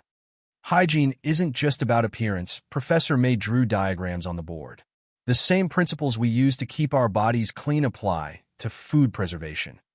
Rin observed with genuine interest. As a cook's son, he found the connections between body care and preservation techniques fascinating. For example, May pointed to an illustration. Just as sweat can create an environment conducive to infections on our skin, incorrect moisture can ruin perfectly good food. The class continued with practical examples that Rin meticulously noted down. Many concepts reminded him of techniques he'd seen his parents use, though now he better understood the science behind them. When they reached Crystal class, Professor Song made an announcement that caught everyone's attention. "Today we'll begin with gathering theory," he explained, "though those who prefer to continue with practice can head to the mines." "What do you prefer to do?" Rin asked his friends. Min and Taro exchanged doubtful looks. "Gathering theory sounds important," Min began. "But we also need more crystals," added Taro. "You can stay for today," Rin suggested. "I'll go to the mines." "Alone?" Taro seemed worried for a moment, but then remembered something. "Though now that I think about it, in a month you haven't had a single accident down there." "It's true," Min nodded. "You haven't even stepped on a trap by accident, and some are well hidden." "Knowledge has its advantages," Rin smiled. "I'll be fine." From a few rows back, Jean observed the conversation with malicious interest. He leaned toward his group, whispering something that made them smile. "Are you sure you'll be fine?" Taro insisted. "Perfectly." Rin was already packing his things. "You learn the theory. We can compare notes later." As Rin left, Jean and his two cronies also stood up. "Professor," Jean smiled innocently. "We also prefer practice today." Song watched them with some suspicion, but nodded. "Just remember to report your findings." Min and Taro watched Rin leave, followed at a distance by Jean and his group. They exchanged a worried look, but reminded themselves that so far, Rin had proven to know the mines better than anyone. "He'll be fine," Taro murmured, though it wasn't clear if he was trying to convince Min or himself. After all, he's the expert, right? Jin's group's suppressed laughter didn't help calm their worries. Chapter 38, Taming the Trap. The Academy's corridors were left behind him as Run ran toward the mines that a month of Lin's brutal training had transformed his once scrawny frame. His pursuers could barely keep pace now, their heavy breathing betraying their exhaustion. "He's getting away!" Jin's breathless voice resonated in the distance. "Don't let that rotting boy reach the mines first." Run smiled as he descended swiftly down the path toward the caves, each step sure despite the growing darkness. The mushrooms in his hair glowed softly, not just providing light, but revealing intricate mana patterns in the walls that only he could see, a roadmap of power written in light and shadow. Though these fools pursued him and wanted to ruin his day, he couldn't afford to miss even a single day of gathering. The 60-some bronze-rank crystals he'd accumulated over the month, while impressive for a beginner, fell far short of his needs. The 30 days of relentless mining had yielded decent results, but nowhere near enough. After spending 500 iron crystals on the lens to process Taro's crystals, only 200 remained in his reserves. He urgently needed to replenish his stocks. The exchange rates weren't helping either. Trading his remaining iron crystals for bronze ones would also be wasteful, with the school's exchange tax raising the cost from 10 to 13, yielding a mere 15 bronze crystals from his 200. Not worth it, especially considering the other costly materials his evolution would require. And that wasn't all. The deep earth needed for Taro's ceiling and the large crystals grew increasingly scarce in the permitted levels. The past month had stripped the easily accessible areas bare, leaving only remnants where rich veins once flowed. Second and third-year students had already claimed the prime's safe locations, forcing newcomers to work harder for lesser rewards. The sound of clumsy footsteps and labored breathing faded as Run delved deeper into the tunnels. Perfect, he thought while navigating the dark tunnels with precision, the mushrooms in his hair barely glowing now, adapting instinctively to his need for stealth. "They'll follow exactly where I need them to go." He paused at an intersection, studying mana patterns invisible to normal eyes. The official mining zone's deepest point at 100 meters loomed ahead, but the real treasures lay beyond. Untouched veins of bronze crystals gleamed faintly in the depths, visible only to his specialized sight. Distant footsteps echoed through the tunnel. Jean and his group weren't exactly masters of stealth, their heavy steps and whispered curses giving away their position. "Over here!" one of Jin's followers shouted, voice bouncing off the stone walls. "I saw his stupid mushrooms glowing." Rin continued deeper into the tunnel, each step precise and soundless. The mushrooms in his hair dimmed further, becoming barely visible specks of light. His knowledge showed him exactly where to step, which patches of ground to avoid, which walls could bear weight, and which might crumble at a touch. "They're still following," he confirmed, briefly increasing his light to draw them on, listening to their unsubtle pursuit echoing through the tunnels. Rin stopped near the 100-meter mark. The mushrooms in his hair pulsed more slowly now, struggling to process the dense mana saturating the air. A guard hummed distractedly beside the access to the next level, clearly bored with his assignment. Guards never let iron-rank Beast students pass below 100 meters without authorization, he reflected, hearing his pursuers' echoes growing closer. But if I can get Jin's shouts to distract him, I could make it down to 150. Knowledge flowed through his mind as he calculated risks. Incorrect maturation. 31/1000. At this depth, his spore accumulated 1 point of incorrect maturation per day. In 30 days of ventures here, he'd accumulated 31, and deeper levels would add 2 points instead of 1. Just 4 hours of work today would bring him to 33. But with only 33 points accumulated out of 1,000, he still had room to maneuver. Should hold out about 4 hours before mana poisoning becomes an issue at 150 meters, he continued analyzing. Lesser worms are easy to avoid if you know their patterns. Time will be the real limitation. Jin's group's footsteps grew louder, their confidence building as they thought they had him cornered. Don't let him escape. Jin's voice thundered through the tunnels. This time the rotting boy has nowhere to hide. A smile played across his face as he positioned himself near a specific intersection. They were exactly where he needed them. There's light ahead, Kai called out, his scales glinting in the dim light. I saw those stupid mushrooms glow. Jin and his group were about to learn that following the rotting boy into the depths might not have been their wisest decision. I can barely see anything down here, Cass complained, her eagle eyes straining to adapt to the darkness. Shut up, Jin hissed, his tiger patterns casting faint shadows. I think I see him ahead. Rin moved with precision across the uneven terrain, each step calculated to lead them toward the natural trap he'd discovered days ago. The lesser worms' abandoned nests created perfect cavities, invisible to inexperienced eyes, but clearly marked in the mana patterns only he could see. Just need them to fall in there, he thought as he approached the exact point. Their shouts will distract the guard long enough. There are rich bronze crystal veins at 150 meters, and more importantly, uncontaminated deep earth. Over here, Jin's voice echoed through the tunnel. I saw him turn this corner. The group of bullies turned sharply, their footsteps resonating against the stone. The mushrooms in Ren's hair barely emitted a faint glow as he hid in a wall crevice, watching. Where is he? Jin growled, his tiger markings glowing in the darkness. He couldn't just disappear like that. Maybe we should, Cass began, but her voice cut off abruptly. There he is. Jin's voice thundered through the tunnel. We've got you. You'll learn to respect real beasts, rotting boy. You can't go anywhere now. Oh, there are many places to go. Rin stepped back, carefully calculating his position.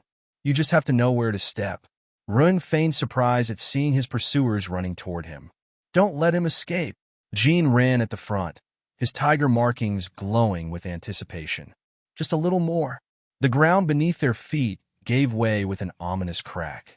For a moment, time seemed to freeze as the reality of their situation registered on their faces. Chapter 39. Taming the Depths. Run feigned surprise at seeing his pursuers running toward him. Don't let him escape. Jin ran at the front. His beast's manifestation glowed brighter in the dense mana, betraying his excitement at cornering his prey. Just a little more. The ground beneath their feet gave way with an ominous crack. For a moment, time seemed to freeze. Jin's confident grin transformed into wide-eyed realization, his followers' faces reflecting dawning horror as the floor crumbled beneath them. Ah! Panicked screams echoed through the tunnels as the group plummeted into the hidden cavity. The cacophony of falling rocks and bodies hitting packed earth created a symphony of chaos that would surely draw attention. Help! Jin's voice had lost all trace of its former arrogance, replaced by raw fear. Someone! The panic-stricken cries quickly attracted the guard. Rin had already melted into the shadows of a small side tunnel, his movements silent and precise. What's happening over there? The guard's voice approached rapidly, boots crunching on loose stone. Keep calm. Perfect, Rin thought, moving silently toward the adjacent wall near the entrance to the depths, a passage he'd been preparing for days. The crack, disguised as a simple extraction tunnel, was actually his escape route, carefully weakened over multiple visits. We're trapped, Kai shouted, his voice cracking with genuine fear. The floor collapsed. Stay calm. The guard was already assessing the situation. Don't move. I'll get you out of there. Rin pressed against the weakened section of the wall. The abandoned lesser worm tunnel needed just one more push. With a crackle barely audible under the bully's shouts, the rock gave way. Just enough, he observed while sliding through the narrow passage. His thin body barely fit through the opening, a benefit of still being a relatively slim child. "Watch the edge." The guard's voice faded as Run descended on the other side. "I'm throwing down a rope." The shouts and chaos continued above, providing perfect cover. Rin moved quickly, but precisely along the now clear path. "Now I'll have a few hours of peace too." Patience, he reminded himself while positioning his pick. One strong blow in the wrong place, and I'll have company very soon. The first impact was barely louder than a whisper against the rock. Run worked methodically, each movement calculated to minimize noise. The vein was surprisingly generous, bronze crystals practically jumping into his hands once he found the correct pressure points. 2 hours of methodical work had filled Ren's bag with a satisfactory amount of crystals and deep earth. "If Taro knew I was using worm excrement to seal his crystals." An amused smile crossed his face as he stored another portion of the dark substance. "Better he keeps thinking we only use moonlight and not special earth from the depths." The mushrooms pulsed more slowly, the dense mana making it increasingly difficult to process the environment. But knowledge kept flowing, showing him exactly where to strike, what angles to use, how to extract and store the dark earth without contaminating it. "It's almost too perfect," he thought while storing another crystal. The richness of the deposit, the presence of pure dark earth, the unusual proliferation of tunnels. Everything suggested something had changed in the depths. A distant sound made him pause. A worm's dragging? Or just the natural echo of the caves? Another echo, closer this time. The sound of something dragging made his hands stop. The mushrooms in his hair pulsed more slowly, adapting to better detect nearby movements. "This vein is too rich to be so untouched," he reflected while remaining motionless. Knowledge flowed, showing him clues others would overlook. The marks on the walls, the crystallized mana patterns. This was not a lesser worm's, but a common worm's last gift when they expelled it from its territory. The dragging drew closer. Rin held his breath, his body completely still. A lesser worm emerged from a side tunnel, its pale body glowing faintly with absorbed mana. Chapter 40, Taming the Escape Plan.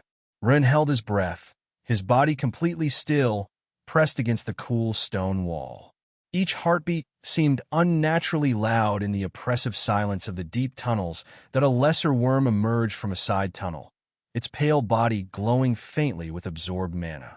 The creature's rugged skin revealed intricate patterns of mana circulation, a beautiful display of natural energy processing. Must have been about 2 months ago, his mental analysis continued while observing the worm. The common worm probably died or returned to the depths, but its last defecation left this zone separated. The knowledge flowing through his mind painted a clear picture of the tunnel's recent history. The lesser worm advanced near the deposit, its movements fluid and purposeful. Its olfactory sensors quivered, drawn by the rich mana concentration in the vein. Run watched, fascinated, as the blind creature approached the area where he had been working. Each movement revealed more about its nature, its hunting patterns, its sensory capabilities. Mana attracts them, he thought while the worm tentatively tested the earth near the deposit. But the residue. His knowledge showed him exactly what would happen next, like reading a script written in mana patterns. Just as expected, the worm recoiled almost immediately. Its sensors writhed in what appeared to be disgust before the creature rapidly retreated through another tunnel, its body contracting in visible revulsion. Common worm excrement must taste terrible to them. Ren's smile widened. It's like a natural repellent.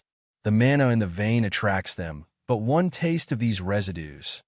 The elegant simplicity of nature's defense mechanisms never ceased to amaze him. Ren waited several moments more before resuming his work, each second measured carefully against the growing pressure of mana poisoning in his system. That's why this vein has retained so much mana. His mind connected the pieces while extracting another crystal. Lesser worms detect it because of its mana richness, but the common worm's residues keep them away. Each new discovery reinforced his understanding of the mine's ecosystem. His fingers traced the crystallization lines on the wall. The mana had concentrated uniquely here, preserved by the peculiar nature of the deposit. The patterns told a story of power trapped and refined over recent months.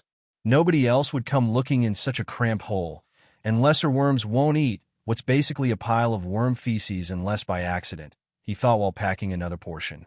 The irony of finding treasure again in what others would avoid brought a slight smile to his face. The mushrooms pulsed again, detecting another movement in the distance, but farther away this time. Rin continued his work, each movement precise and silent. He had found a unique treasure here, and he wasn't going to waste it. The density of the mana, the quality of the crystals, the perfect preservation of the deep earth, it was a miraculous combination of circumstances at this low depth. Just hope Taro never asks why his special crystal has that particular color, he smiled while sealing his bag. The knowledge had shown him many secrets of the depths, and this was one of the most useful, however unpleasant it might seem. Rin leaned against the tunnel wall, his legs trembling slightly from the effort of the last hours. The bag at his waist weighed pleasantly, the result of a productive but risky expedition. The bronze crystals clinked softly against the iron ones, while the black earth remained stored in its own bag. 2 bags. Almost 40 bronze crystals, he counted mentally while the mushrooms in his hair pulsed ever more slowly. Plus the 50-some iron ones that surrounded them in the vein, and enough black earth for several complete ceilings. Could get more, but a slight dizziness made him lean against the wall again. The dense mana was beginning to affect his system after more than 3 hours of exposure. The mushroom's processing capacity severely reduced. Time to start heading out, he straightened with effort. 40 minutes before the mana poisoning becomes serious. Rin took out his canteen and took a long drink. The water helped mitigate the effects, but it was only a temporary solution. He needed to get out soon. Following the mana residue patterns on the walls, Rin moved methodically toward the upper zone. Each scratch, each crystallized mana residue telling a story. His eyes scanned each intersection, looking for something specific. After several minutes of, "Hurts to use bronze crystals like this," he thought while taking out 3 more from his bag. "But I need the worm to detect them from afar. Iron ones wouldn't be enough attraction at this 115 meters low depth." The fresh marks on the walls confirmed what was necessary to execute his plan. A lesser worm had passed through here recently, its sensors probably still alert to any signal in its territory. The mushrooms in Ren's hair, though weak, could still detect the fresh mana trail. This one must be near leveling up, he analyzed while studying the residue patterns. The marks are deep, regular. It's been accumulating mana consistently. With methodical precision, Rin began to strike the tunnel wall. Chapter 41, Taming the Shitty Bait. This one must be close to ranking up, he analyzed while studying the residue patterns. The marks are deep, regular. It's been consistently accumulating mana. With methodical precision, Rin began to strike the tunnel wall. These weren't random blows. They followed a specific rhythm, a vibration that mimicked the lesser worm's mating call. Each tap resonated through the ancient stone, carrying subtle harmonics that only the creatures could fully appreciate. CTH Novel Fire.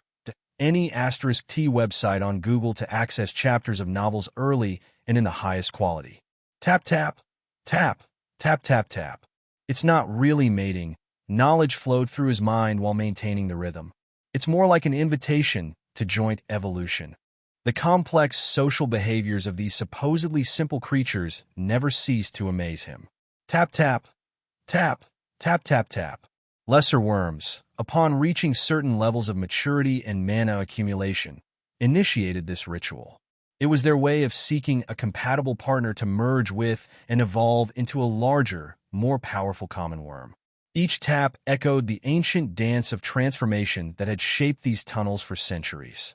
Rin placed more crystals, forming a path leading toward the ascending tunnel he had prepared.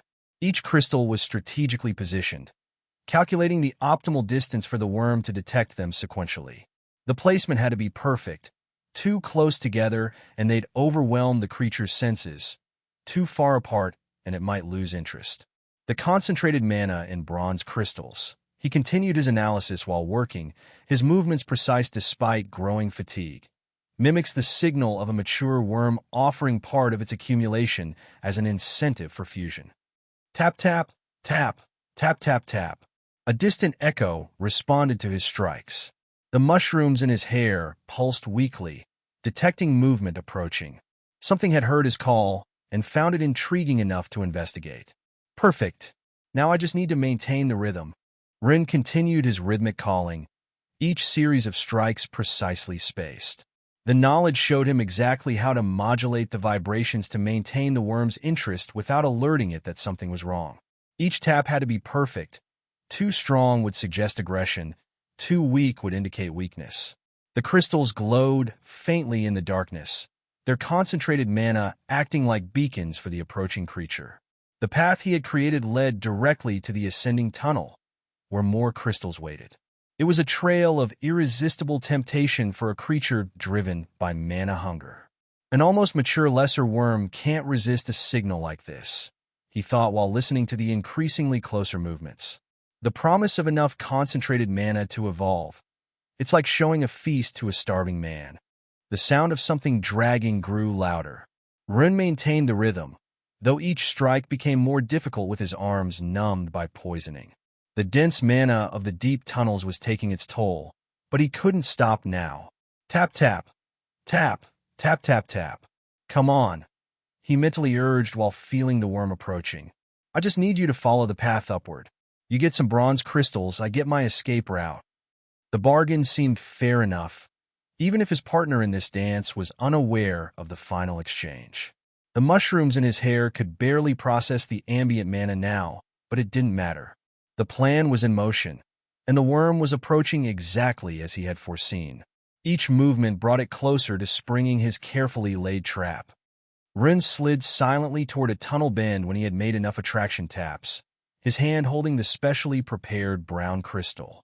The lens light had altered its structure, and the addition of common worm excrement had transformed it into a bronze-level earth crystal. Now comes the delicate part, he thought while listening to the approaching worm. The lesser worm emerged from below, its sensors vibrating with excitement at the mana concentration. Without hesitation, the creature lunged at the first pile of 5 crystals, absorbing them with frenzied movements. Hungry, Rin observed as the worm followed the path of crystals he had laid out. Perfect. With silent steps, he began following the creature, maintaining a safe distance. The worm continued its ascent through the tunnel, each crystal drawing it higher, away from the high mana concentration zone. A little more, Rin controlled his breathing as they climbed. The dizziness from poisoning made maintaining balance a challenge. Just a little higher up, the worm reached the last crystal at the tunnel's dead end. Its sensors writhed in confusion at detecting no more mana signals nor traces of the supposed evolution partner. Before you decide to return, Rin struck the wall in a specific pattern, but this time different. Not the mating rhythm, but something more aggressive, more threatening. The sound a worm would make defending its territory. The reaction was immediate and grotesque. The lesser worm's body contorted in an unnatural peristaltic movement, its posterior end transforming into a new head while the original retracted.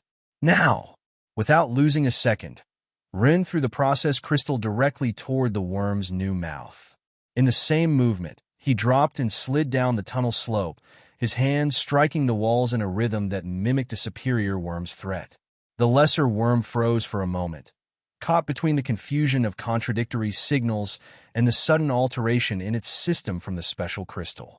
Its body contorted again, trying to move away from the supposed threat. As it advanced, it began digging the tunnel upward, exactly what Rin needed. When it was about to realize that the mana was too low here and turn around, it noticed the problem in its internal mana flow, but it was too late.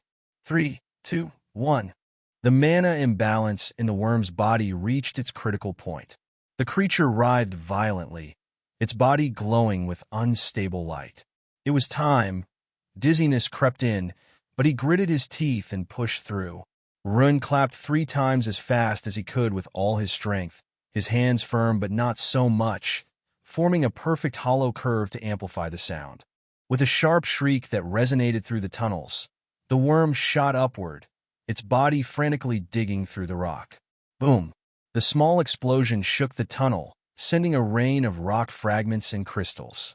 Ren protected himself, a satisfied smile on his face while the dust settled. And that's how you create an escape route, he thought while climbing up through the new tunnel connecting to the upper levels. Though it pains me to have spent so many bronze crystals, at least now I have a perfect explanation for my discovery. The dizziness intensified. He needed to get out soon, but his plan had worked perfectly. Now all that remained was to climb up and tell his story of how he had accidentally found all these materials after a crazed worm dug a new tunnel and exploded near him, burying him in a hole. Chapter 42, Taming the Aftermath. Rin climbed hurriedly through the newly formed tunnel, his legs trembling from effort and mana poisoning. The mushrooms in his hair barely emitted a faint glow, but he could still distinguish the disaster scene before him.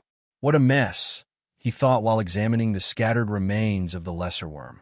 Fragments of grayish flesh and greenish fluids covered the tunnel walls. The characteristic smell of mana in iron-rank beast flesh permeated the air. It was a shame that despite the relatively high mana concentration, the worms were so inefficient and only iron rank at that depth.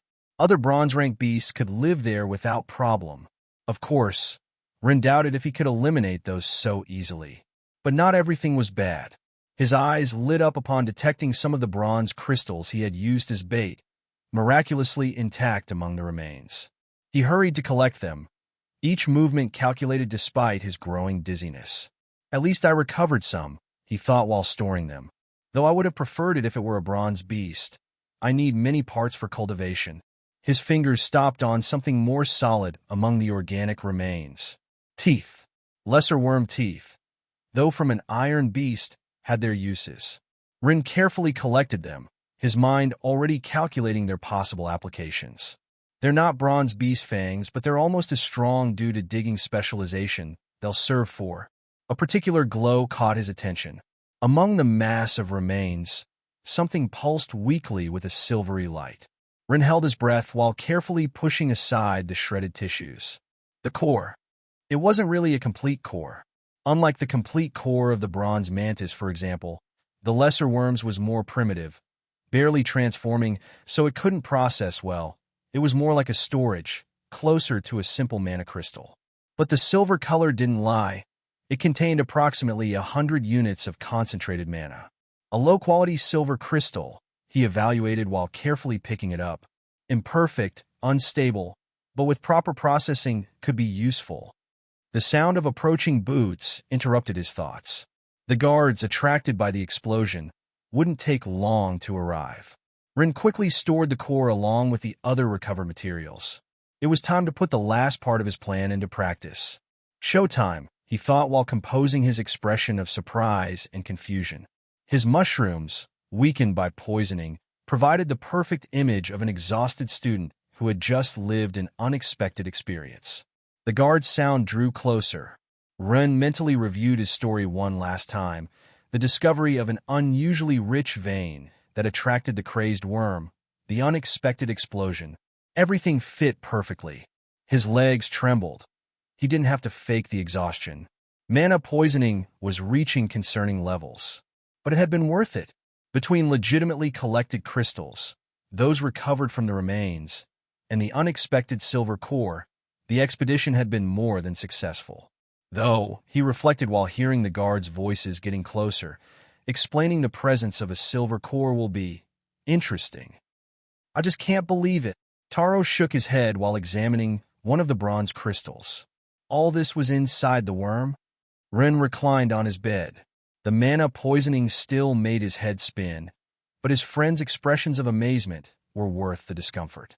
38 bronze crystals. Min meticulously counted, organizing the materials on the table.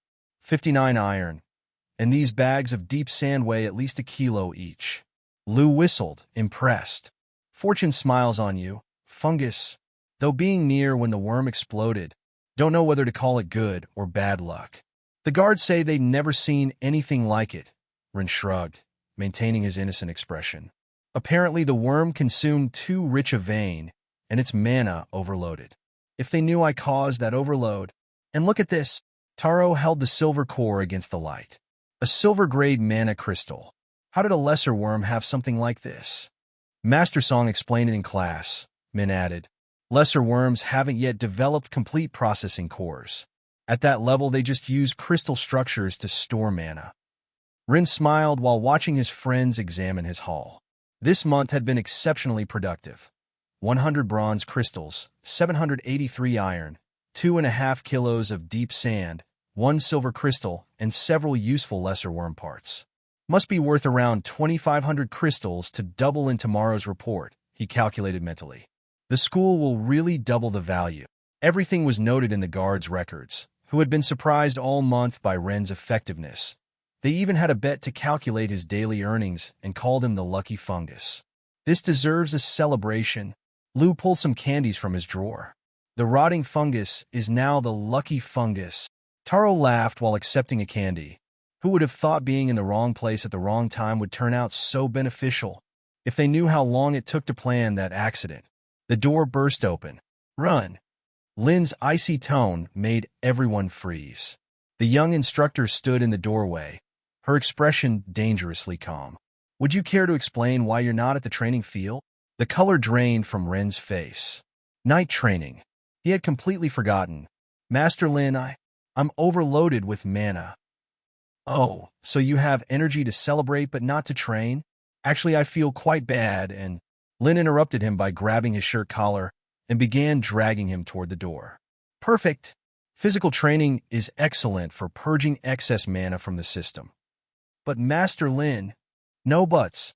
30 additional laps for being late. Taro, Min, and Lu watched with amusement and sympathy as their friend was dragged out of the room. Save me some candy, Rin managed to shout before the door closed. His friend's laughter followed him down the hallway as Lin dragged him relentlessly toward the training field. Despite the exhaustion and dizziness, Rin couldn't help but smile. I guess this is the price of success, he thought while resigning himself to a night of brutal exercise. Chapter 43, Taming the Leveling Cost. The mushrooms in Ren's hair pulsed with renewed energy as he walked toward the exchange area with his friends at Lin's pill.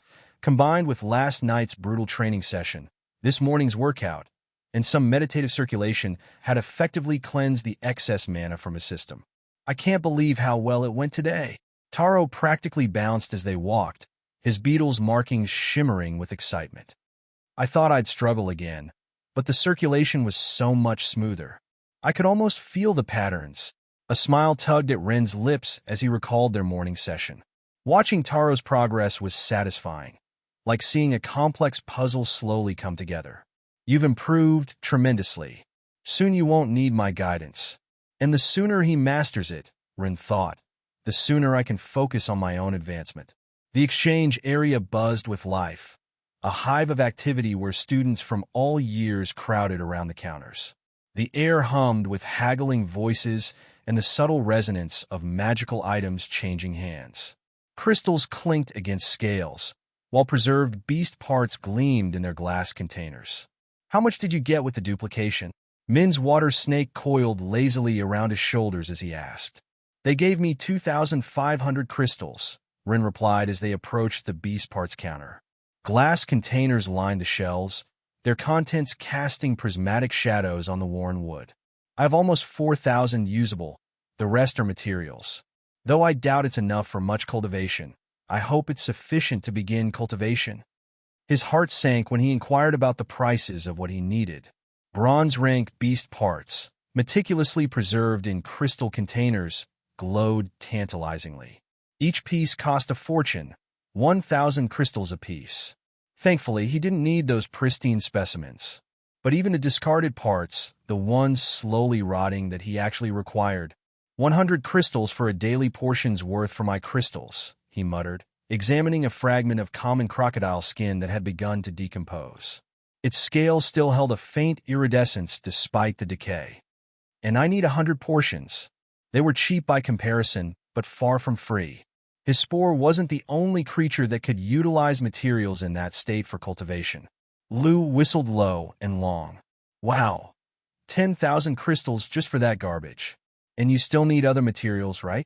That spore really is a pain in your side. Sure the investment's worth it? It was undoubtedly worth it, But the timeline, Rin nodded grimly and made his way to the poisonous fungi section. The vendor, an older woman with burned scars crisscrossing her hands like a roadmap of past mistakes, gave him a sympathetic look. 3,000 per piece, she said before he could ask, gesturing to the glowing specimens. And yes, it's expensive. We have to import them from Yino City, and relations aren't exactly friendly with our Yano City right now. Each one will process 10 crystals. Another 30,000 crystals. Rin felt a headache building behind his eyes. And the intelligence rune? He pointed toward the artifacts section with a trembling finger, hoping against hope. The intelligence rune pulsed with a soft blue glow. It was among the most basic, but still, that's one of the cheap ones, like vitality runes. It costs 10,000, the vendor sighed. I need 50,000 crystals total. Min scribbled quick calculations in his notebook, his water snake peering curiously at the numbers. Based on what you say you need, assuming luck keeps striking, you maintain your current gathering pace, and factoring in the school's duplication. 10 months minimum, Rin completed the thought, shoulders slumping slightly. And that's if I maintain this level of production. If I could go deeper, but mana poisoning is already a problem at this depth. The mushrooms in his hair pulsed weakly at the thought. Hey, it's not so bad. Taro tried to lift the mood, his beetle's markings brightening with his optimism. 10 months will fly by. Besides, meanwhile I can keep improving my control and run. The group turned to see Master Lin approaching, her crane's feathers shimmering with each stride. Her expression was unreadable, but there was a dangerous glint in her eyes. I hope you're not thinking of skipping tonight's training again. Rin swallowed hard. No, of course not. I was just... Lin studied him for a moment, her gaze piercing. The path to bronze rank is never easy.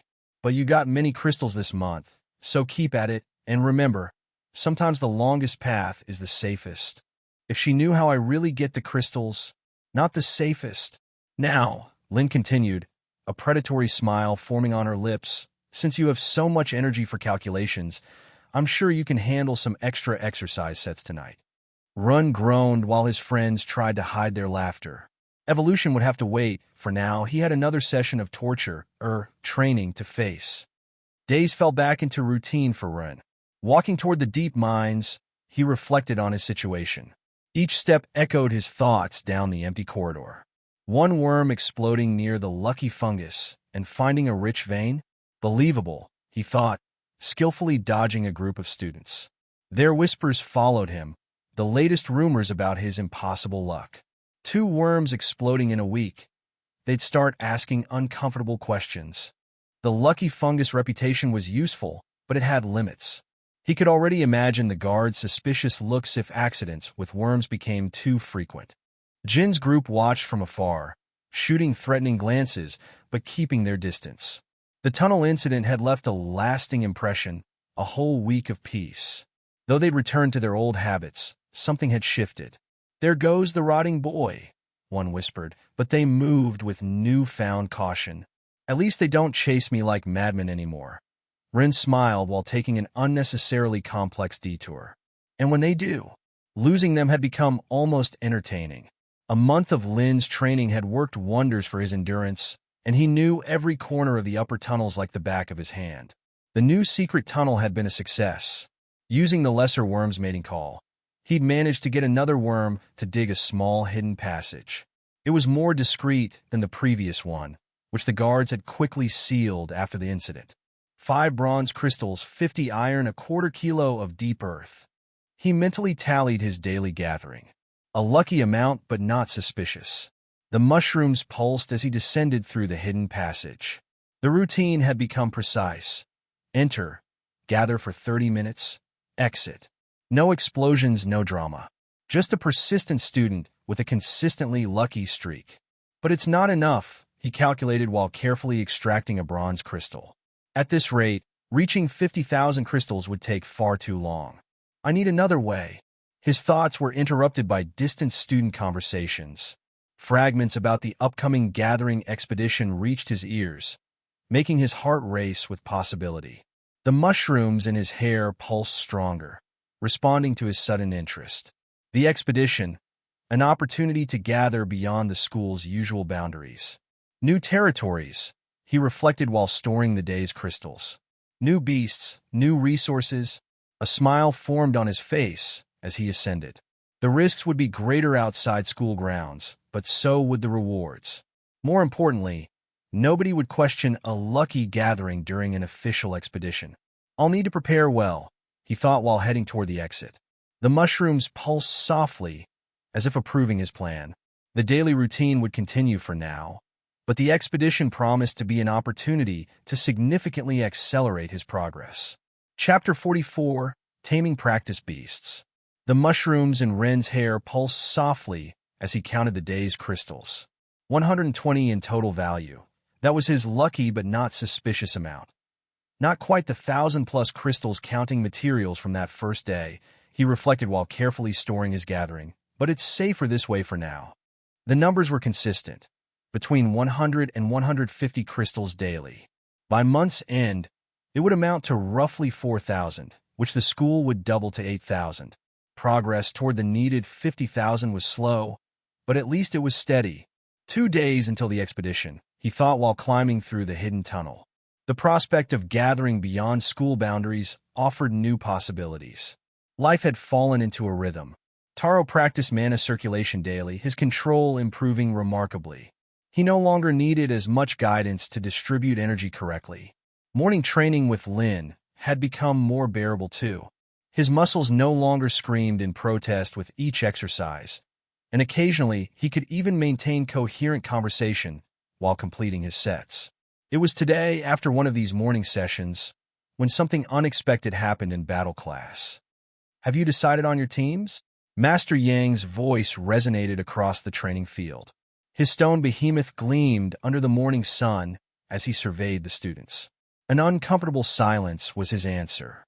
Though some groups had clearly formed, like Jean with his usual followers, many students still seemed undecided. As I thought, Yang crossed his arms, the behemoth's markings rippling across his skin. It's difficult to choose partners without truly understanding how you work together in combat. Lin stepped forward, her crane manifesting in feather patterns along her arms. That's why we've prepared something special for today. At her signal, several assistants began pushing something massive onto the field. It was a reinforced iron cage, covered by a dark canvas. In the final exam, you'll face a bronze-rank beast. Yang continued as students instinctively backed away. But before that, you need to understand the fundamentals of monster combat. Lin removed the canvas with a fluid motion. The students collectively held their breath. 10 enormous stones. Most students fell silent in confusion. Some laughed, until Yang struck one of the stones and woke it. Inside the cage, a stone lurker moved cautiously. It was roughly the height of a 10-year-old child, with a stocky body covered in protrusions where rocks and minerals adhered. Its 4 short legs ended in adhesive pads that allowed it to climb vertical surfaces. A stone lurker from the northern mines, Yang announced. Beasts that stalk the tunnels, disguising themselves as rocks to ambush their prey. This one's barely an iron-rank juvenile.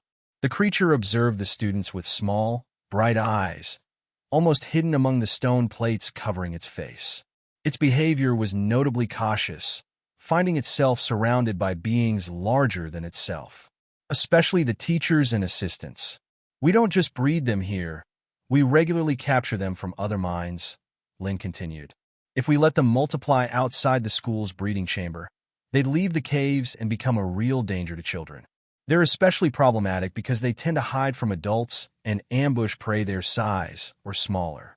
The stone lurker hunched in a corner of the cage, the rocks on its body rearranging to resemble a common big stone.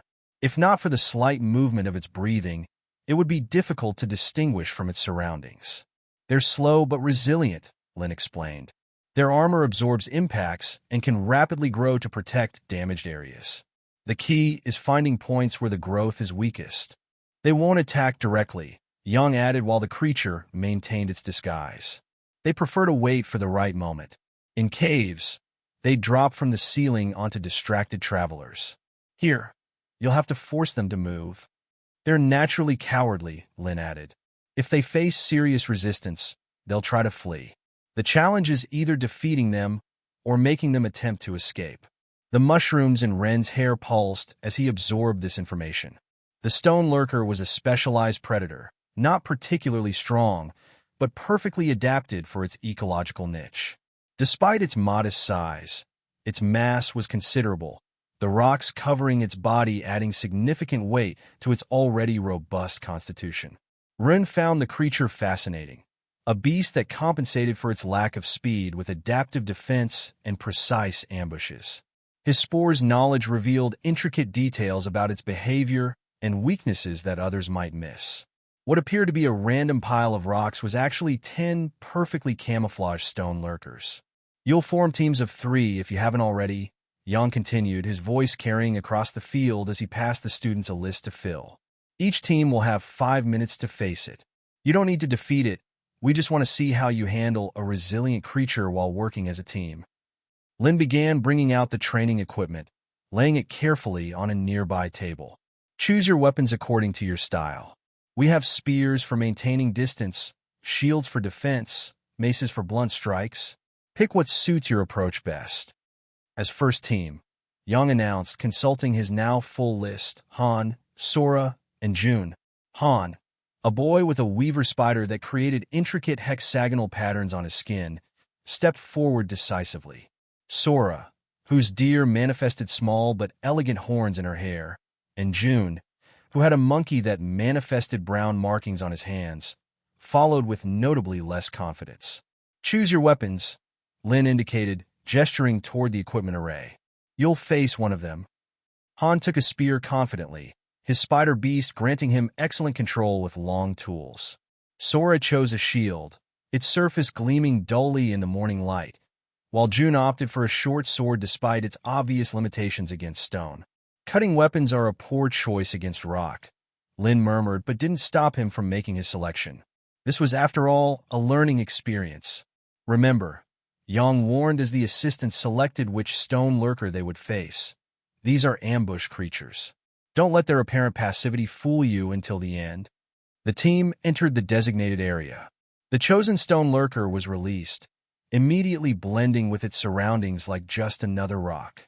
The only sign of its presence was a faint scraping sound as it settled into position. Begin. Chapter 45, Taming Practice Beasts 2. Remember, Yang warned as the assistants selected which stone lurker they would face. They are ambush creatures. Don't let their apparent passivity fool you until the end. The team entered the designated area, their footsteps echoing in the sudden silence that had fallen over the training field. Students pressed forward to watch, eager to learn from either success or failure. The chosen stone lurker was released, immediately melting into its surroundings like just another rock. Begin. Han took the initiative, his spider's hexagonal patterns rippling across his skin as he moved forward with his spear held at the ready. Sora followed close behind with her shield. Jun covered the flank, his monkey's markings shifting nervously as he gripped his sword. Maintain formation, Lin suggested from the sidelines.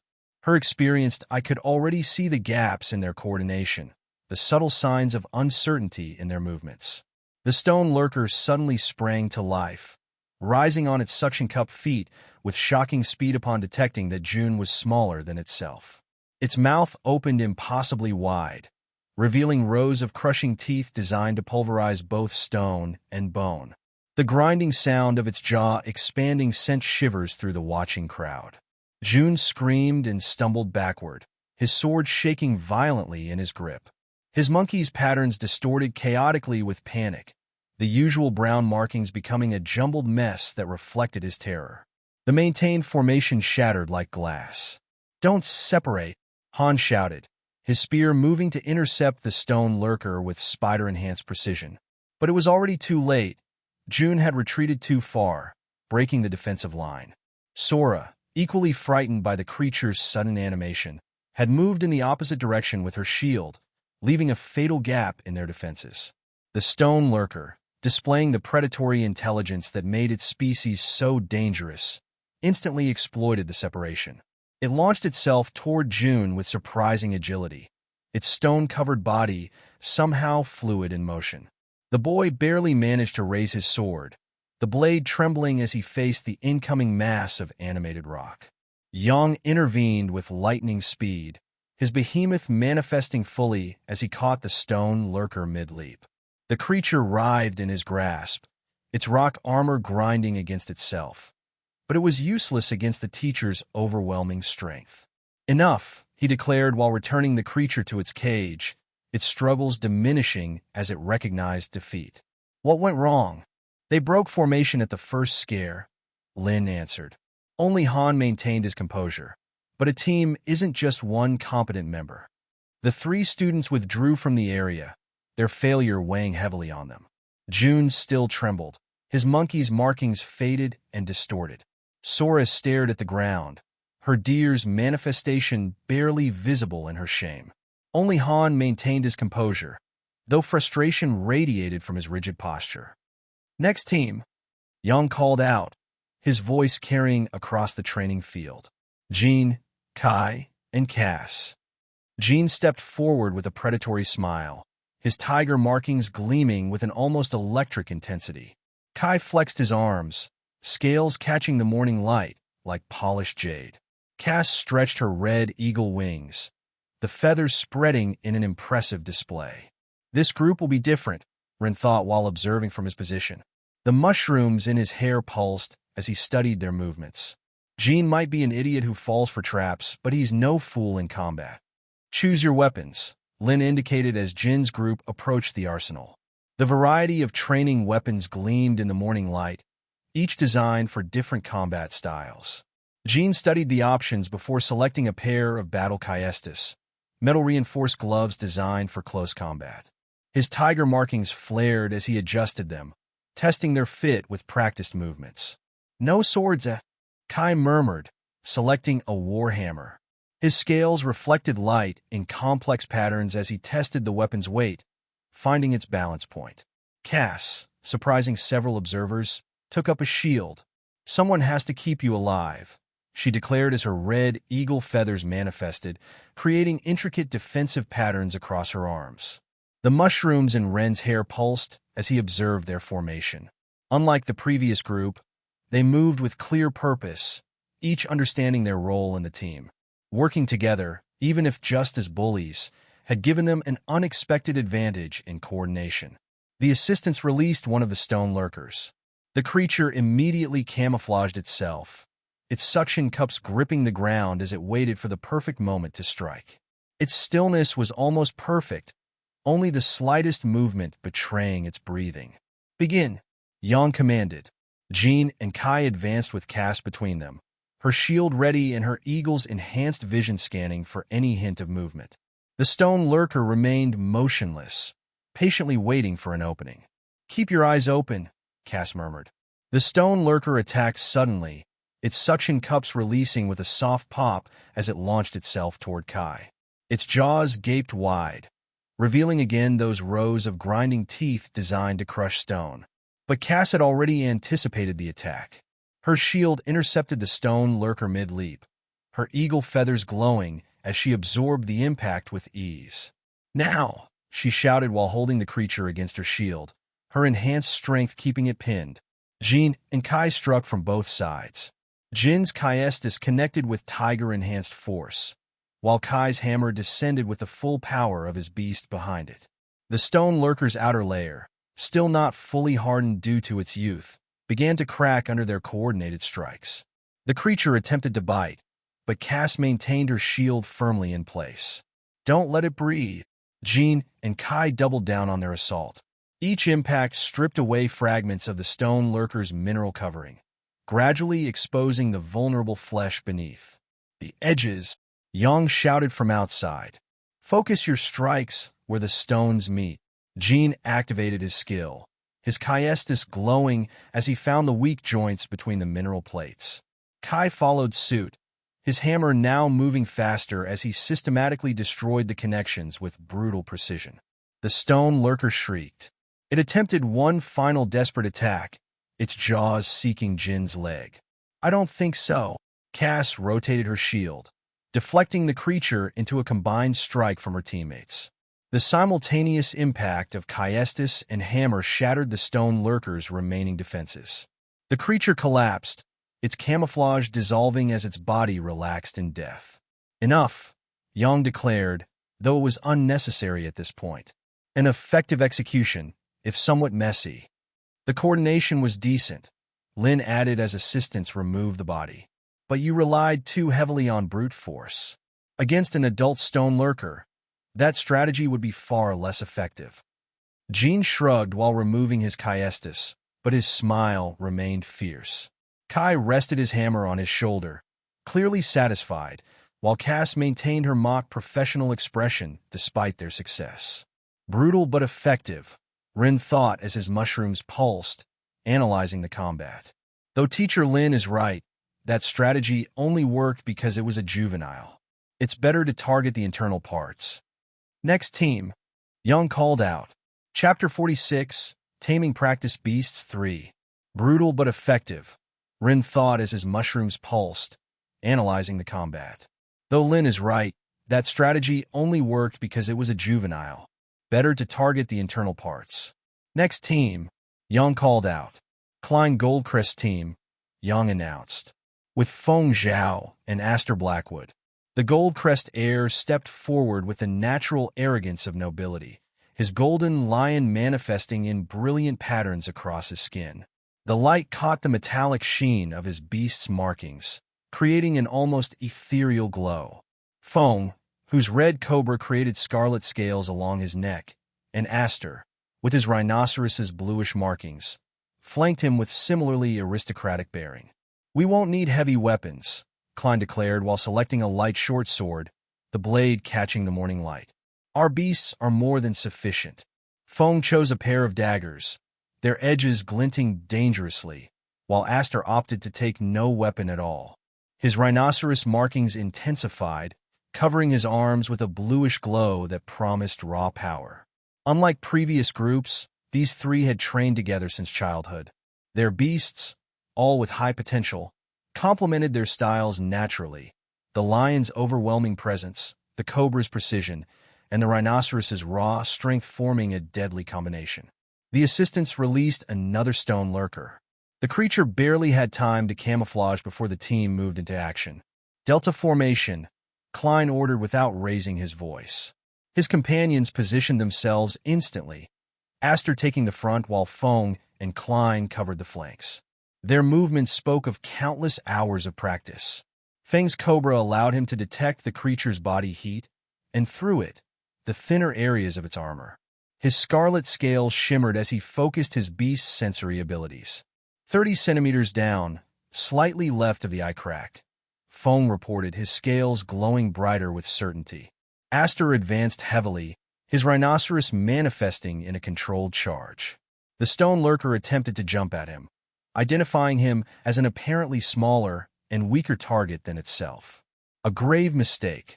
Klein's golden markings blazed as his lion responded. A roar, amplified by his beast's power, struck the stone lurker mid-leap. The sound wave made the stones on its body vibrate violently, creating weak points in its natural armor. Before it could recover, Feng appeared at its side, his daggers shining with a poisoned skill, finding the points weakened by the vibration with snake-like precision. The stone lurker tried to turn, but Aster was already there. His rhinoceros manifested a charge that, though contained, struck the creature with brutal power. "Finish it," Klein ordered, his voice blending with a growl that carried his lion's authority. All three attacked simultaneously, Feng's poison daggers finding vital points near the eyes, Aster's charge holding the creature in position, and Klein's final roar shattering what remained of its mineral armor before ending it with his sword. The stone lurker collapsed without even having time to screech. Impressive coordination, Yang commented as assistants removed the body. Though perhaps a bit excessive in mana use for a juvenile. Excess is better than incompetence, Klein replied while sheathing his barely used sword. His lion's markings glowed with satisfaction. Besides, we can use our skills 5 times without breaking a sweat. An interesting demonstration of those powerful beasts' natural abilities, Lin added. Though in a real situation, Depending solely on their mana could be risky. Klein simply smiled, the gold in his skin shimmering. His companions maintained equally satisfied expressions as they returned to their positions, their superiority evident in every movement. Efficient, Rin thought, but arrogant. They're so used to their beasts solving everything they barely use their weapons. The mushrooms in his hair pulsed while analyzing the combat. It had been a crushing victory, yes, but also a demonstration of perhaps excessive dependence on their beasts and mana. Next team, Yang called out. Run, Taro and Min, he announced. The laughter began before he finished naming them. Jean and his group were particularly loud, their mockery echoing across the training ground. The rotting fungus and his friends, someone shouted from behind. This will be fun. Run ignored the taunts as they descended to choose their weapons. The mushrooms in his hair pulsed as he approached the equipment. His eyes immediately fixed on the coiled ropes among the more traditional weapons. Take that one, he whispered to his companions, selecting just one long, sturdy rope. He approached each one and whispered something in their ear. Taro and Min exchanged surprised looks but nodded, trusting their friend's unconventional strategy. For himself, Ren chose a short spear. Look! Jin's mocking voice rose above the crowd. The coward wants to stay far from the monster, though he can't even carry a normal long spear. Search the novelfire.net website on Google to access chapters of novels early and in the highest quality. The laughter increased. Even students who normally remained neutral smiled at the sight of the weak, mushroom boy unable to wield a longer standard spear. Are you sure about your choices? Lin asked, her expression neutral but her eyes studying them with interest. Rin nodded, the mushrooms in his hair pulsing calmly. Knowledge flowed through his mind, revealing the stone lurker's peculiar anatomy, how their organs concentrated in a compact sphere, with the brain aligned vertically above their posterior end. The assistants released another stone lurker. The creature immediately camouflaged itself, its suction cups gripping the ground while studying its opponents with predatory patience. Begin! The team's movement took everyone by surprise. Instead of the cautious approach they thought would be employed, Taro and Min ran forward, each holding one end of the extended rope. Rin followed closely in the center, just behind the rope, his short spear ready. The stone lurker detected the movement and prepared to jump. Its sensors identified Rin as the closest target and smaller than itself. Its suction cups detached from the ground, its enormous mouth beginning to open. But it was too late. The rope caught it across the forehead mid-leap. Taro and Min pulled in unison, using the monster's own momentum to roll it backward. The stones on its body scraped against the ground as its belly was exposed. But it was a belly also completely covered in stone. What could the spear do there? Chapter 47, Taming Practice Beasts 4. Taro and Min pulled in unison, using the monster's own momentum to roll it backward. The sound of grinding stone filled the air as the creature's rock-covered body scraped against the ground, exposing its belly. But the belly was also completely covered in stone. What could the spear possibly do there? The audience held their breath, certain they were about to witness failure. Then Rin spotted it, a single small orifice, barely visible among the rocky plates. He didn't hesitate. The short spear found its target with surgical precision, plunging deep into the creature's cloaca and straight up. The stone lurker tensed once, then went completely still in the next instant. Death came swiftly and silently, catching everyone by surprise. Silence fell over the training field. The entire encounter had ended in mere seconds, leaving spectators struggling to process what they'd just witnessed.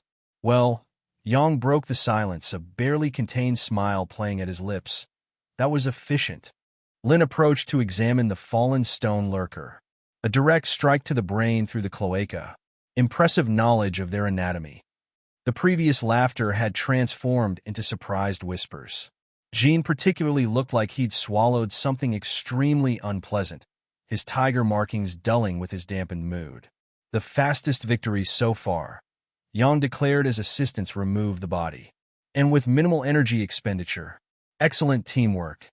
Taro and Min grinned while coiling their rope, their beasts manifesting proudly despite their supposedly weak status. An unorthodox approach, Lin commented, but perfectly executed. Sometimes knowledge truly is worth more than brute force. Next team, Yang called, though eyes remained fixed on the team that had just redefined expectations. Several more teams faced the challenge. The mushrooms in Ren's hair pulsed as he observed each attempt, some more successful than others. "We can do it like the fungus team," one student declared confidently, holding a rope while his companions nodded eagerly. "If he could do it, so can we." They even took 2 ropes, and their leader corrected the weak, rotting boy's mistake by taking a long spear instead of a short one. But the stone lurker refused to cooperate with their plan. The ropes worked initially, flipping the creature, but then, "Stab it! Stab it! I'm trying!" The spear bounced off the monster's rock skin, missing the tiny orifice completely. A second attempt proved equally fruitless. By the third try, the stone lurker had managed to break free, forcing Yang to intervene before someone got hurt. It's not just about copying ideas, Rin thought as the team retreated in shame, without understanding why certain things are done. Finally, it was Luna's team's turn. 2 girls accompanied her, students from noble families who had clearly requested to be her partners. They attempted to engage in conversation while selecting weapons, but Luna barely acknowledged them with brief nods. "We should coordinate a strategy," one suggested, adjusting her weapon with nervous movements. "It won't be necessary," was Luna's only response, her shadow wolf rippling beneath her skin. The mushrooms in Ren's hair pulsed with anticipation. Luna's shadow wolf was different from other beasts. It possessed immense initial power and had started on the true evolution path from the beginning. The stone lurker was released, immediately seeking camouflage. Luna's companions assumed combat positions, but she simply extended her hand, her wolf's influence darkening the air around her. For a moment, nothing seemed to happen. Then Rin saw it. The monster's shadow began moving unnaturally. The wolf emerged from it like spilled ink rising upward, its eyes glowing with spectral radiance. The stone lurker had no time to react. Shadows slipped between the cracks of its mineral armor like black water. A moment of absolute stillness, and then small explosions of blood erupted from every crack in the monster's armor. The wolf returned to Luna's shadow as silently as it had appeared, while the stone lurker collapsed, destroyed from within. The silence that followed was different from the one that had followed Ren's victory. There was no surprise or admiration, only cold respect mixed with fear. "Efficient," was all Yang said as assistants removed the shattered body. Luna's companions looked at her with both pride and nervousness, as if unsure whether to celebrate or maintain their distance. "That shadow wolf," Rin observed as Luna returned to her place, as silent as her beast. The mushrooms in his hair pulsed, but for the first time, the knowledge flowing through them seemed incomplete, as if aspects of the shadow wolf lay beyond his current understanding. Yang called the next team, but many students kept glancing at Luna, wondering what other secrets their silent classmate concealed. After today's classes, in Professor Song's canceled session, they would finally venture outside for the first time. "Welcome to your first gathering expedition," Professor Song announced as students gathered in the main courtyard. "Before we begin, let me introduce Professor Zhao, who will lead the 5th and final teaching unit." A middle-aged man with owl markings on his arms stepped forward. Though his expression was kind, his eyes, sharpened by his beast, studied each student with clinical attention. "Exterior gathering exercises are crucial," Zhao began while assistants distributed equipment packages. "Here you'll learn to survive outside safe zones, identify valuable resources, and most importantly, recognize when to retreat." The mushrooms in Ren's hair pulsed as he examined his package. Ropes, tools, special containers, emergency rations. "Normally we would spend 3 days in the Iron Ring," Zhao continued, his gaze briefly resting on Ren. "However, this year we'll make some adjustments. The expedition will last 2.5 days. Murmurs immediately broke out among the students. "Why less time? 3 days every 2 months is tradition." Zhao raised a hand to silence the protests. "As some of you may know, we have a student whose beast has particular limitations with prolonged exposure to high mana concentration zones. All eyes turned to Run. The mushrooms in his hair pulsed weakly, as if confirming the professor's words. Chapter 48. Taming the Expedition. Why less time? 3 days is tradition. Zhao raised a hand to silence the protests, his owl markings shimmering with quiet authority. As some of you may know, we have a student whose beast has particular limitations with prolonged exposure to high mana concentration zones. All eyes turned to Run. The mushrooms in his hair pulsed weakly, as if confirming the professor's words. Their usual glow seemed somehow dimmer under the weight of so many stares. "It's not fair," someone protested from the back of the crowd. "Why should we all lose half a day because of the fungus?" "Yeah, let him stay behind if he can't handle it." Jin's smile turned malicious, his tiger markings rippling with cruel delight. "Or better yet, let him come, and we'll see how long he really lasts with that useless beast." Silence. Zhao's voice didn't rise, but the owl in his eyes gleamed with unmistakable authority. "This decision is not open for debate. I prefer a shorter excursion to risking any student's health." The protests transformed into resentful murmurs. Several students shot accusing glares at Run, as if he had personally stolen those precious hours of exploration from them. The tension in the air was almost palpable. If they knew I spent hours in deeper levels with higher mana concentration than the Iron Ring, it would be even worse, Rin thought while adjusting his equipment, the mushrooms in his hair pulsing with irony. Each soft glow seemed to mock their ignorance. "Safety is our priority," Song added, backing his colleague. His stance made it clear the matter was settled. 2.5 days are more than sufficient for a first expedition. Zhao began explaining the expedition details, permitted zones, danger signals, emergency protocols. But Run could feel the resentful stares burning into him, especially from those who already considered him a burden to the class. "Doesn't matter," he thought as the mushrooms pulsed softly. "I have my own objectives to worry about for this expedition." The knowledge flowed through his mind, revealing possibilities his classmates couldn't even imagine.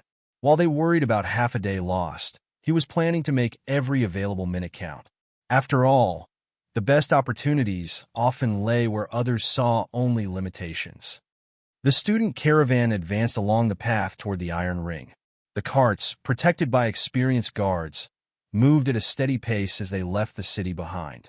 The landscape gradually transformed, becoming wilder with each passing mile. "I can't believe they took away half a day," a student complained from the front cart, voice carrying on the wind. "All because of the fungus." Run, seated between Taro and Min in one of the last carts, smiled slightly. The mushrooms in his hair pulsed with the vehicle's movement, their rhythm somehow matching the cart's gentle swaying. "Ignore them," Taro murmured, his beetle's markings shifting protectively. "They're just upset because they won't get to brag about lasting 3 full days without bathing." Min let out a giggle, his water snake coiling playfully, as if half a day less would make any difference in what they can gather. "Actually," Rin lowered his voice conspiratorially, "it's better this way. Mana is denser at dusk. They're doing everyone a favor." "Really?" Taro leaned in with interest, his beetle's markings rippling with curiosity. "How do you know that?" The mushrooms pulsed while Run considered how much to reveal. Each glow seemed to carry secrets waiting to be shared. "Let's say I've been studying mana patterns." The expert has spoken again. "Write it down," Min joked, his water snake manifesting playfully around his neck. "Though after the Stone Lurker incident, I'm starting to believe you really do know everything." From another cart, Jin's voice carried clearly. "I bet he doesn't even last the first day. Who wants to take that bet? I bet he'll surprise us again, unlike idiot Jean who only bores us." A soft voice cut through the laughter. Luna, seated in the adjacent cart, didn't even turn to speak, her shadow wolf rippling beneath her skin. An uncomfortable silence followed her words. Even Jean seemed at a loss for a response, his tiger markings dulling slightly. "Did you hear that?" Min whispered excitedly. "Luna defended you." "She didn't defend me," Rin corrected, though the mushrooms in his hair pulsed with interest. "She's just setting a precedent for when I surprise them again." SHHHH. Min elbowed him playfully. Don't ruin the surprise. What surprise? Someone shouted from another cart. That the rotting fungus is going to faint before we even get there? More laughter, but Rin noticed it was less enthusiastic than before. The stone lurker incident had planted seeds of doubt in many minds. He observed the changing landscape thoughtfully. The trees grew sparser, the vegetation more untamed. They were approaching the Iron Ring, where the real challenges and opportunities awaited. Let them laugh, he murmured. Soon they'll have other things to worry about. The mushrooms in his hair pulsed while knowledge flowed, revealing the opportunities that approached. The Iron Ring might seem dangerous to his companions, but for him, it was a garden of possibilities waiting to be harvested. Though nothing here helps me evolve, Rin murmured thoughtfully. Everything has market value. And with the school's exchange bonus, the mushrooms pulsed while he calculated potential profits, each soft glow seeming to represent another opportunity. If I play my cards right, he whispered, this trip could be quite profitable. Look, Jin's voice interrupted his calculations. The fungus is already counting minutes until we return. Laughter erupted from other carts, but Rin ignored it. His mind was already mapping collection routes, calculating which zones would yield the best results. From her cart, Luna observed the same landscape, her shadow wolf partially manifested. For a moment, her eyes met Rin's, and a slight smile graced her lips before she turned her attention back to the horizon. See those twisted trees?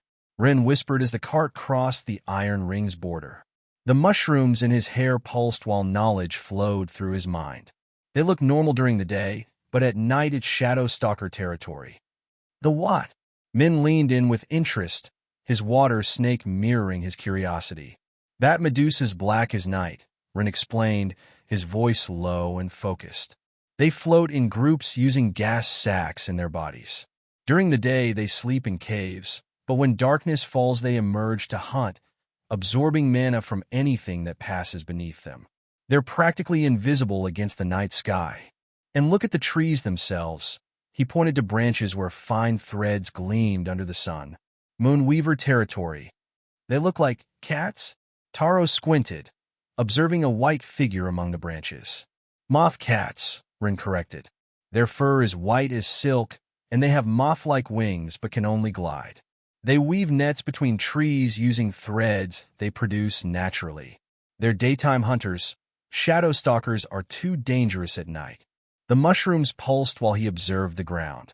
And those mounds that look like grass or dirt, they're not what they appear to be. Chapter 49, Taming the Expedition 2. Moth cats, Rin corrected. Their fur is white as silk, and they have moth-like wings, but can only glide. They weave nets between trees using threads they naturally produce. They're daytime hunters. Shadow stalkers are far too dangerous at night. The mushrooms pulsed while he observed the ground, revealing patterns others might miss. And those mounds that look like grass or dirt, they're not what they appear to be. Are those beasts too? Min asked, his water snake coiling closer in anticipation. Bark stalkers, Rin explained, pointing to what appeared to be random terrain features. Imagine a toad the size of a small table with a crab-like shell. They can change their skin's color and texture to match their surroundings, piles of leaves, earth, even moss-covered rocks. Their camouflage is nearly perfect, which makes them particularly dangerous to unwary travelers. And these beasts all live together here, without displacing each other? Taro seemed fascinated. It's an interesting cycle. Rin smiled, clearly enjoying sharing his knowledge with his friends. The shadow stalkers dominate the night. From the air, they can safely absorb mana from the bark stalkers. They just need to avoid the weaver's threads hidden within the trees.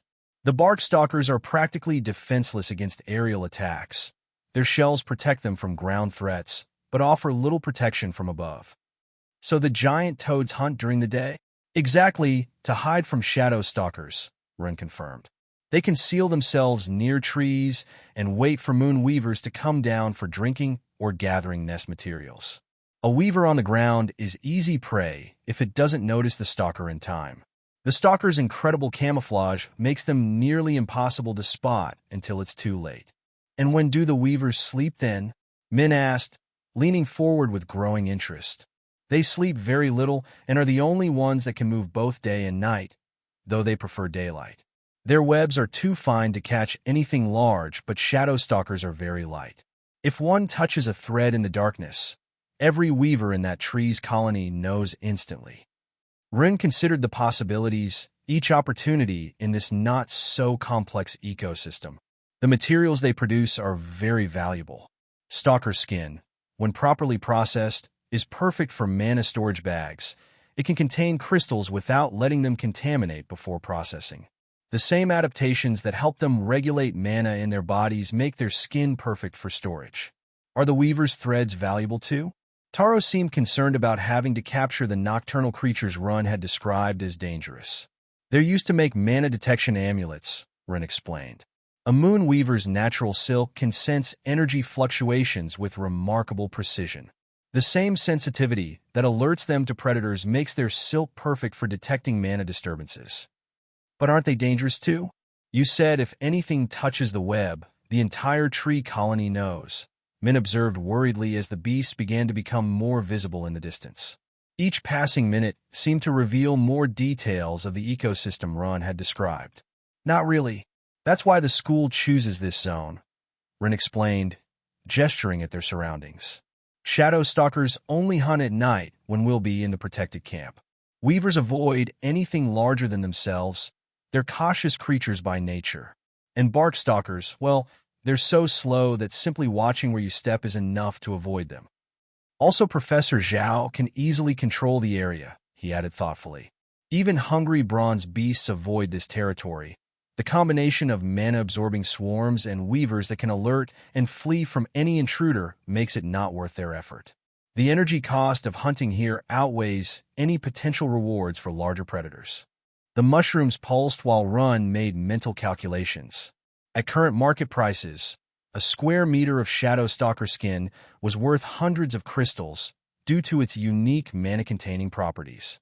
Weaver's silk, though more common, remained valuable for common miners and explorers who needed reliable mana detection.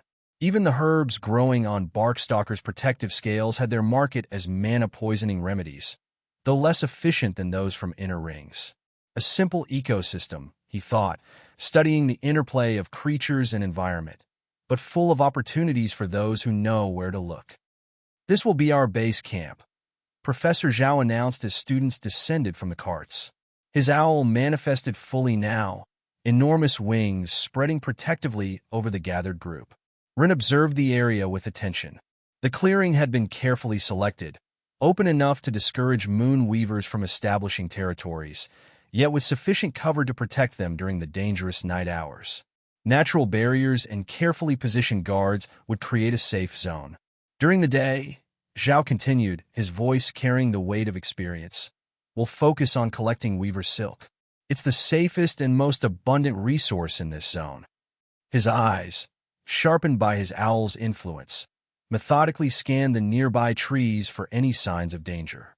But even that requires strict precautions. The assistants began distributing camouflage blankets among the students, each one specially treated with protective compounds. These blankets are treated with bark stalker essence, the professor explained, demonstrating the proper way to wear them. The weavers will ignore them, thinking they're just another predator resting. As long as you move slowly, take only low-hanging threads, and keep the blanket over you, you can collect silk without getting jumped by the colony. What about real bark stalkers? Someone asked, their voice tinged with apprehension. This area has been cleared, Zhao responded confidently, though his owl's wings shifted slightly. We've removed the largest specimens and overly numerous weaver colonies. Still, his gaze hardened, commanding everyone's full attention. Caution is mandatory. He produced a small flare from his bag, its crystal core glowing with a soft blue radiance that pulsed in harmony with the ambient mana. Each team will carry one of these. If for any reason you stray too far, and my owl can't locate you, break it. The magical signal is unmistakable. Even most bronze-rank beasts avoid its frequency. How far can we go? Jean asked, his tiger manifesting eagerly in anticipation of the hunt. My owl can cover approximately half a kilometer radius, Zhao indicated marks carved into the most distant trees. Don't cross those limits, or you'll enter territories we haven't secured. He began pointing out specific areas. Besides silk, you can collect moss from empty bark stalker shells, they're abandoned molts. It has value and is relatively safe to obtain, as long as you verify the shell is truly empty first. His wings spread fully as he rose a few meters to demonstrate his surveillance range, the downdraft making the students' clothes flutter. But remember, I'm just one professor with one beast. I can't be everywhere at once. If you act recklessly while I'm handling an emergency in another sector. He let the implications sink in, the silence heavy with warning. At night, he continued while descending gracefully. It is absolutely forbidden to leave the camp. Shadow stalkers are practically invisible in darkness, and they can drain an iron rank student in seconds. Their hunger makes them especially aggressive during the darkest hours. The mushrooms in Ren's hair pulsed while absorbing the information. The professor was meticulous in his planning. This zone was perfect for beginners, with controllable dangers but sufficient risk to keep them alert. The ecosystem itself would teach them valuable lessons about survival. Stay in groups of 3, Zhao concluded, his owl's penetrating gaze sweeping across the gathered students. Report anything unusual, and remember, while safety is paramount, don't forget this is a gathering class. Your grades will depend directly on the quantity and quality of materials you obtain. Chapter 50. Taming the Expedition 3. Stay in groups of at least 3, Zhao concluded, his owl's penetrating gaze sweeping across the gathered students. Report anything unusual, and remember, while safety is paramount, don't forget this is a gathering class. Your grades will depend directly on the quantity and quality of materials you obtain. As students began organizing themselves, Rin studied the nearest trees. The mushrooms in his hair pulsed gently, revealing patterns others might miss. The silk was valuable, yes, but he knew the real treasures lay at the edges of the marked territory, where beasts still maintained their natural behavior, undisturbed by human presence. I just need to be careful, he thought while the mushrooms pulsed softly in agreement, and choose the right moment. Now, Zhao spread his wings while surveying the students, his owl's influence making his presence even more imposing. These excursions happen only 3 times throughout the year, the professor continued. I hope you've paid attention in Professor Song's theoretical classes. Correct identification of valuable materials will be crucial for your success. A mocking laugh echoed from Jin's group, cutting through the serious atmosphere. Did you hear that, fungus? He called loud enough for everyone to hear.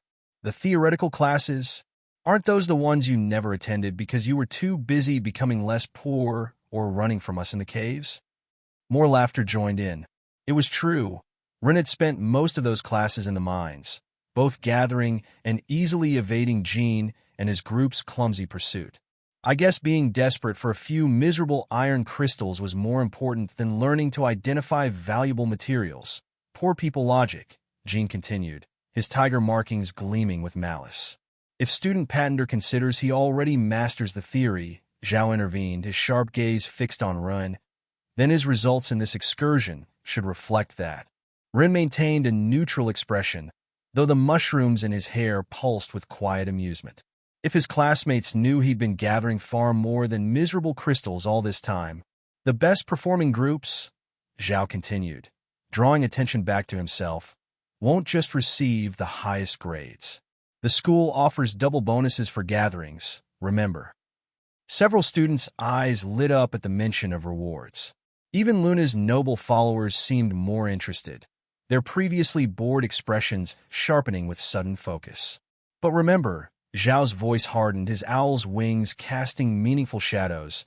A dead student can't enjoy any bonus. Keep your priorities in order. Good luck with that, fungus. Jean smiled maliciously, his tiger markings rippling.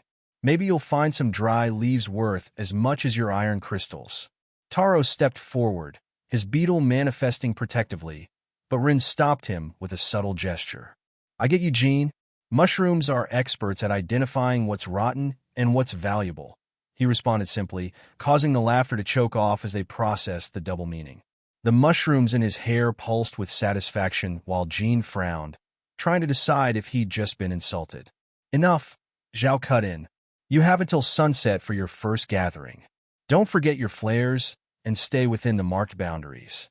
As groups began dispersing, Rin caught a slight smile playing at Luna's lips before she turned away with her companions. Let the others laugh, he thought while checking his equipment. Knowledge was almost everything, so he could skip almost any theoretical class. His mushrooms pulsed in agreement as he prepared to demonstrate exactly how much he'd learned during those wasted hours in the caves. Did you check your blanket? Taro asked while adjusting his own, his beetle manifesting darker markings that complemented the camouflage perfectly. Mine has a hole. Min examined his blanket with concern, his water snake coiling nervously. Do you think the weavers will notice? Rin spread his blanket next to Min's. The mushrooms in his hair pulsed while analyzing the problem. We can switch. Mine's bigger than I need. Nearby, Jean organized his group with characteristic confidence, his voice carrying across the clearing. Cass, you'll watch while Kai and I gather, he ordered, his tiger markings glowing with authority. Your eyes are better at detecting movement. What if I see a real bark stalker? Cass asked, her eagle feathers manifesting slightly. We crush it. Jean smiled, cracking his knuckles menacingly. The professor said they removed the big ones, didn't they? A few meters away, Klein and his noble companions inspected their equipment with meticulous precision. These containers are too basic, Foam complained, his red cobra manifesting in scarlet patterns. We have better ones at home. Focus, Klein ordered, his golden lion gleaming while studying the trees. The highest quality silk will be in the higher zones. Rin noticed Luna keeping her distance from her assigned companions, who whispered among themselves while watching her with poorly concealed admiration. I should thank her, he thought. The mushrooms in his hair pulsed softly as he approached. Luna, he called softly, his voice barely carrying above the general commotion. About what you said in the car, she glanced at him sidelong, her shadow wolf barely visible as a silhouette stretching across the ground. Don't misinterpret it. I merely stated a fact. Still, thank you.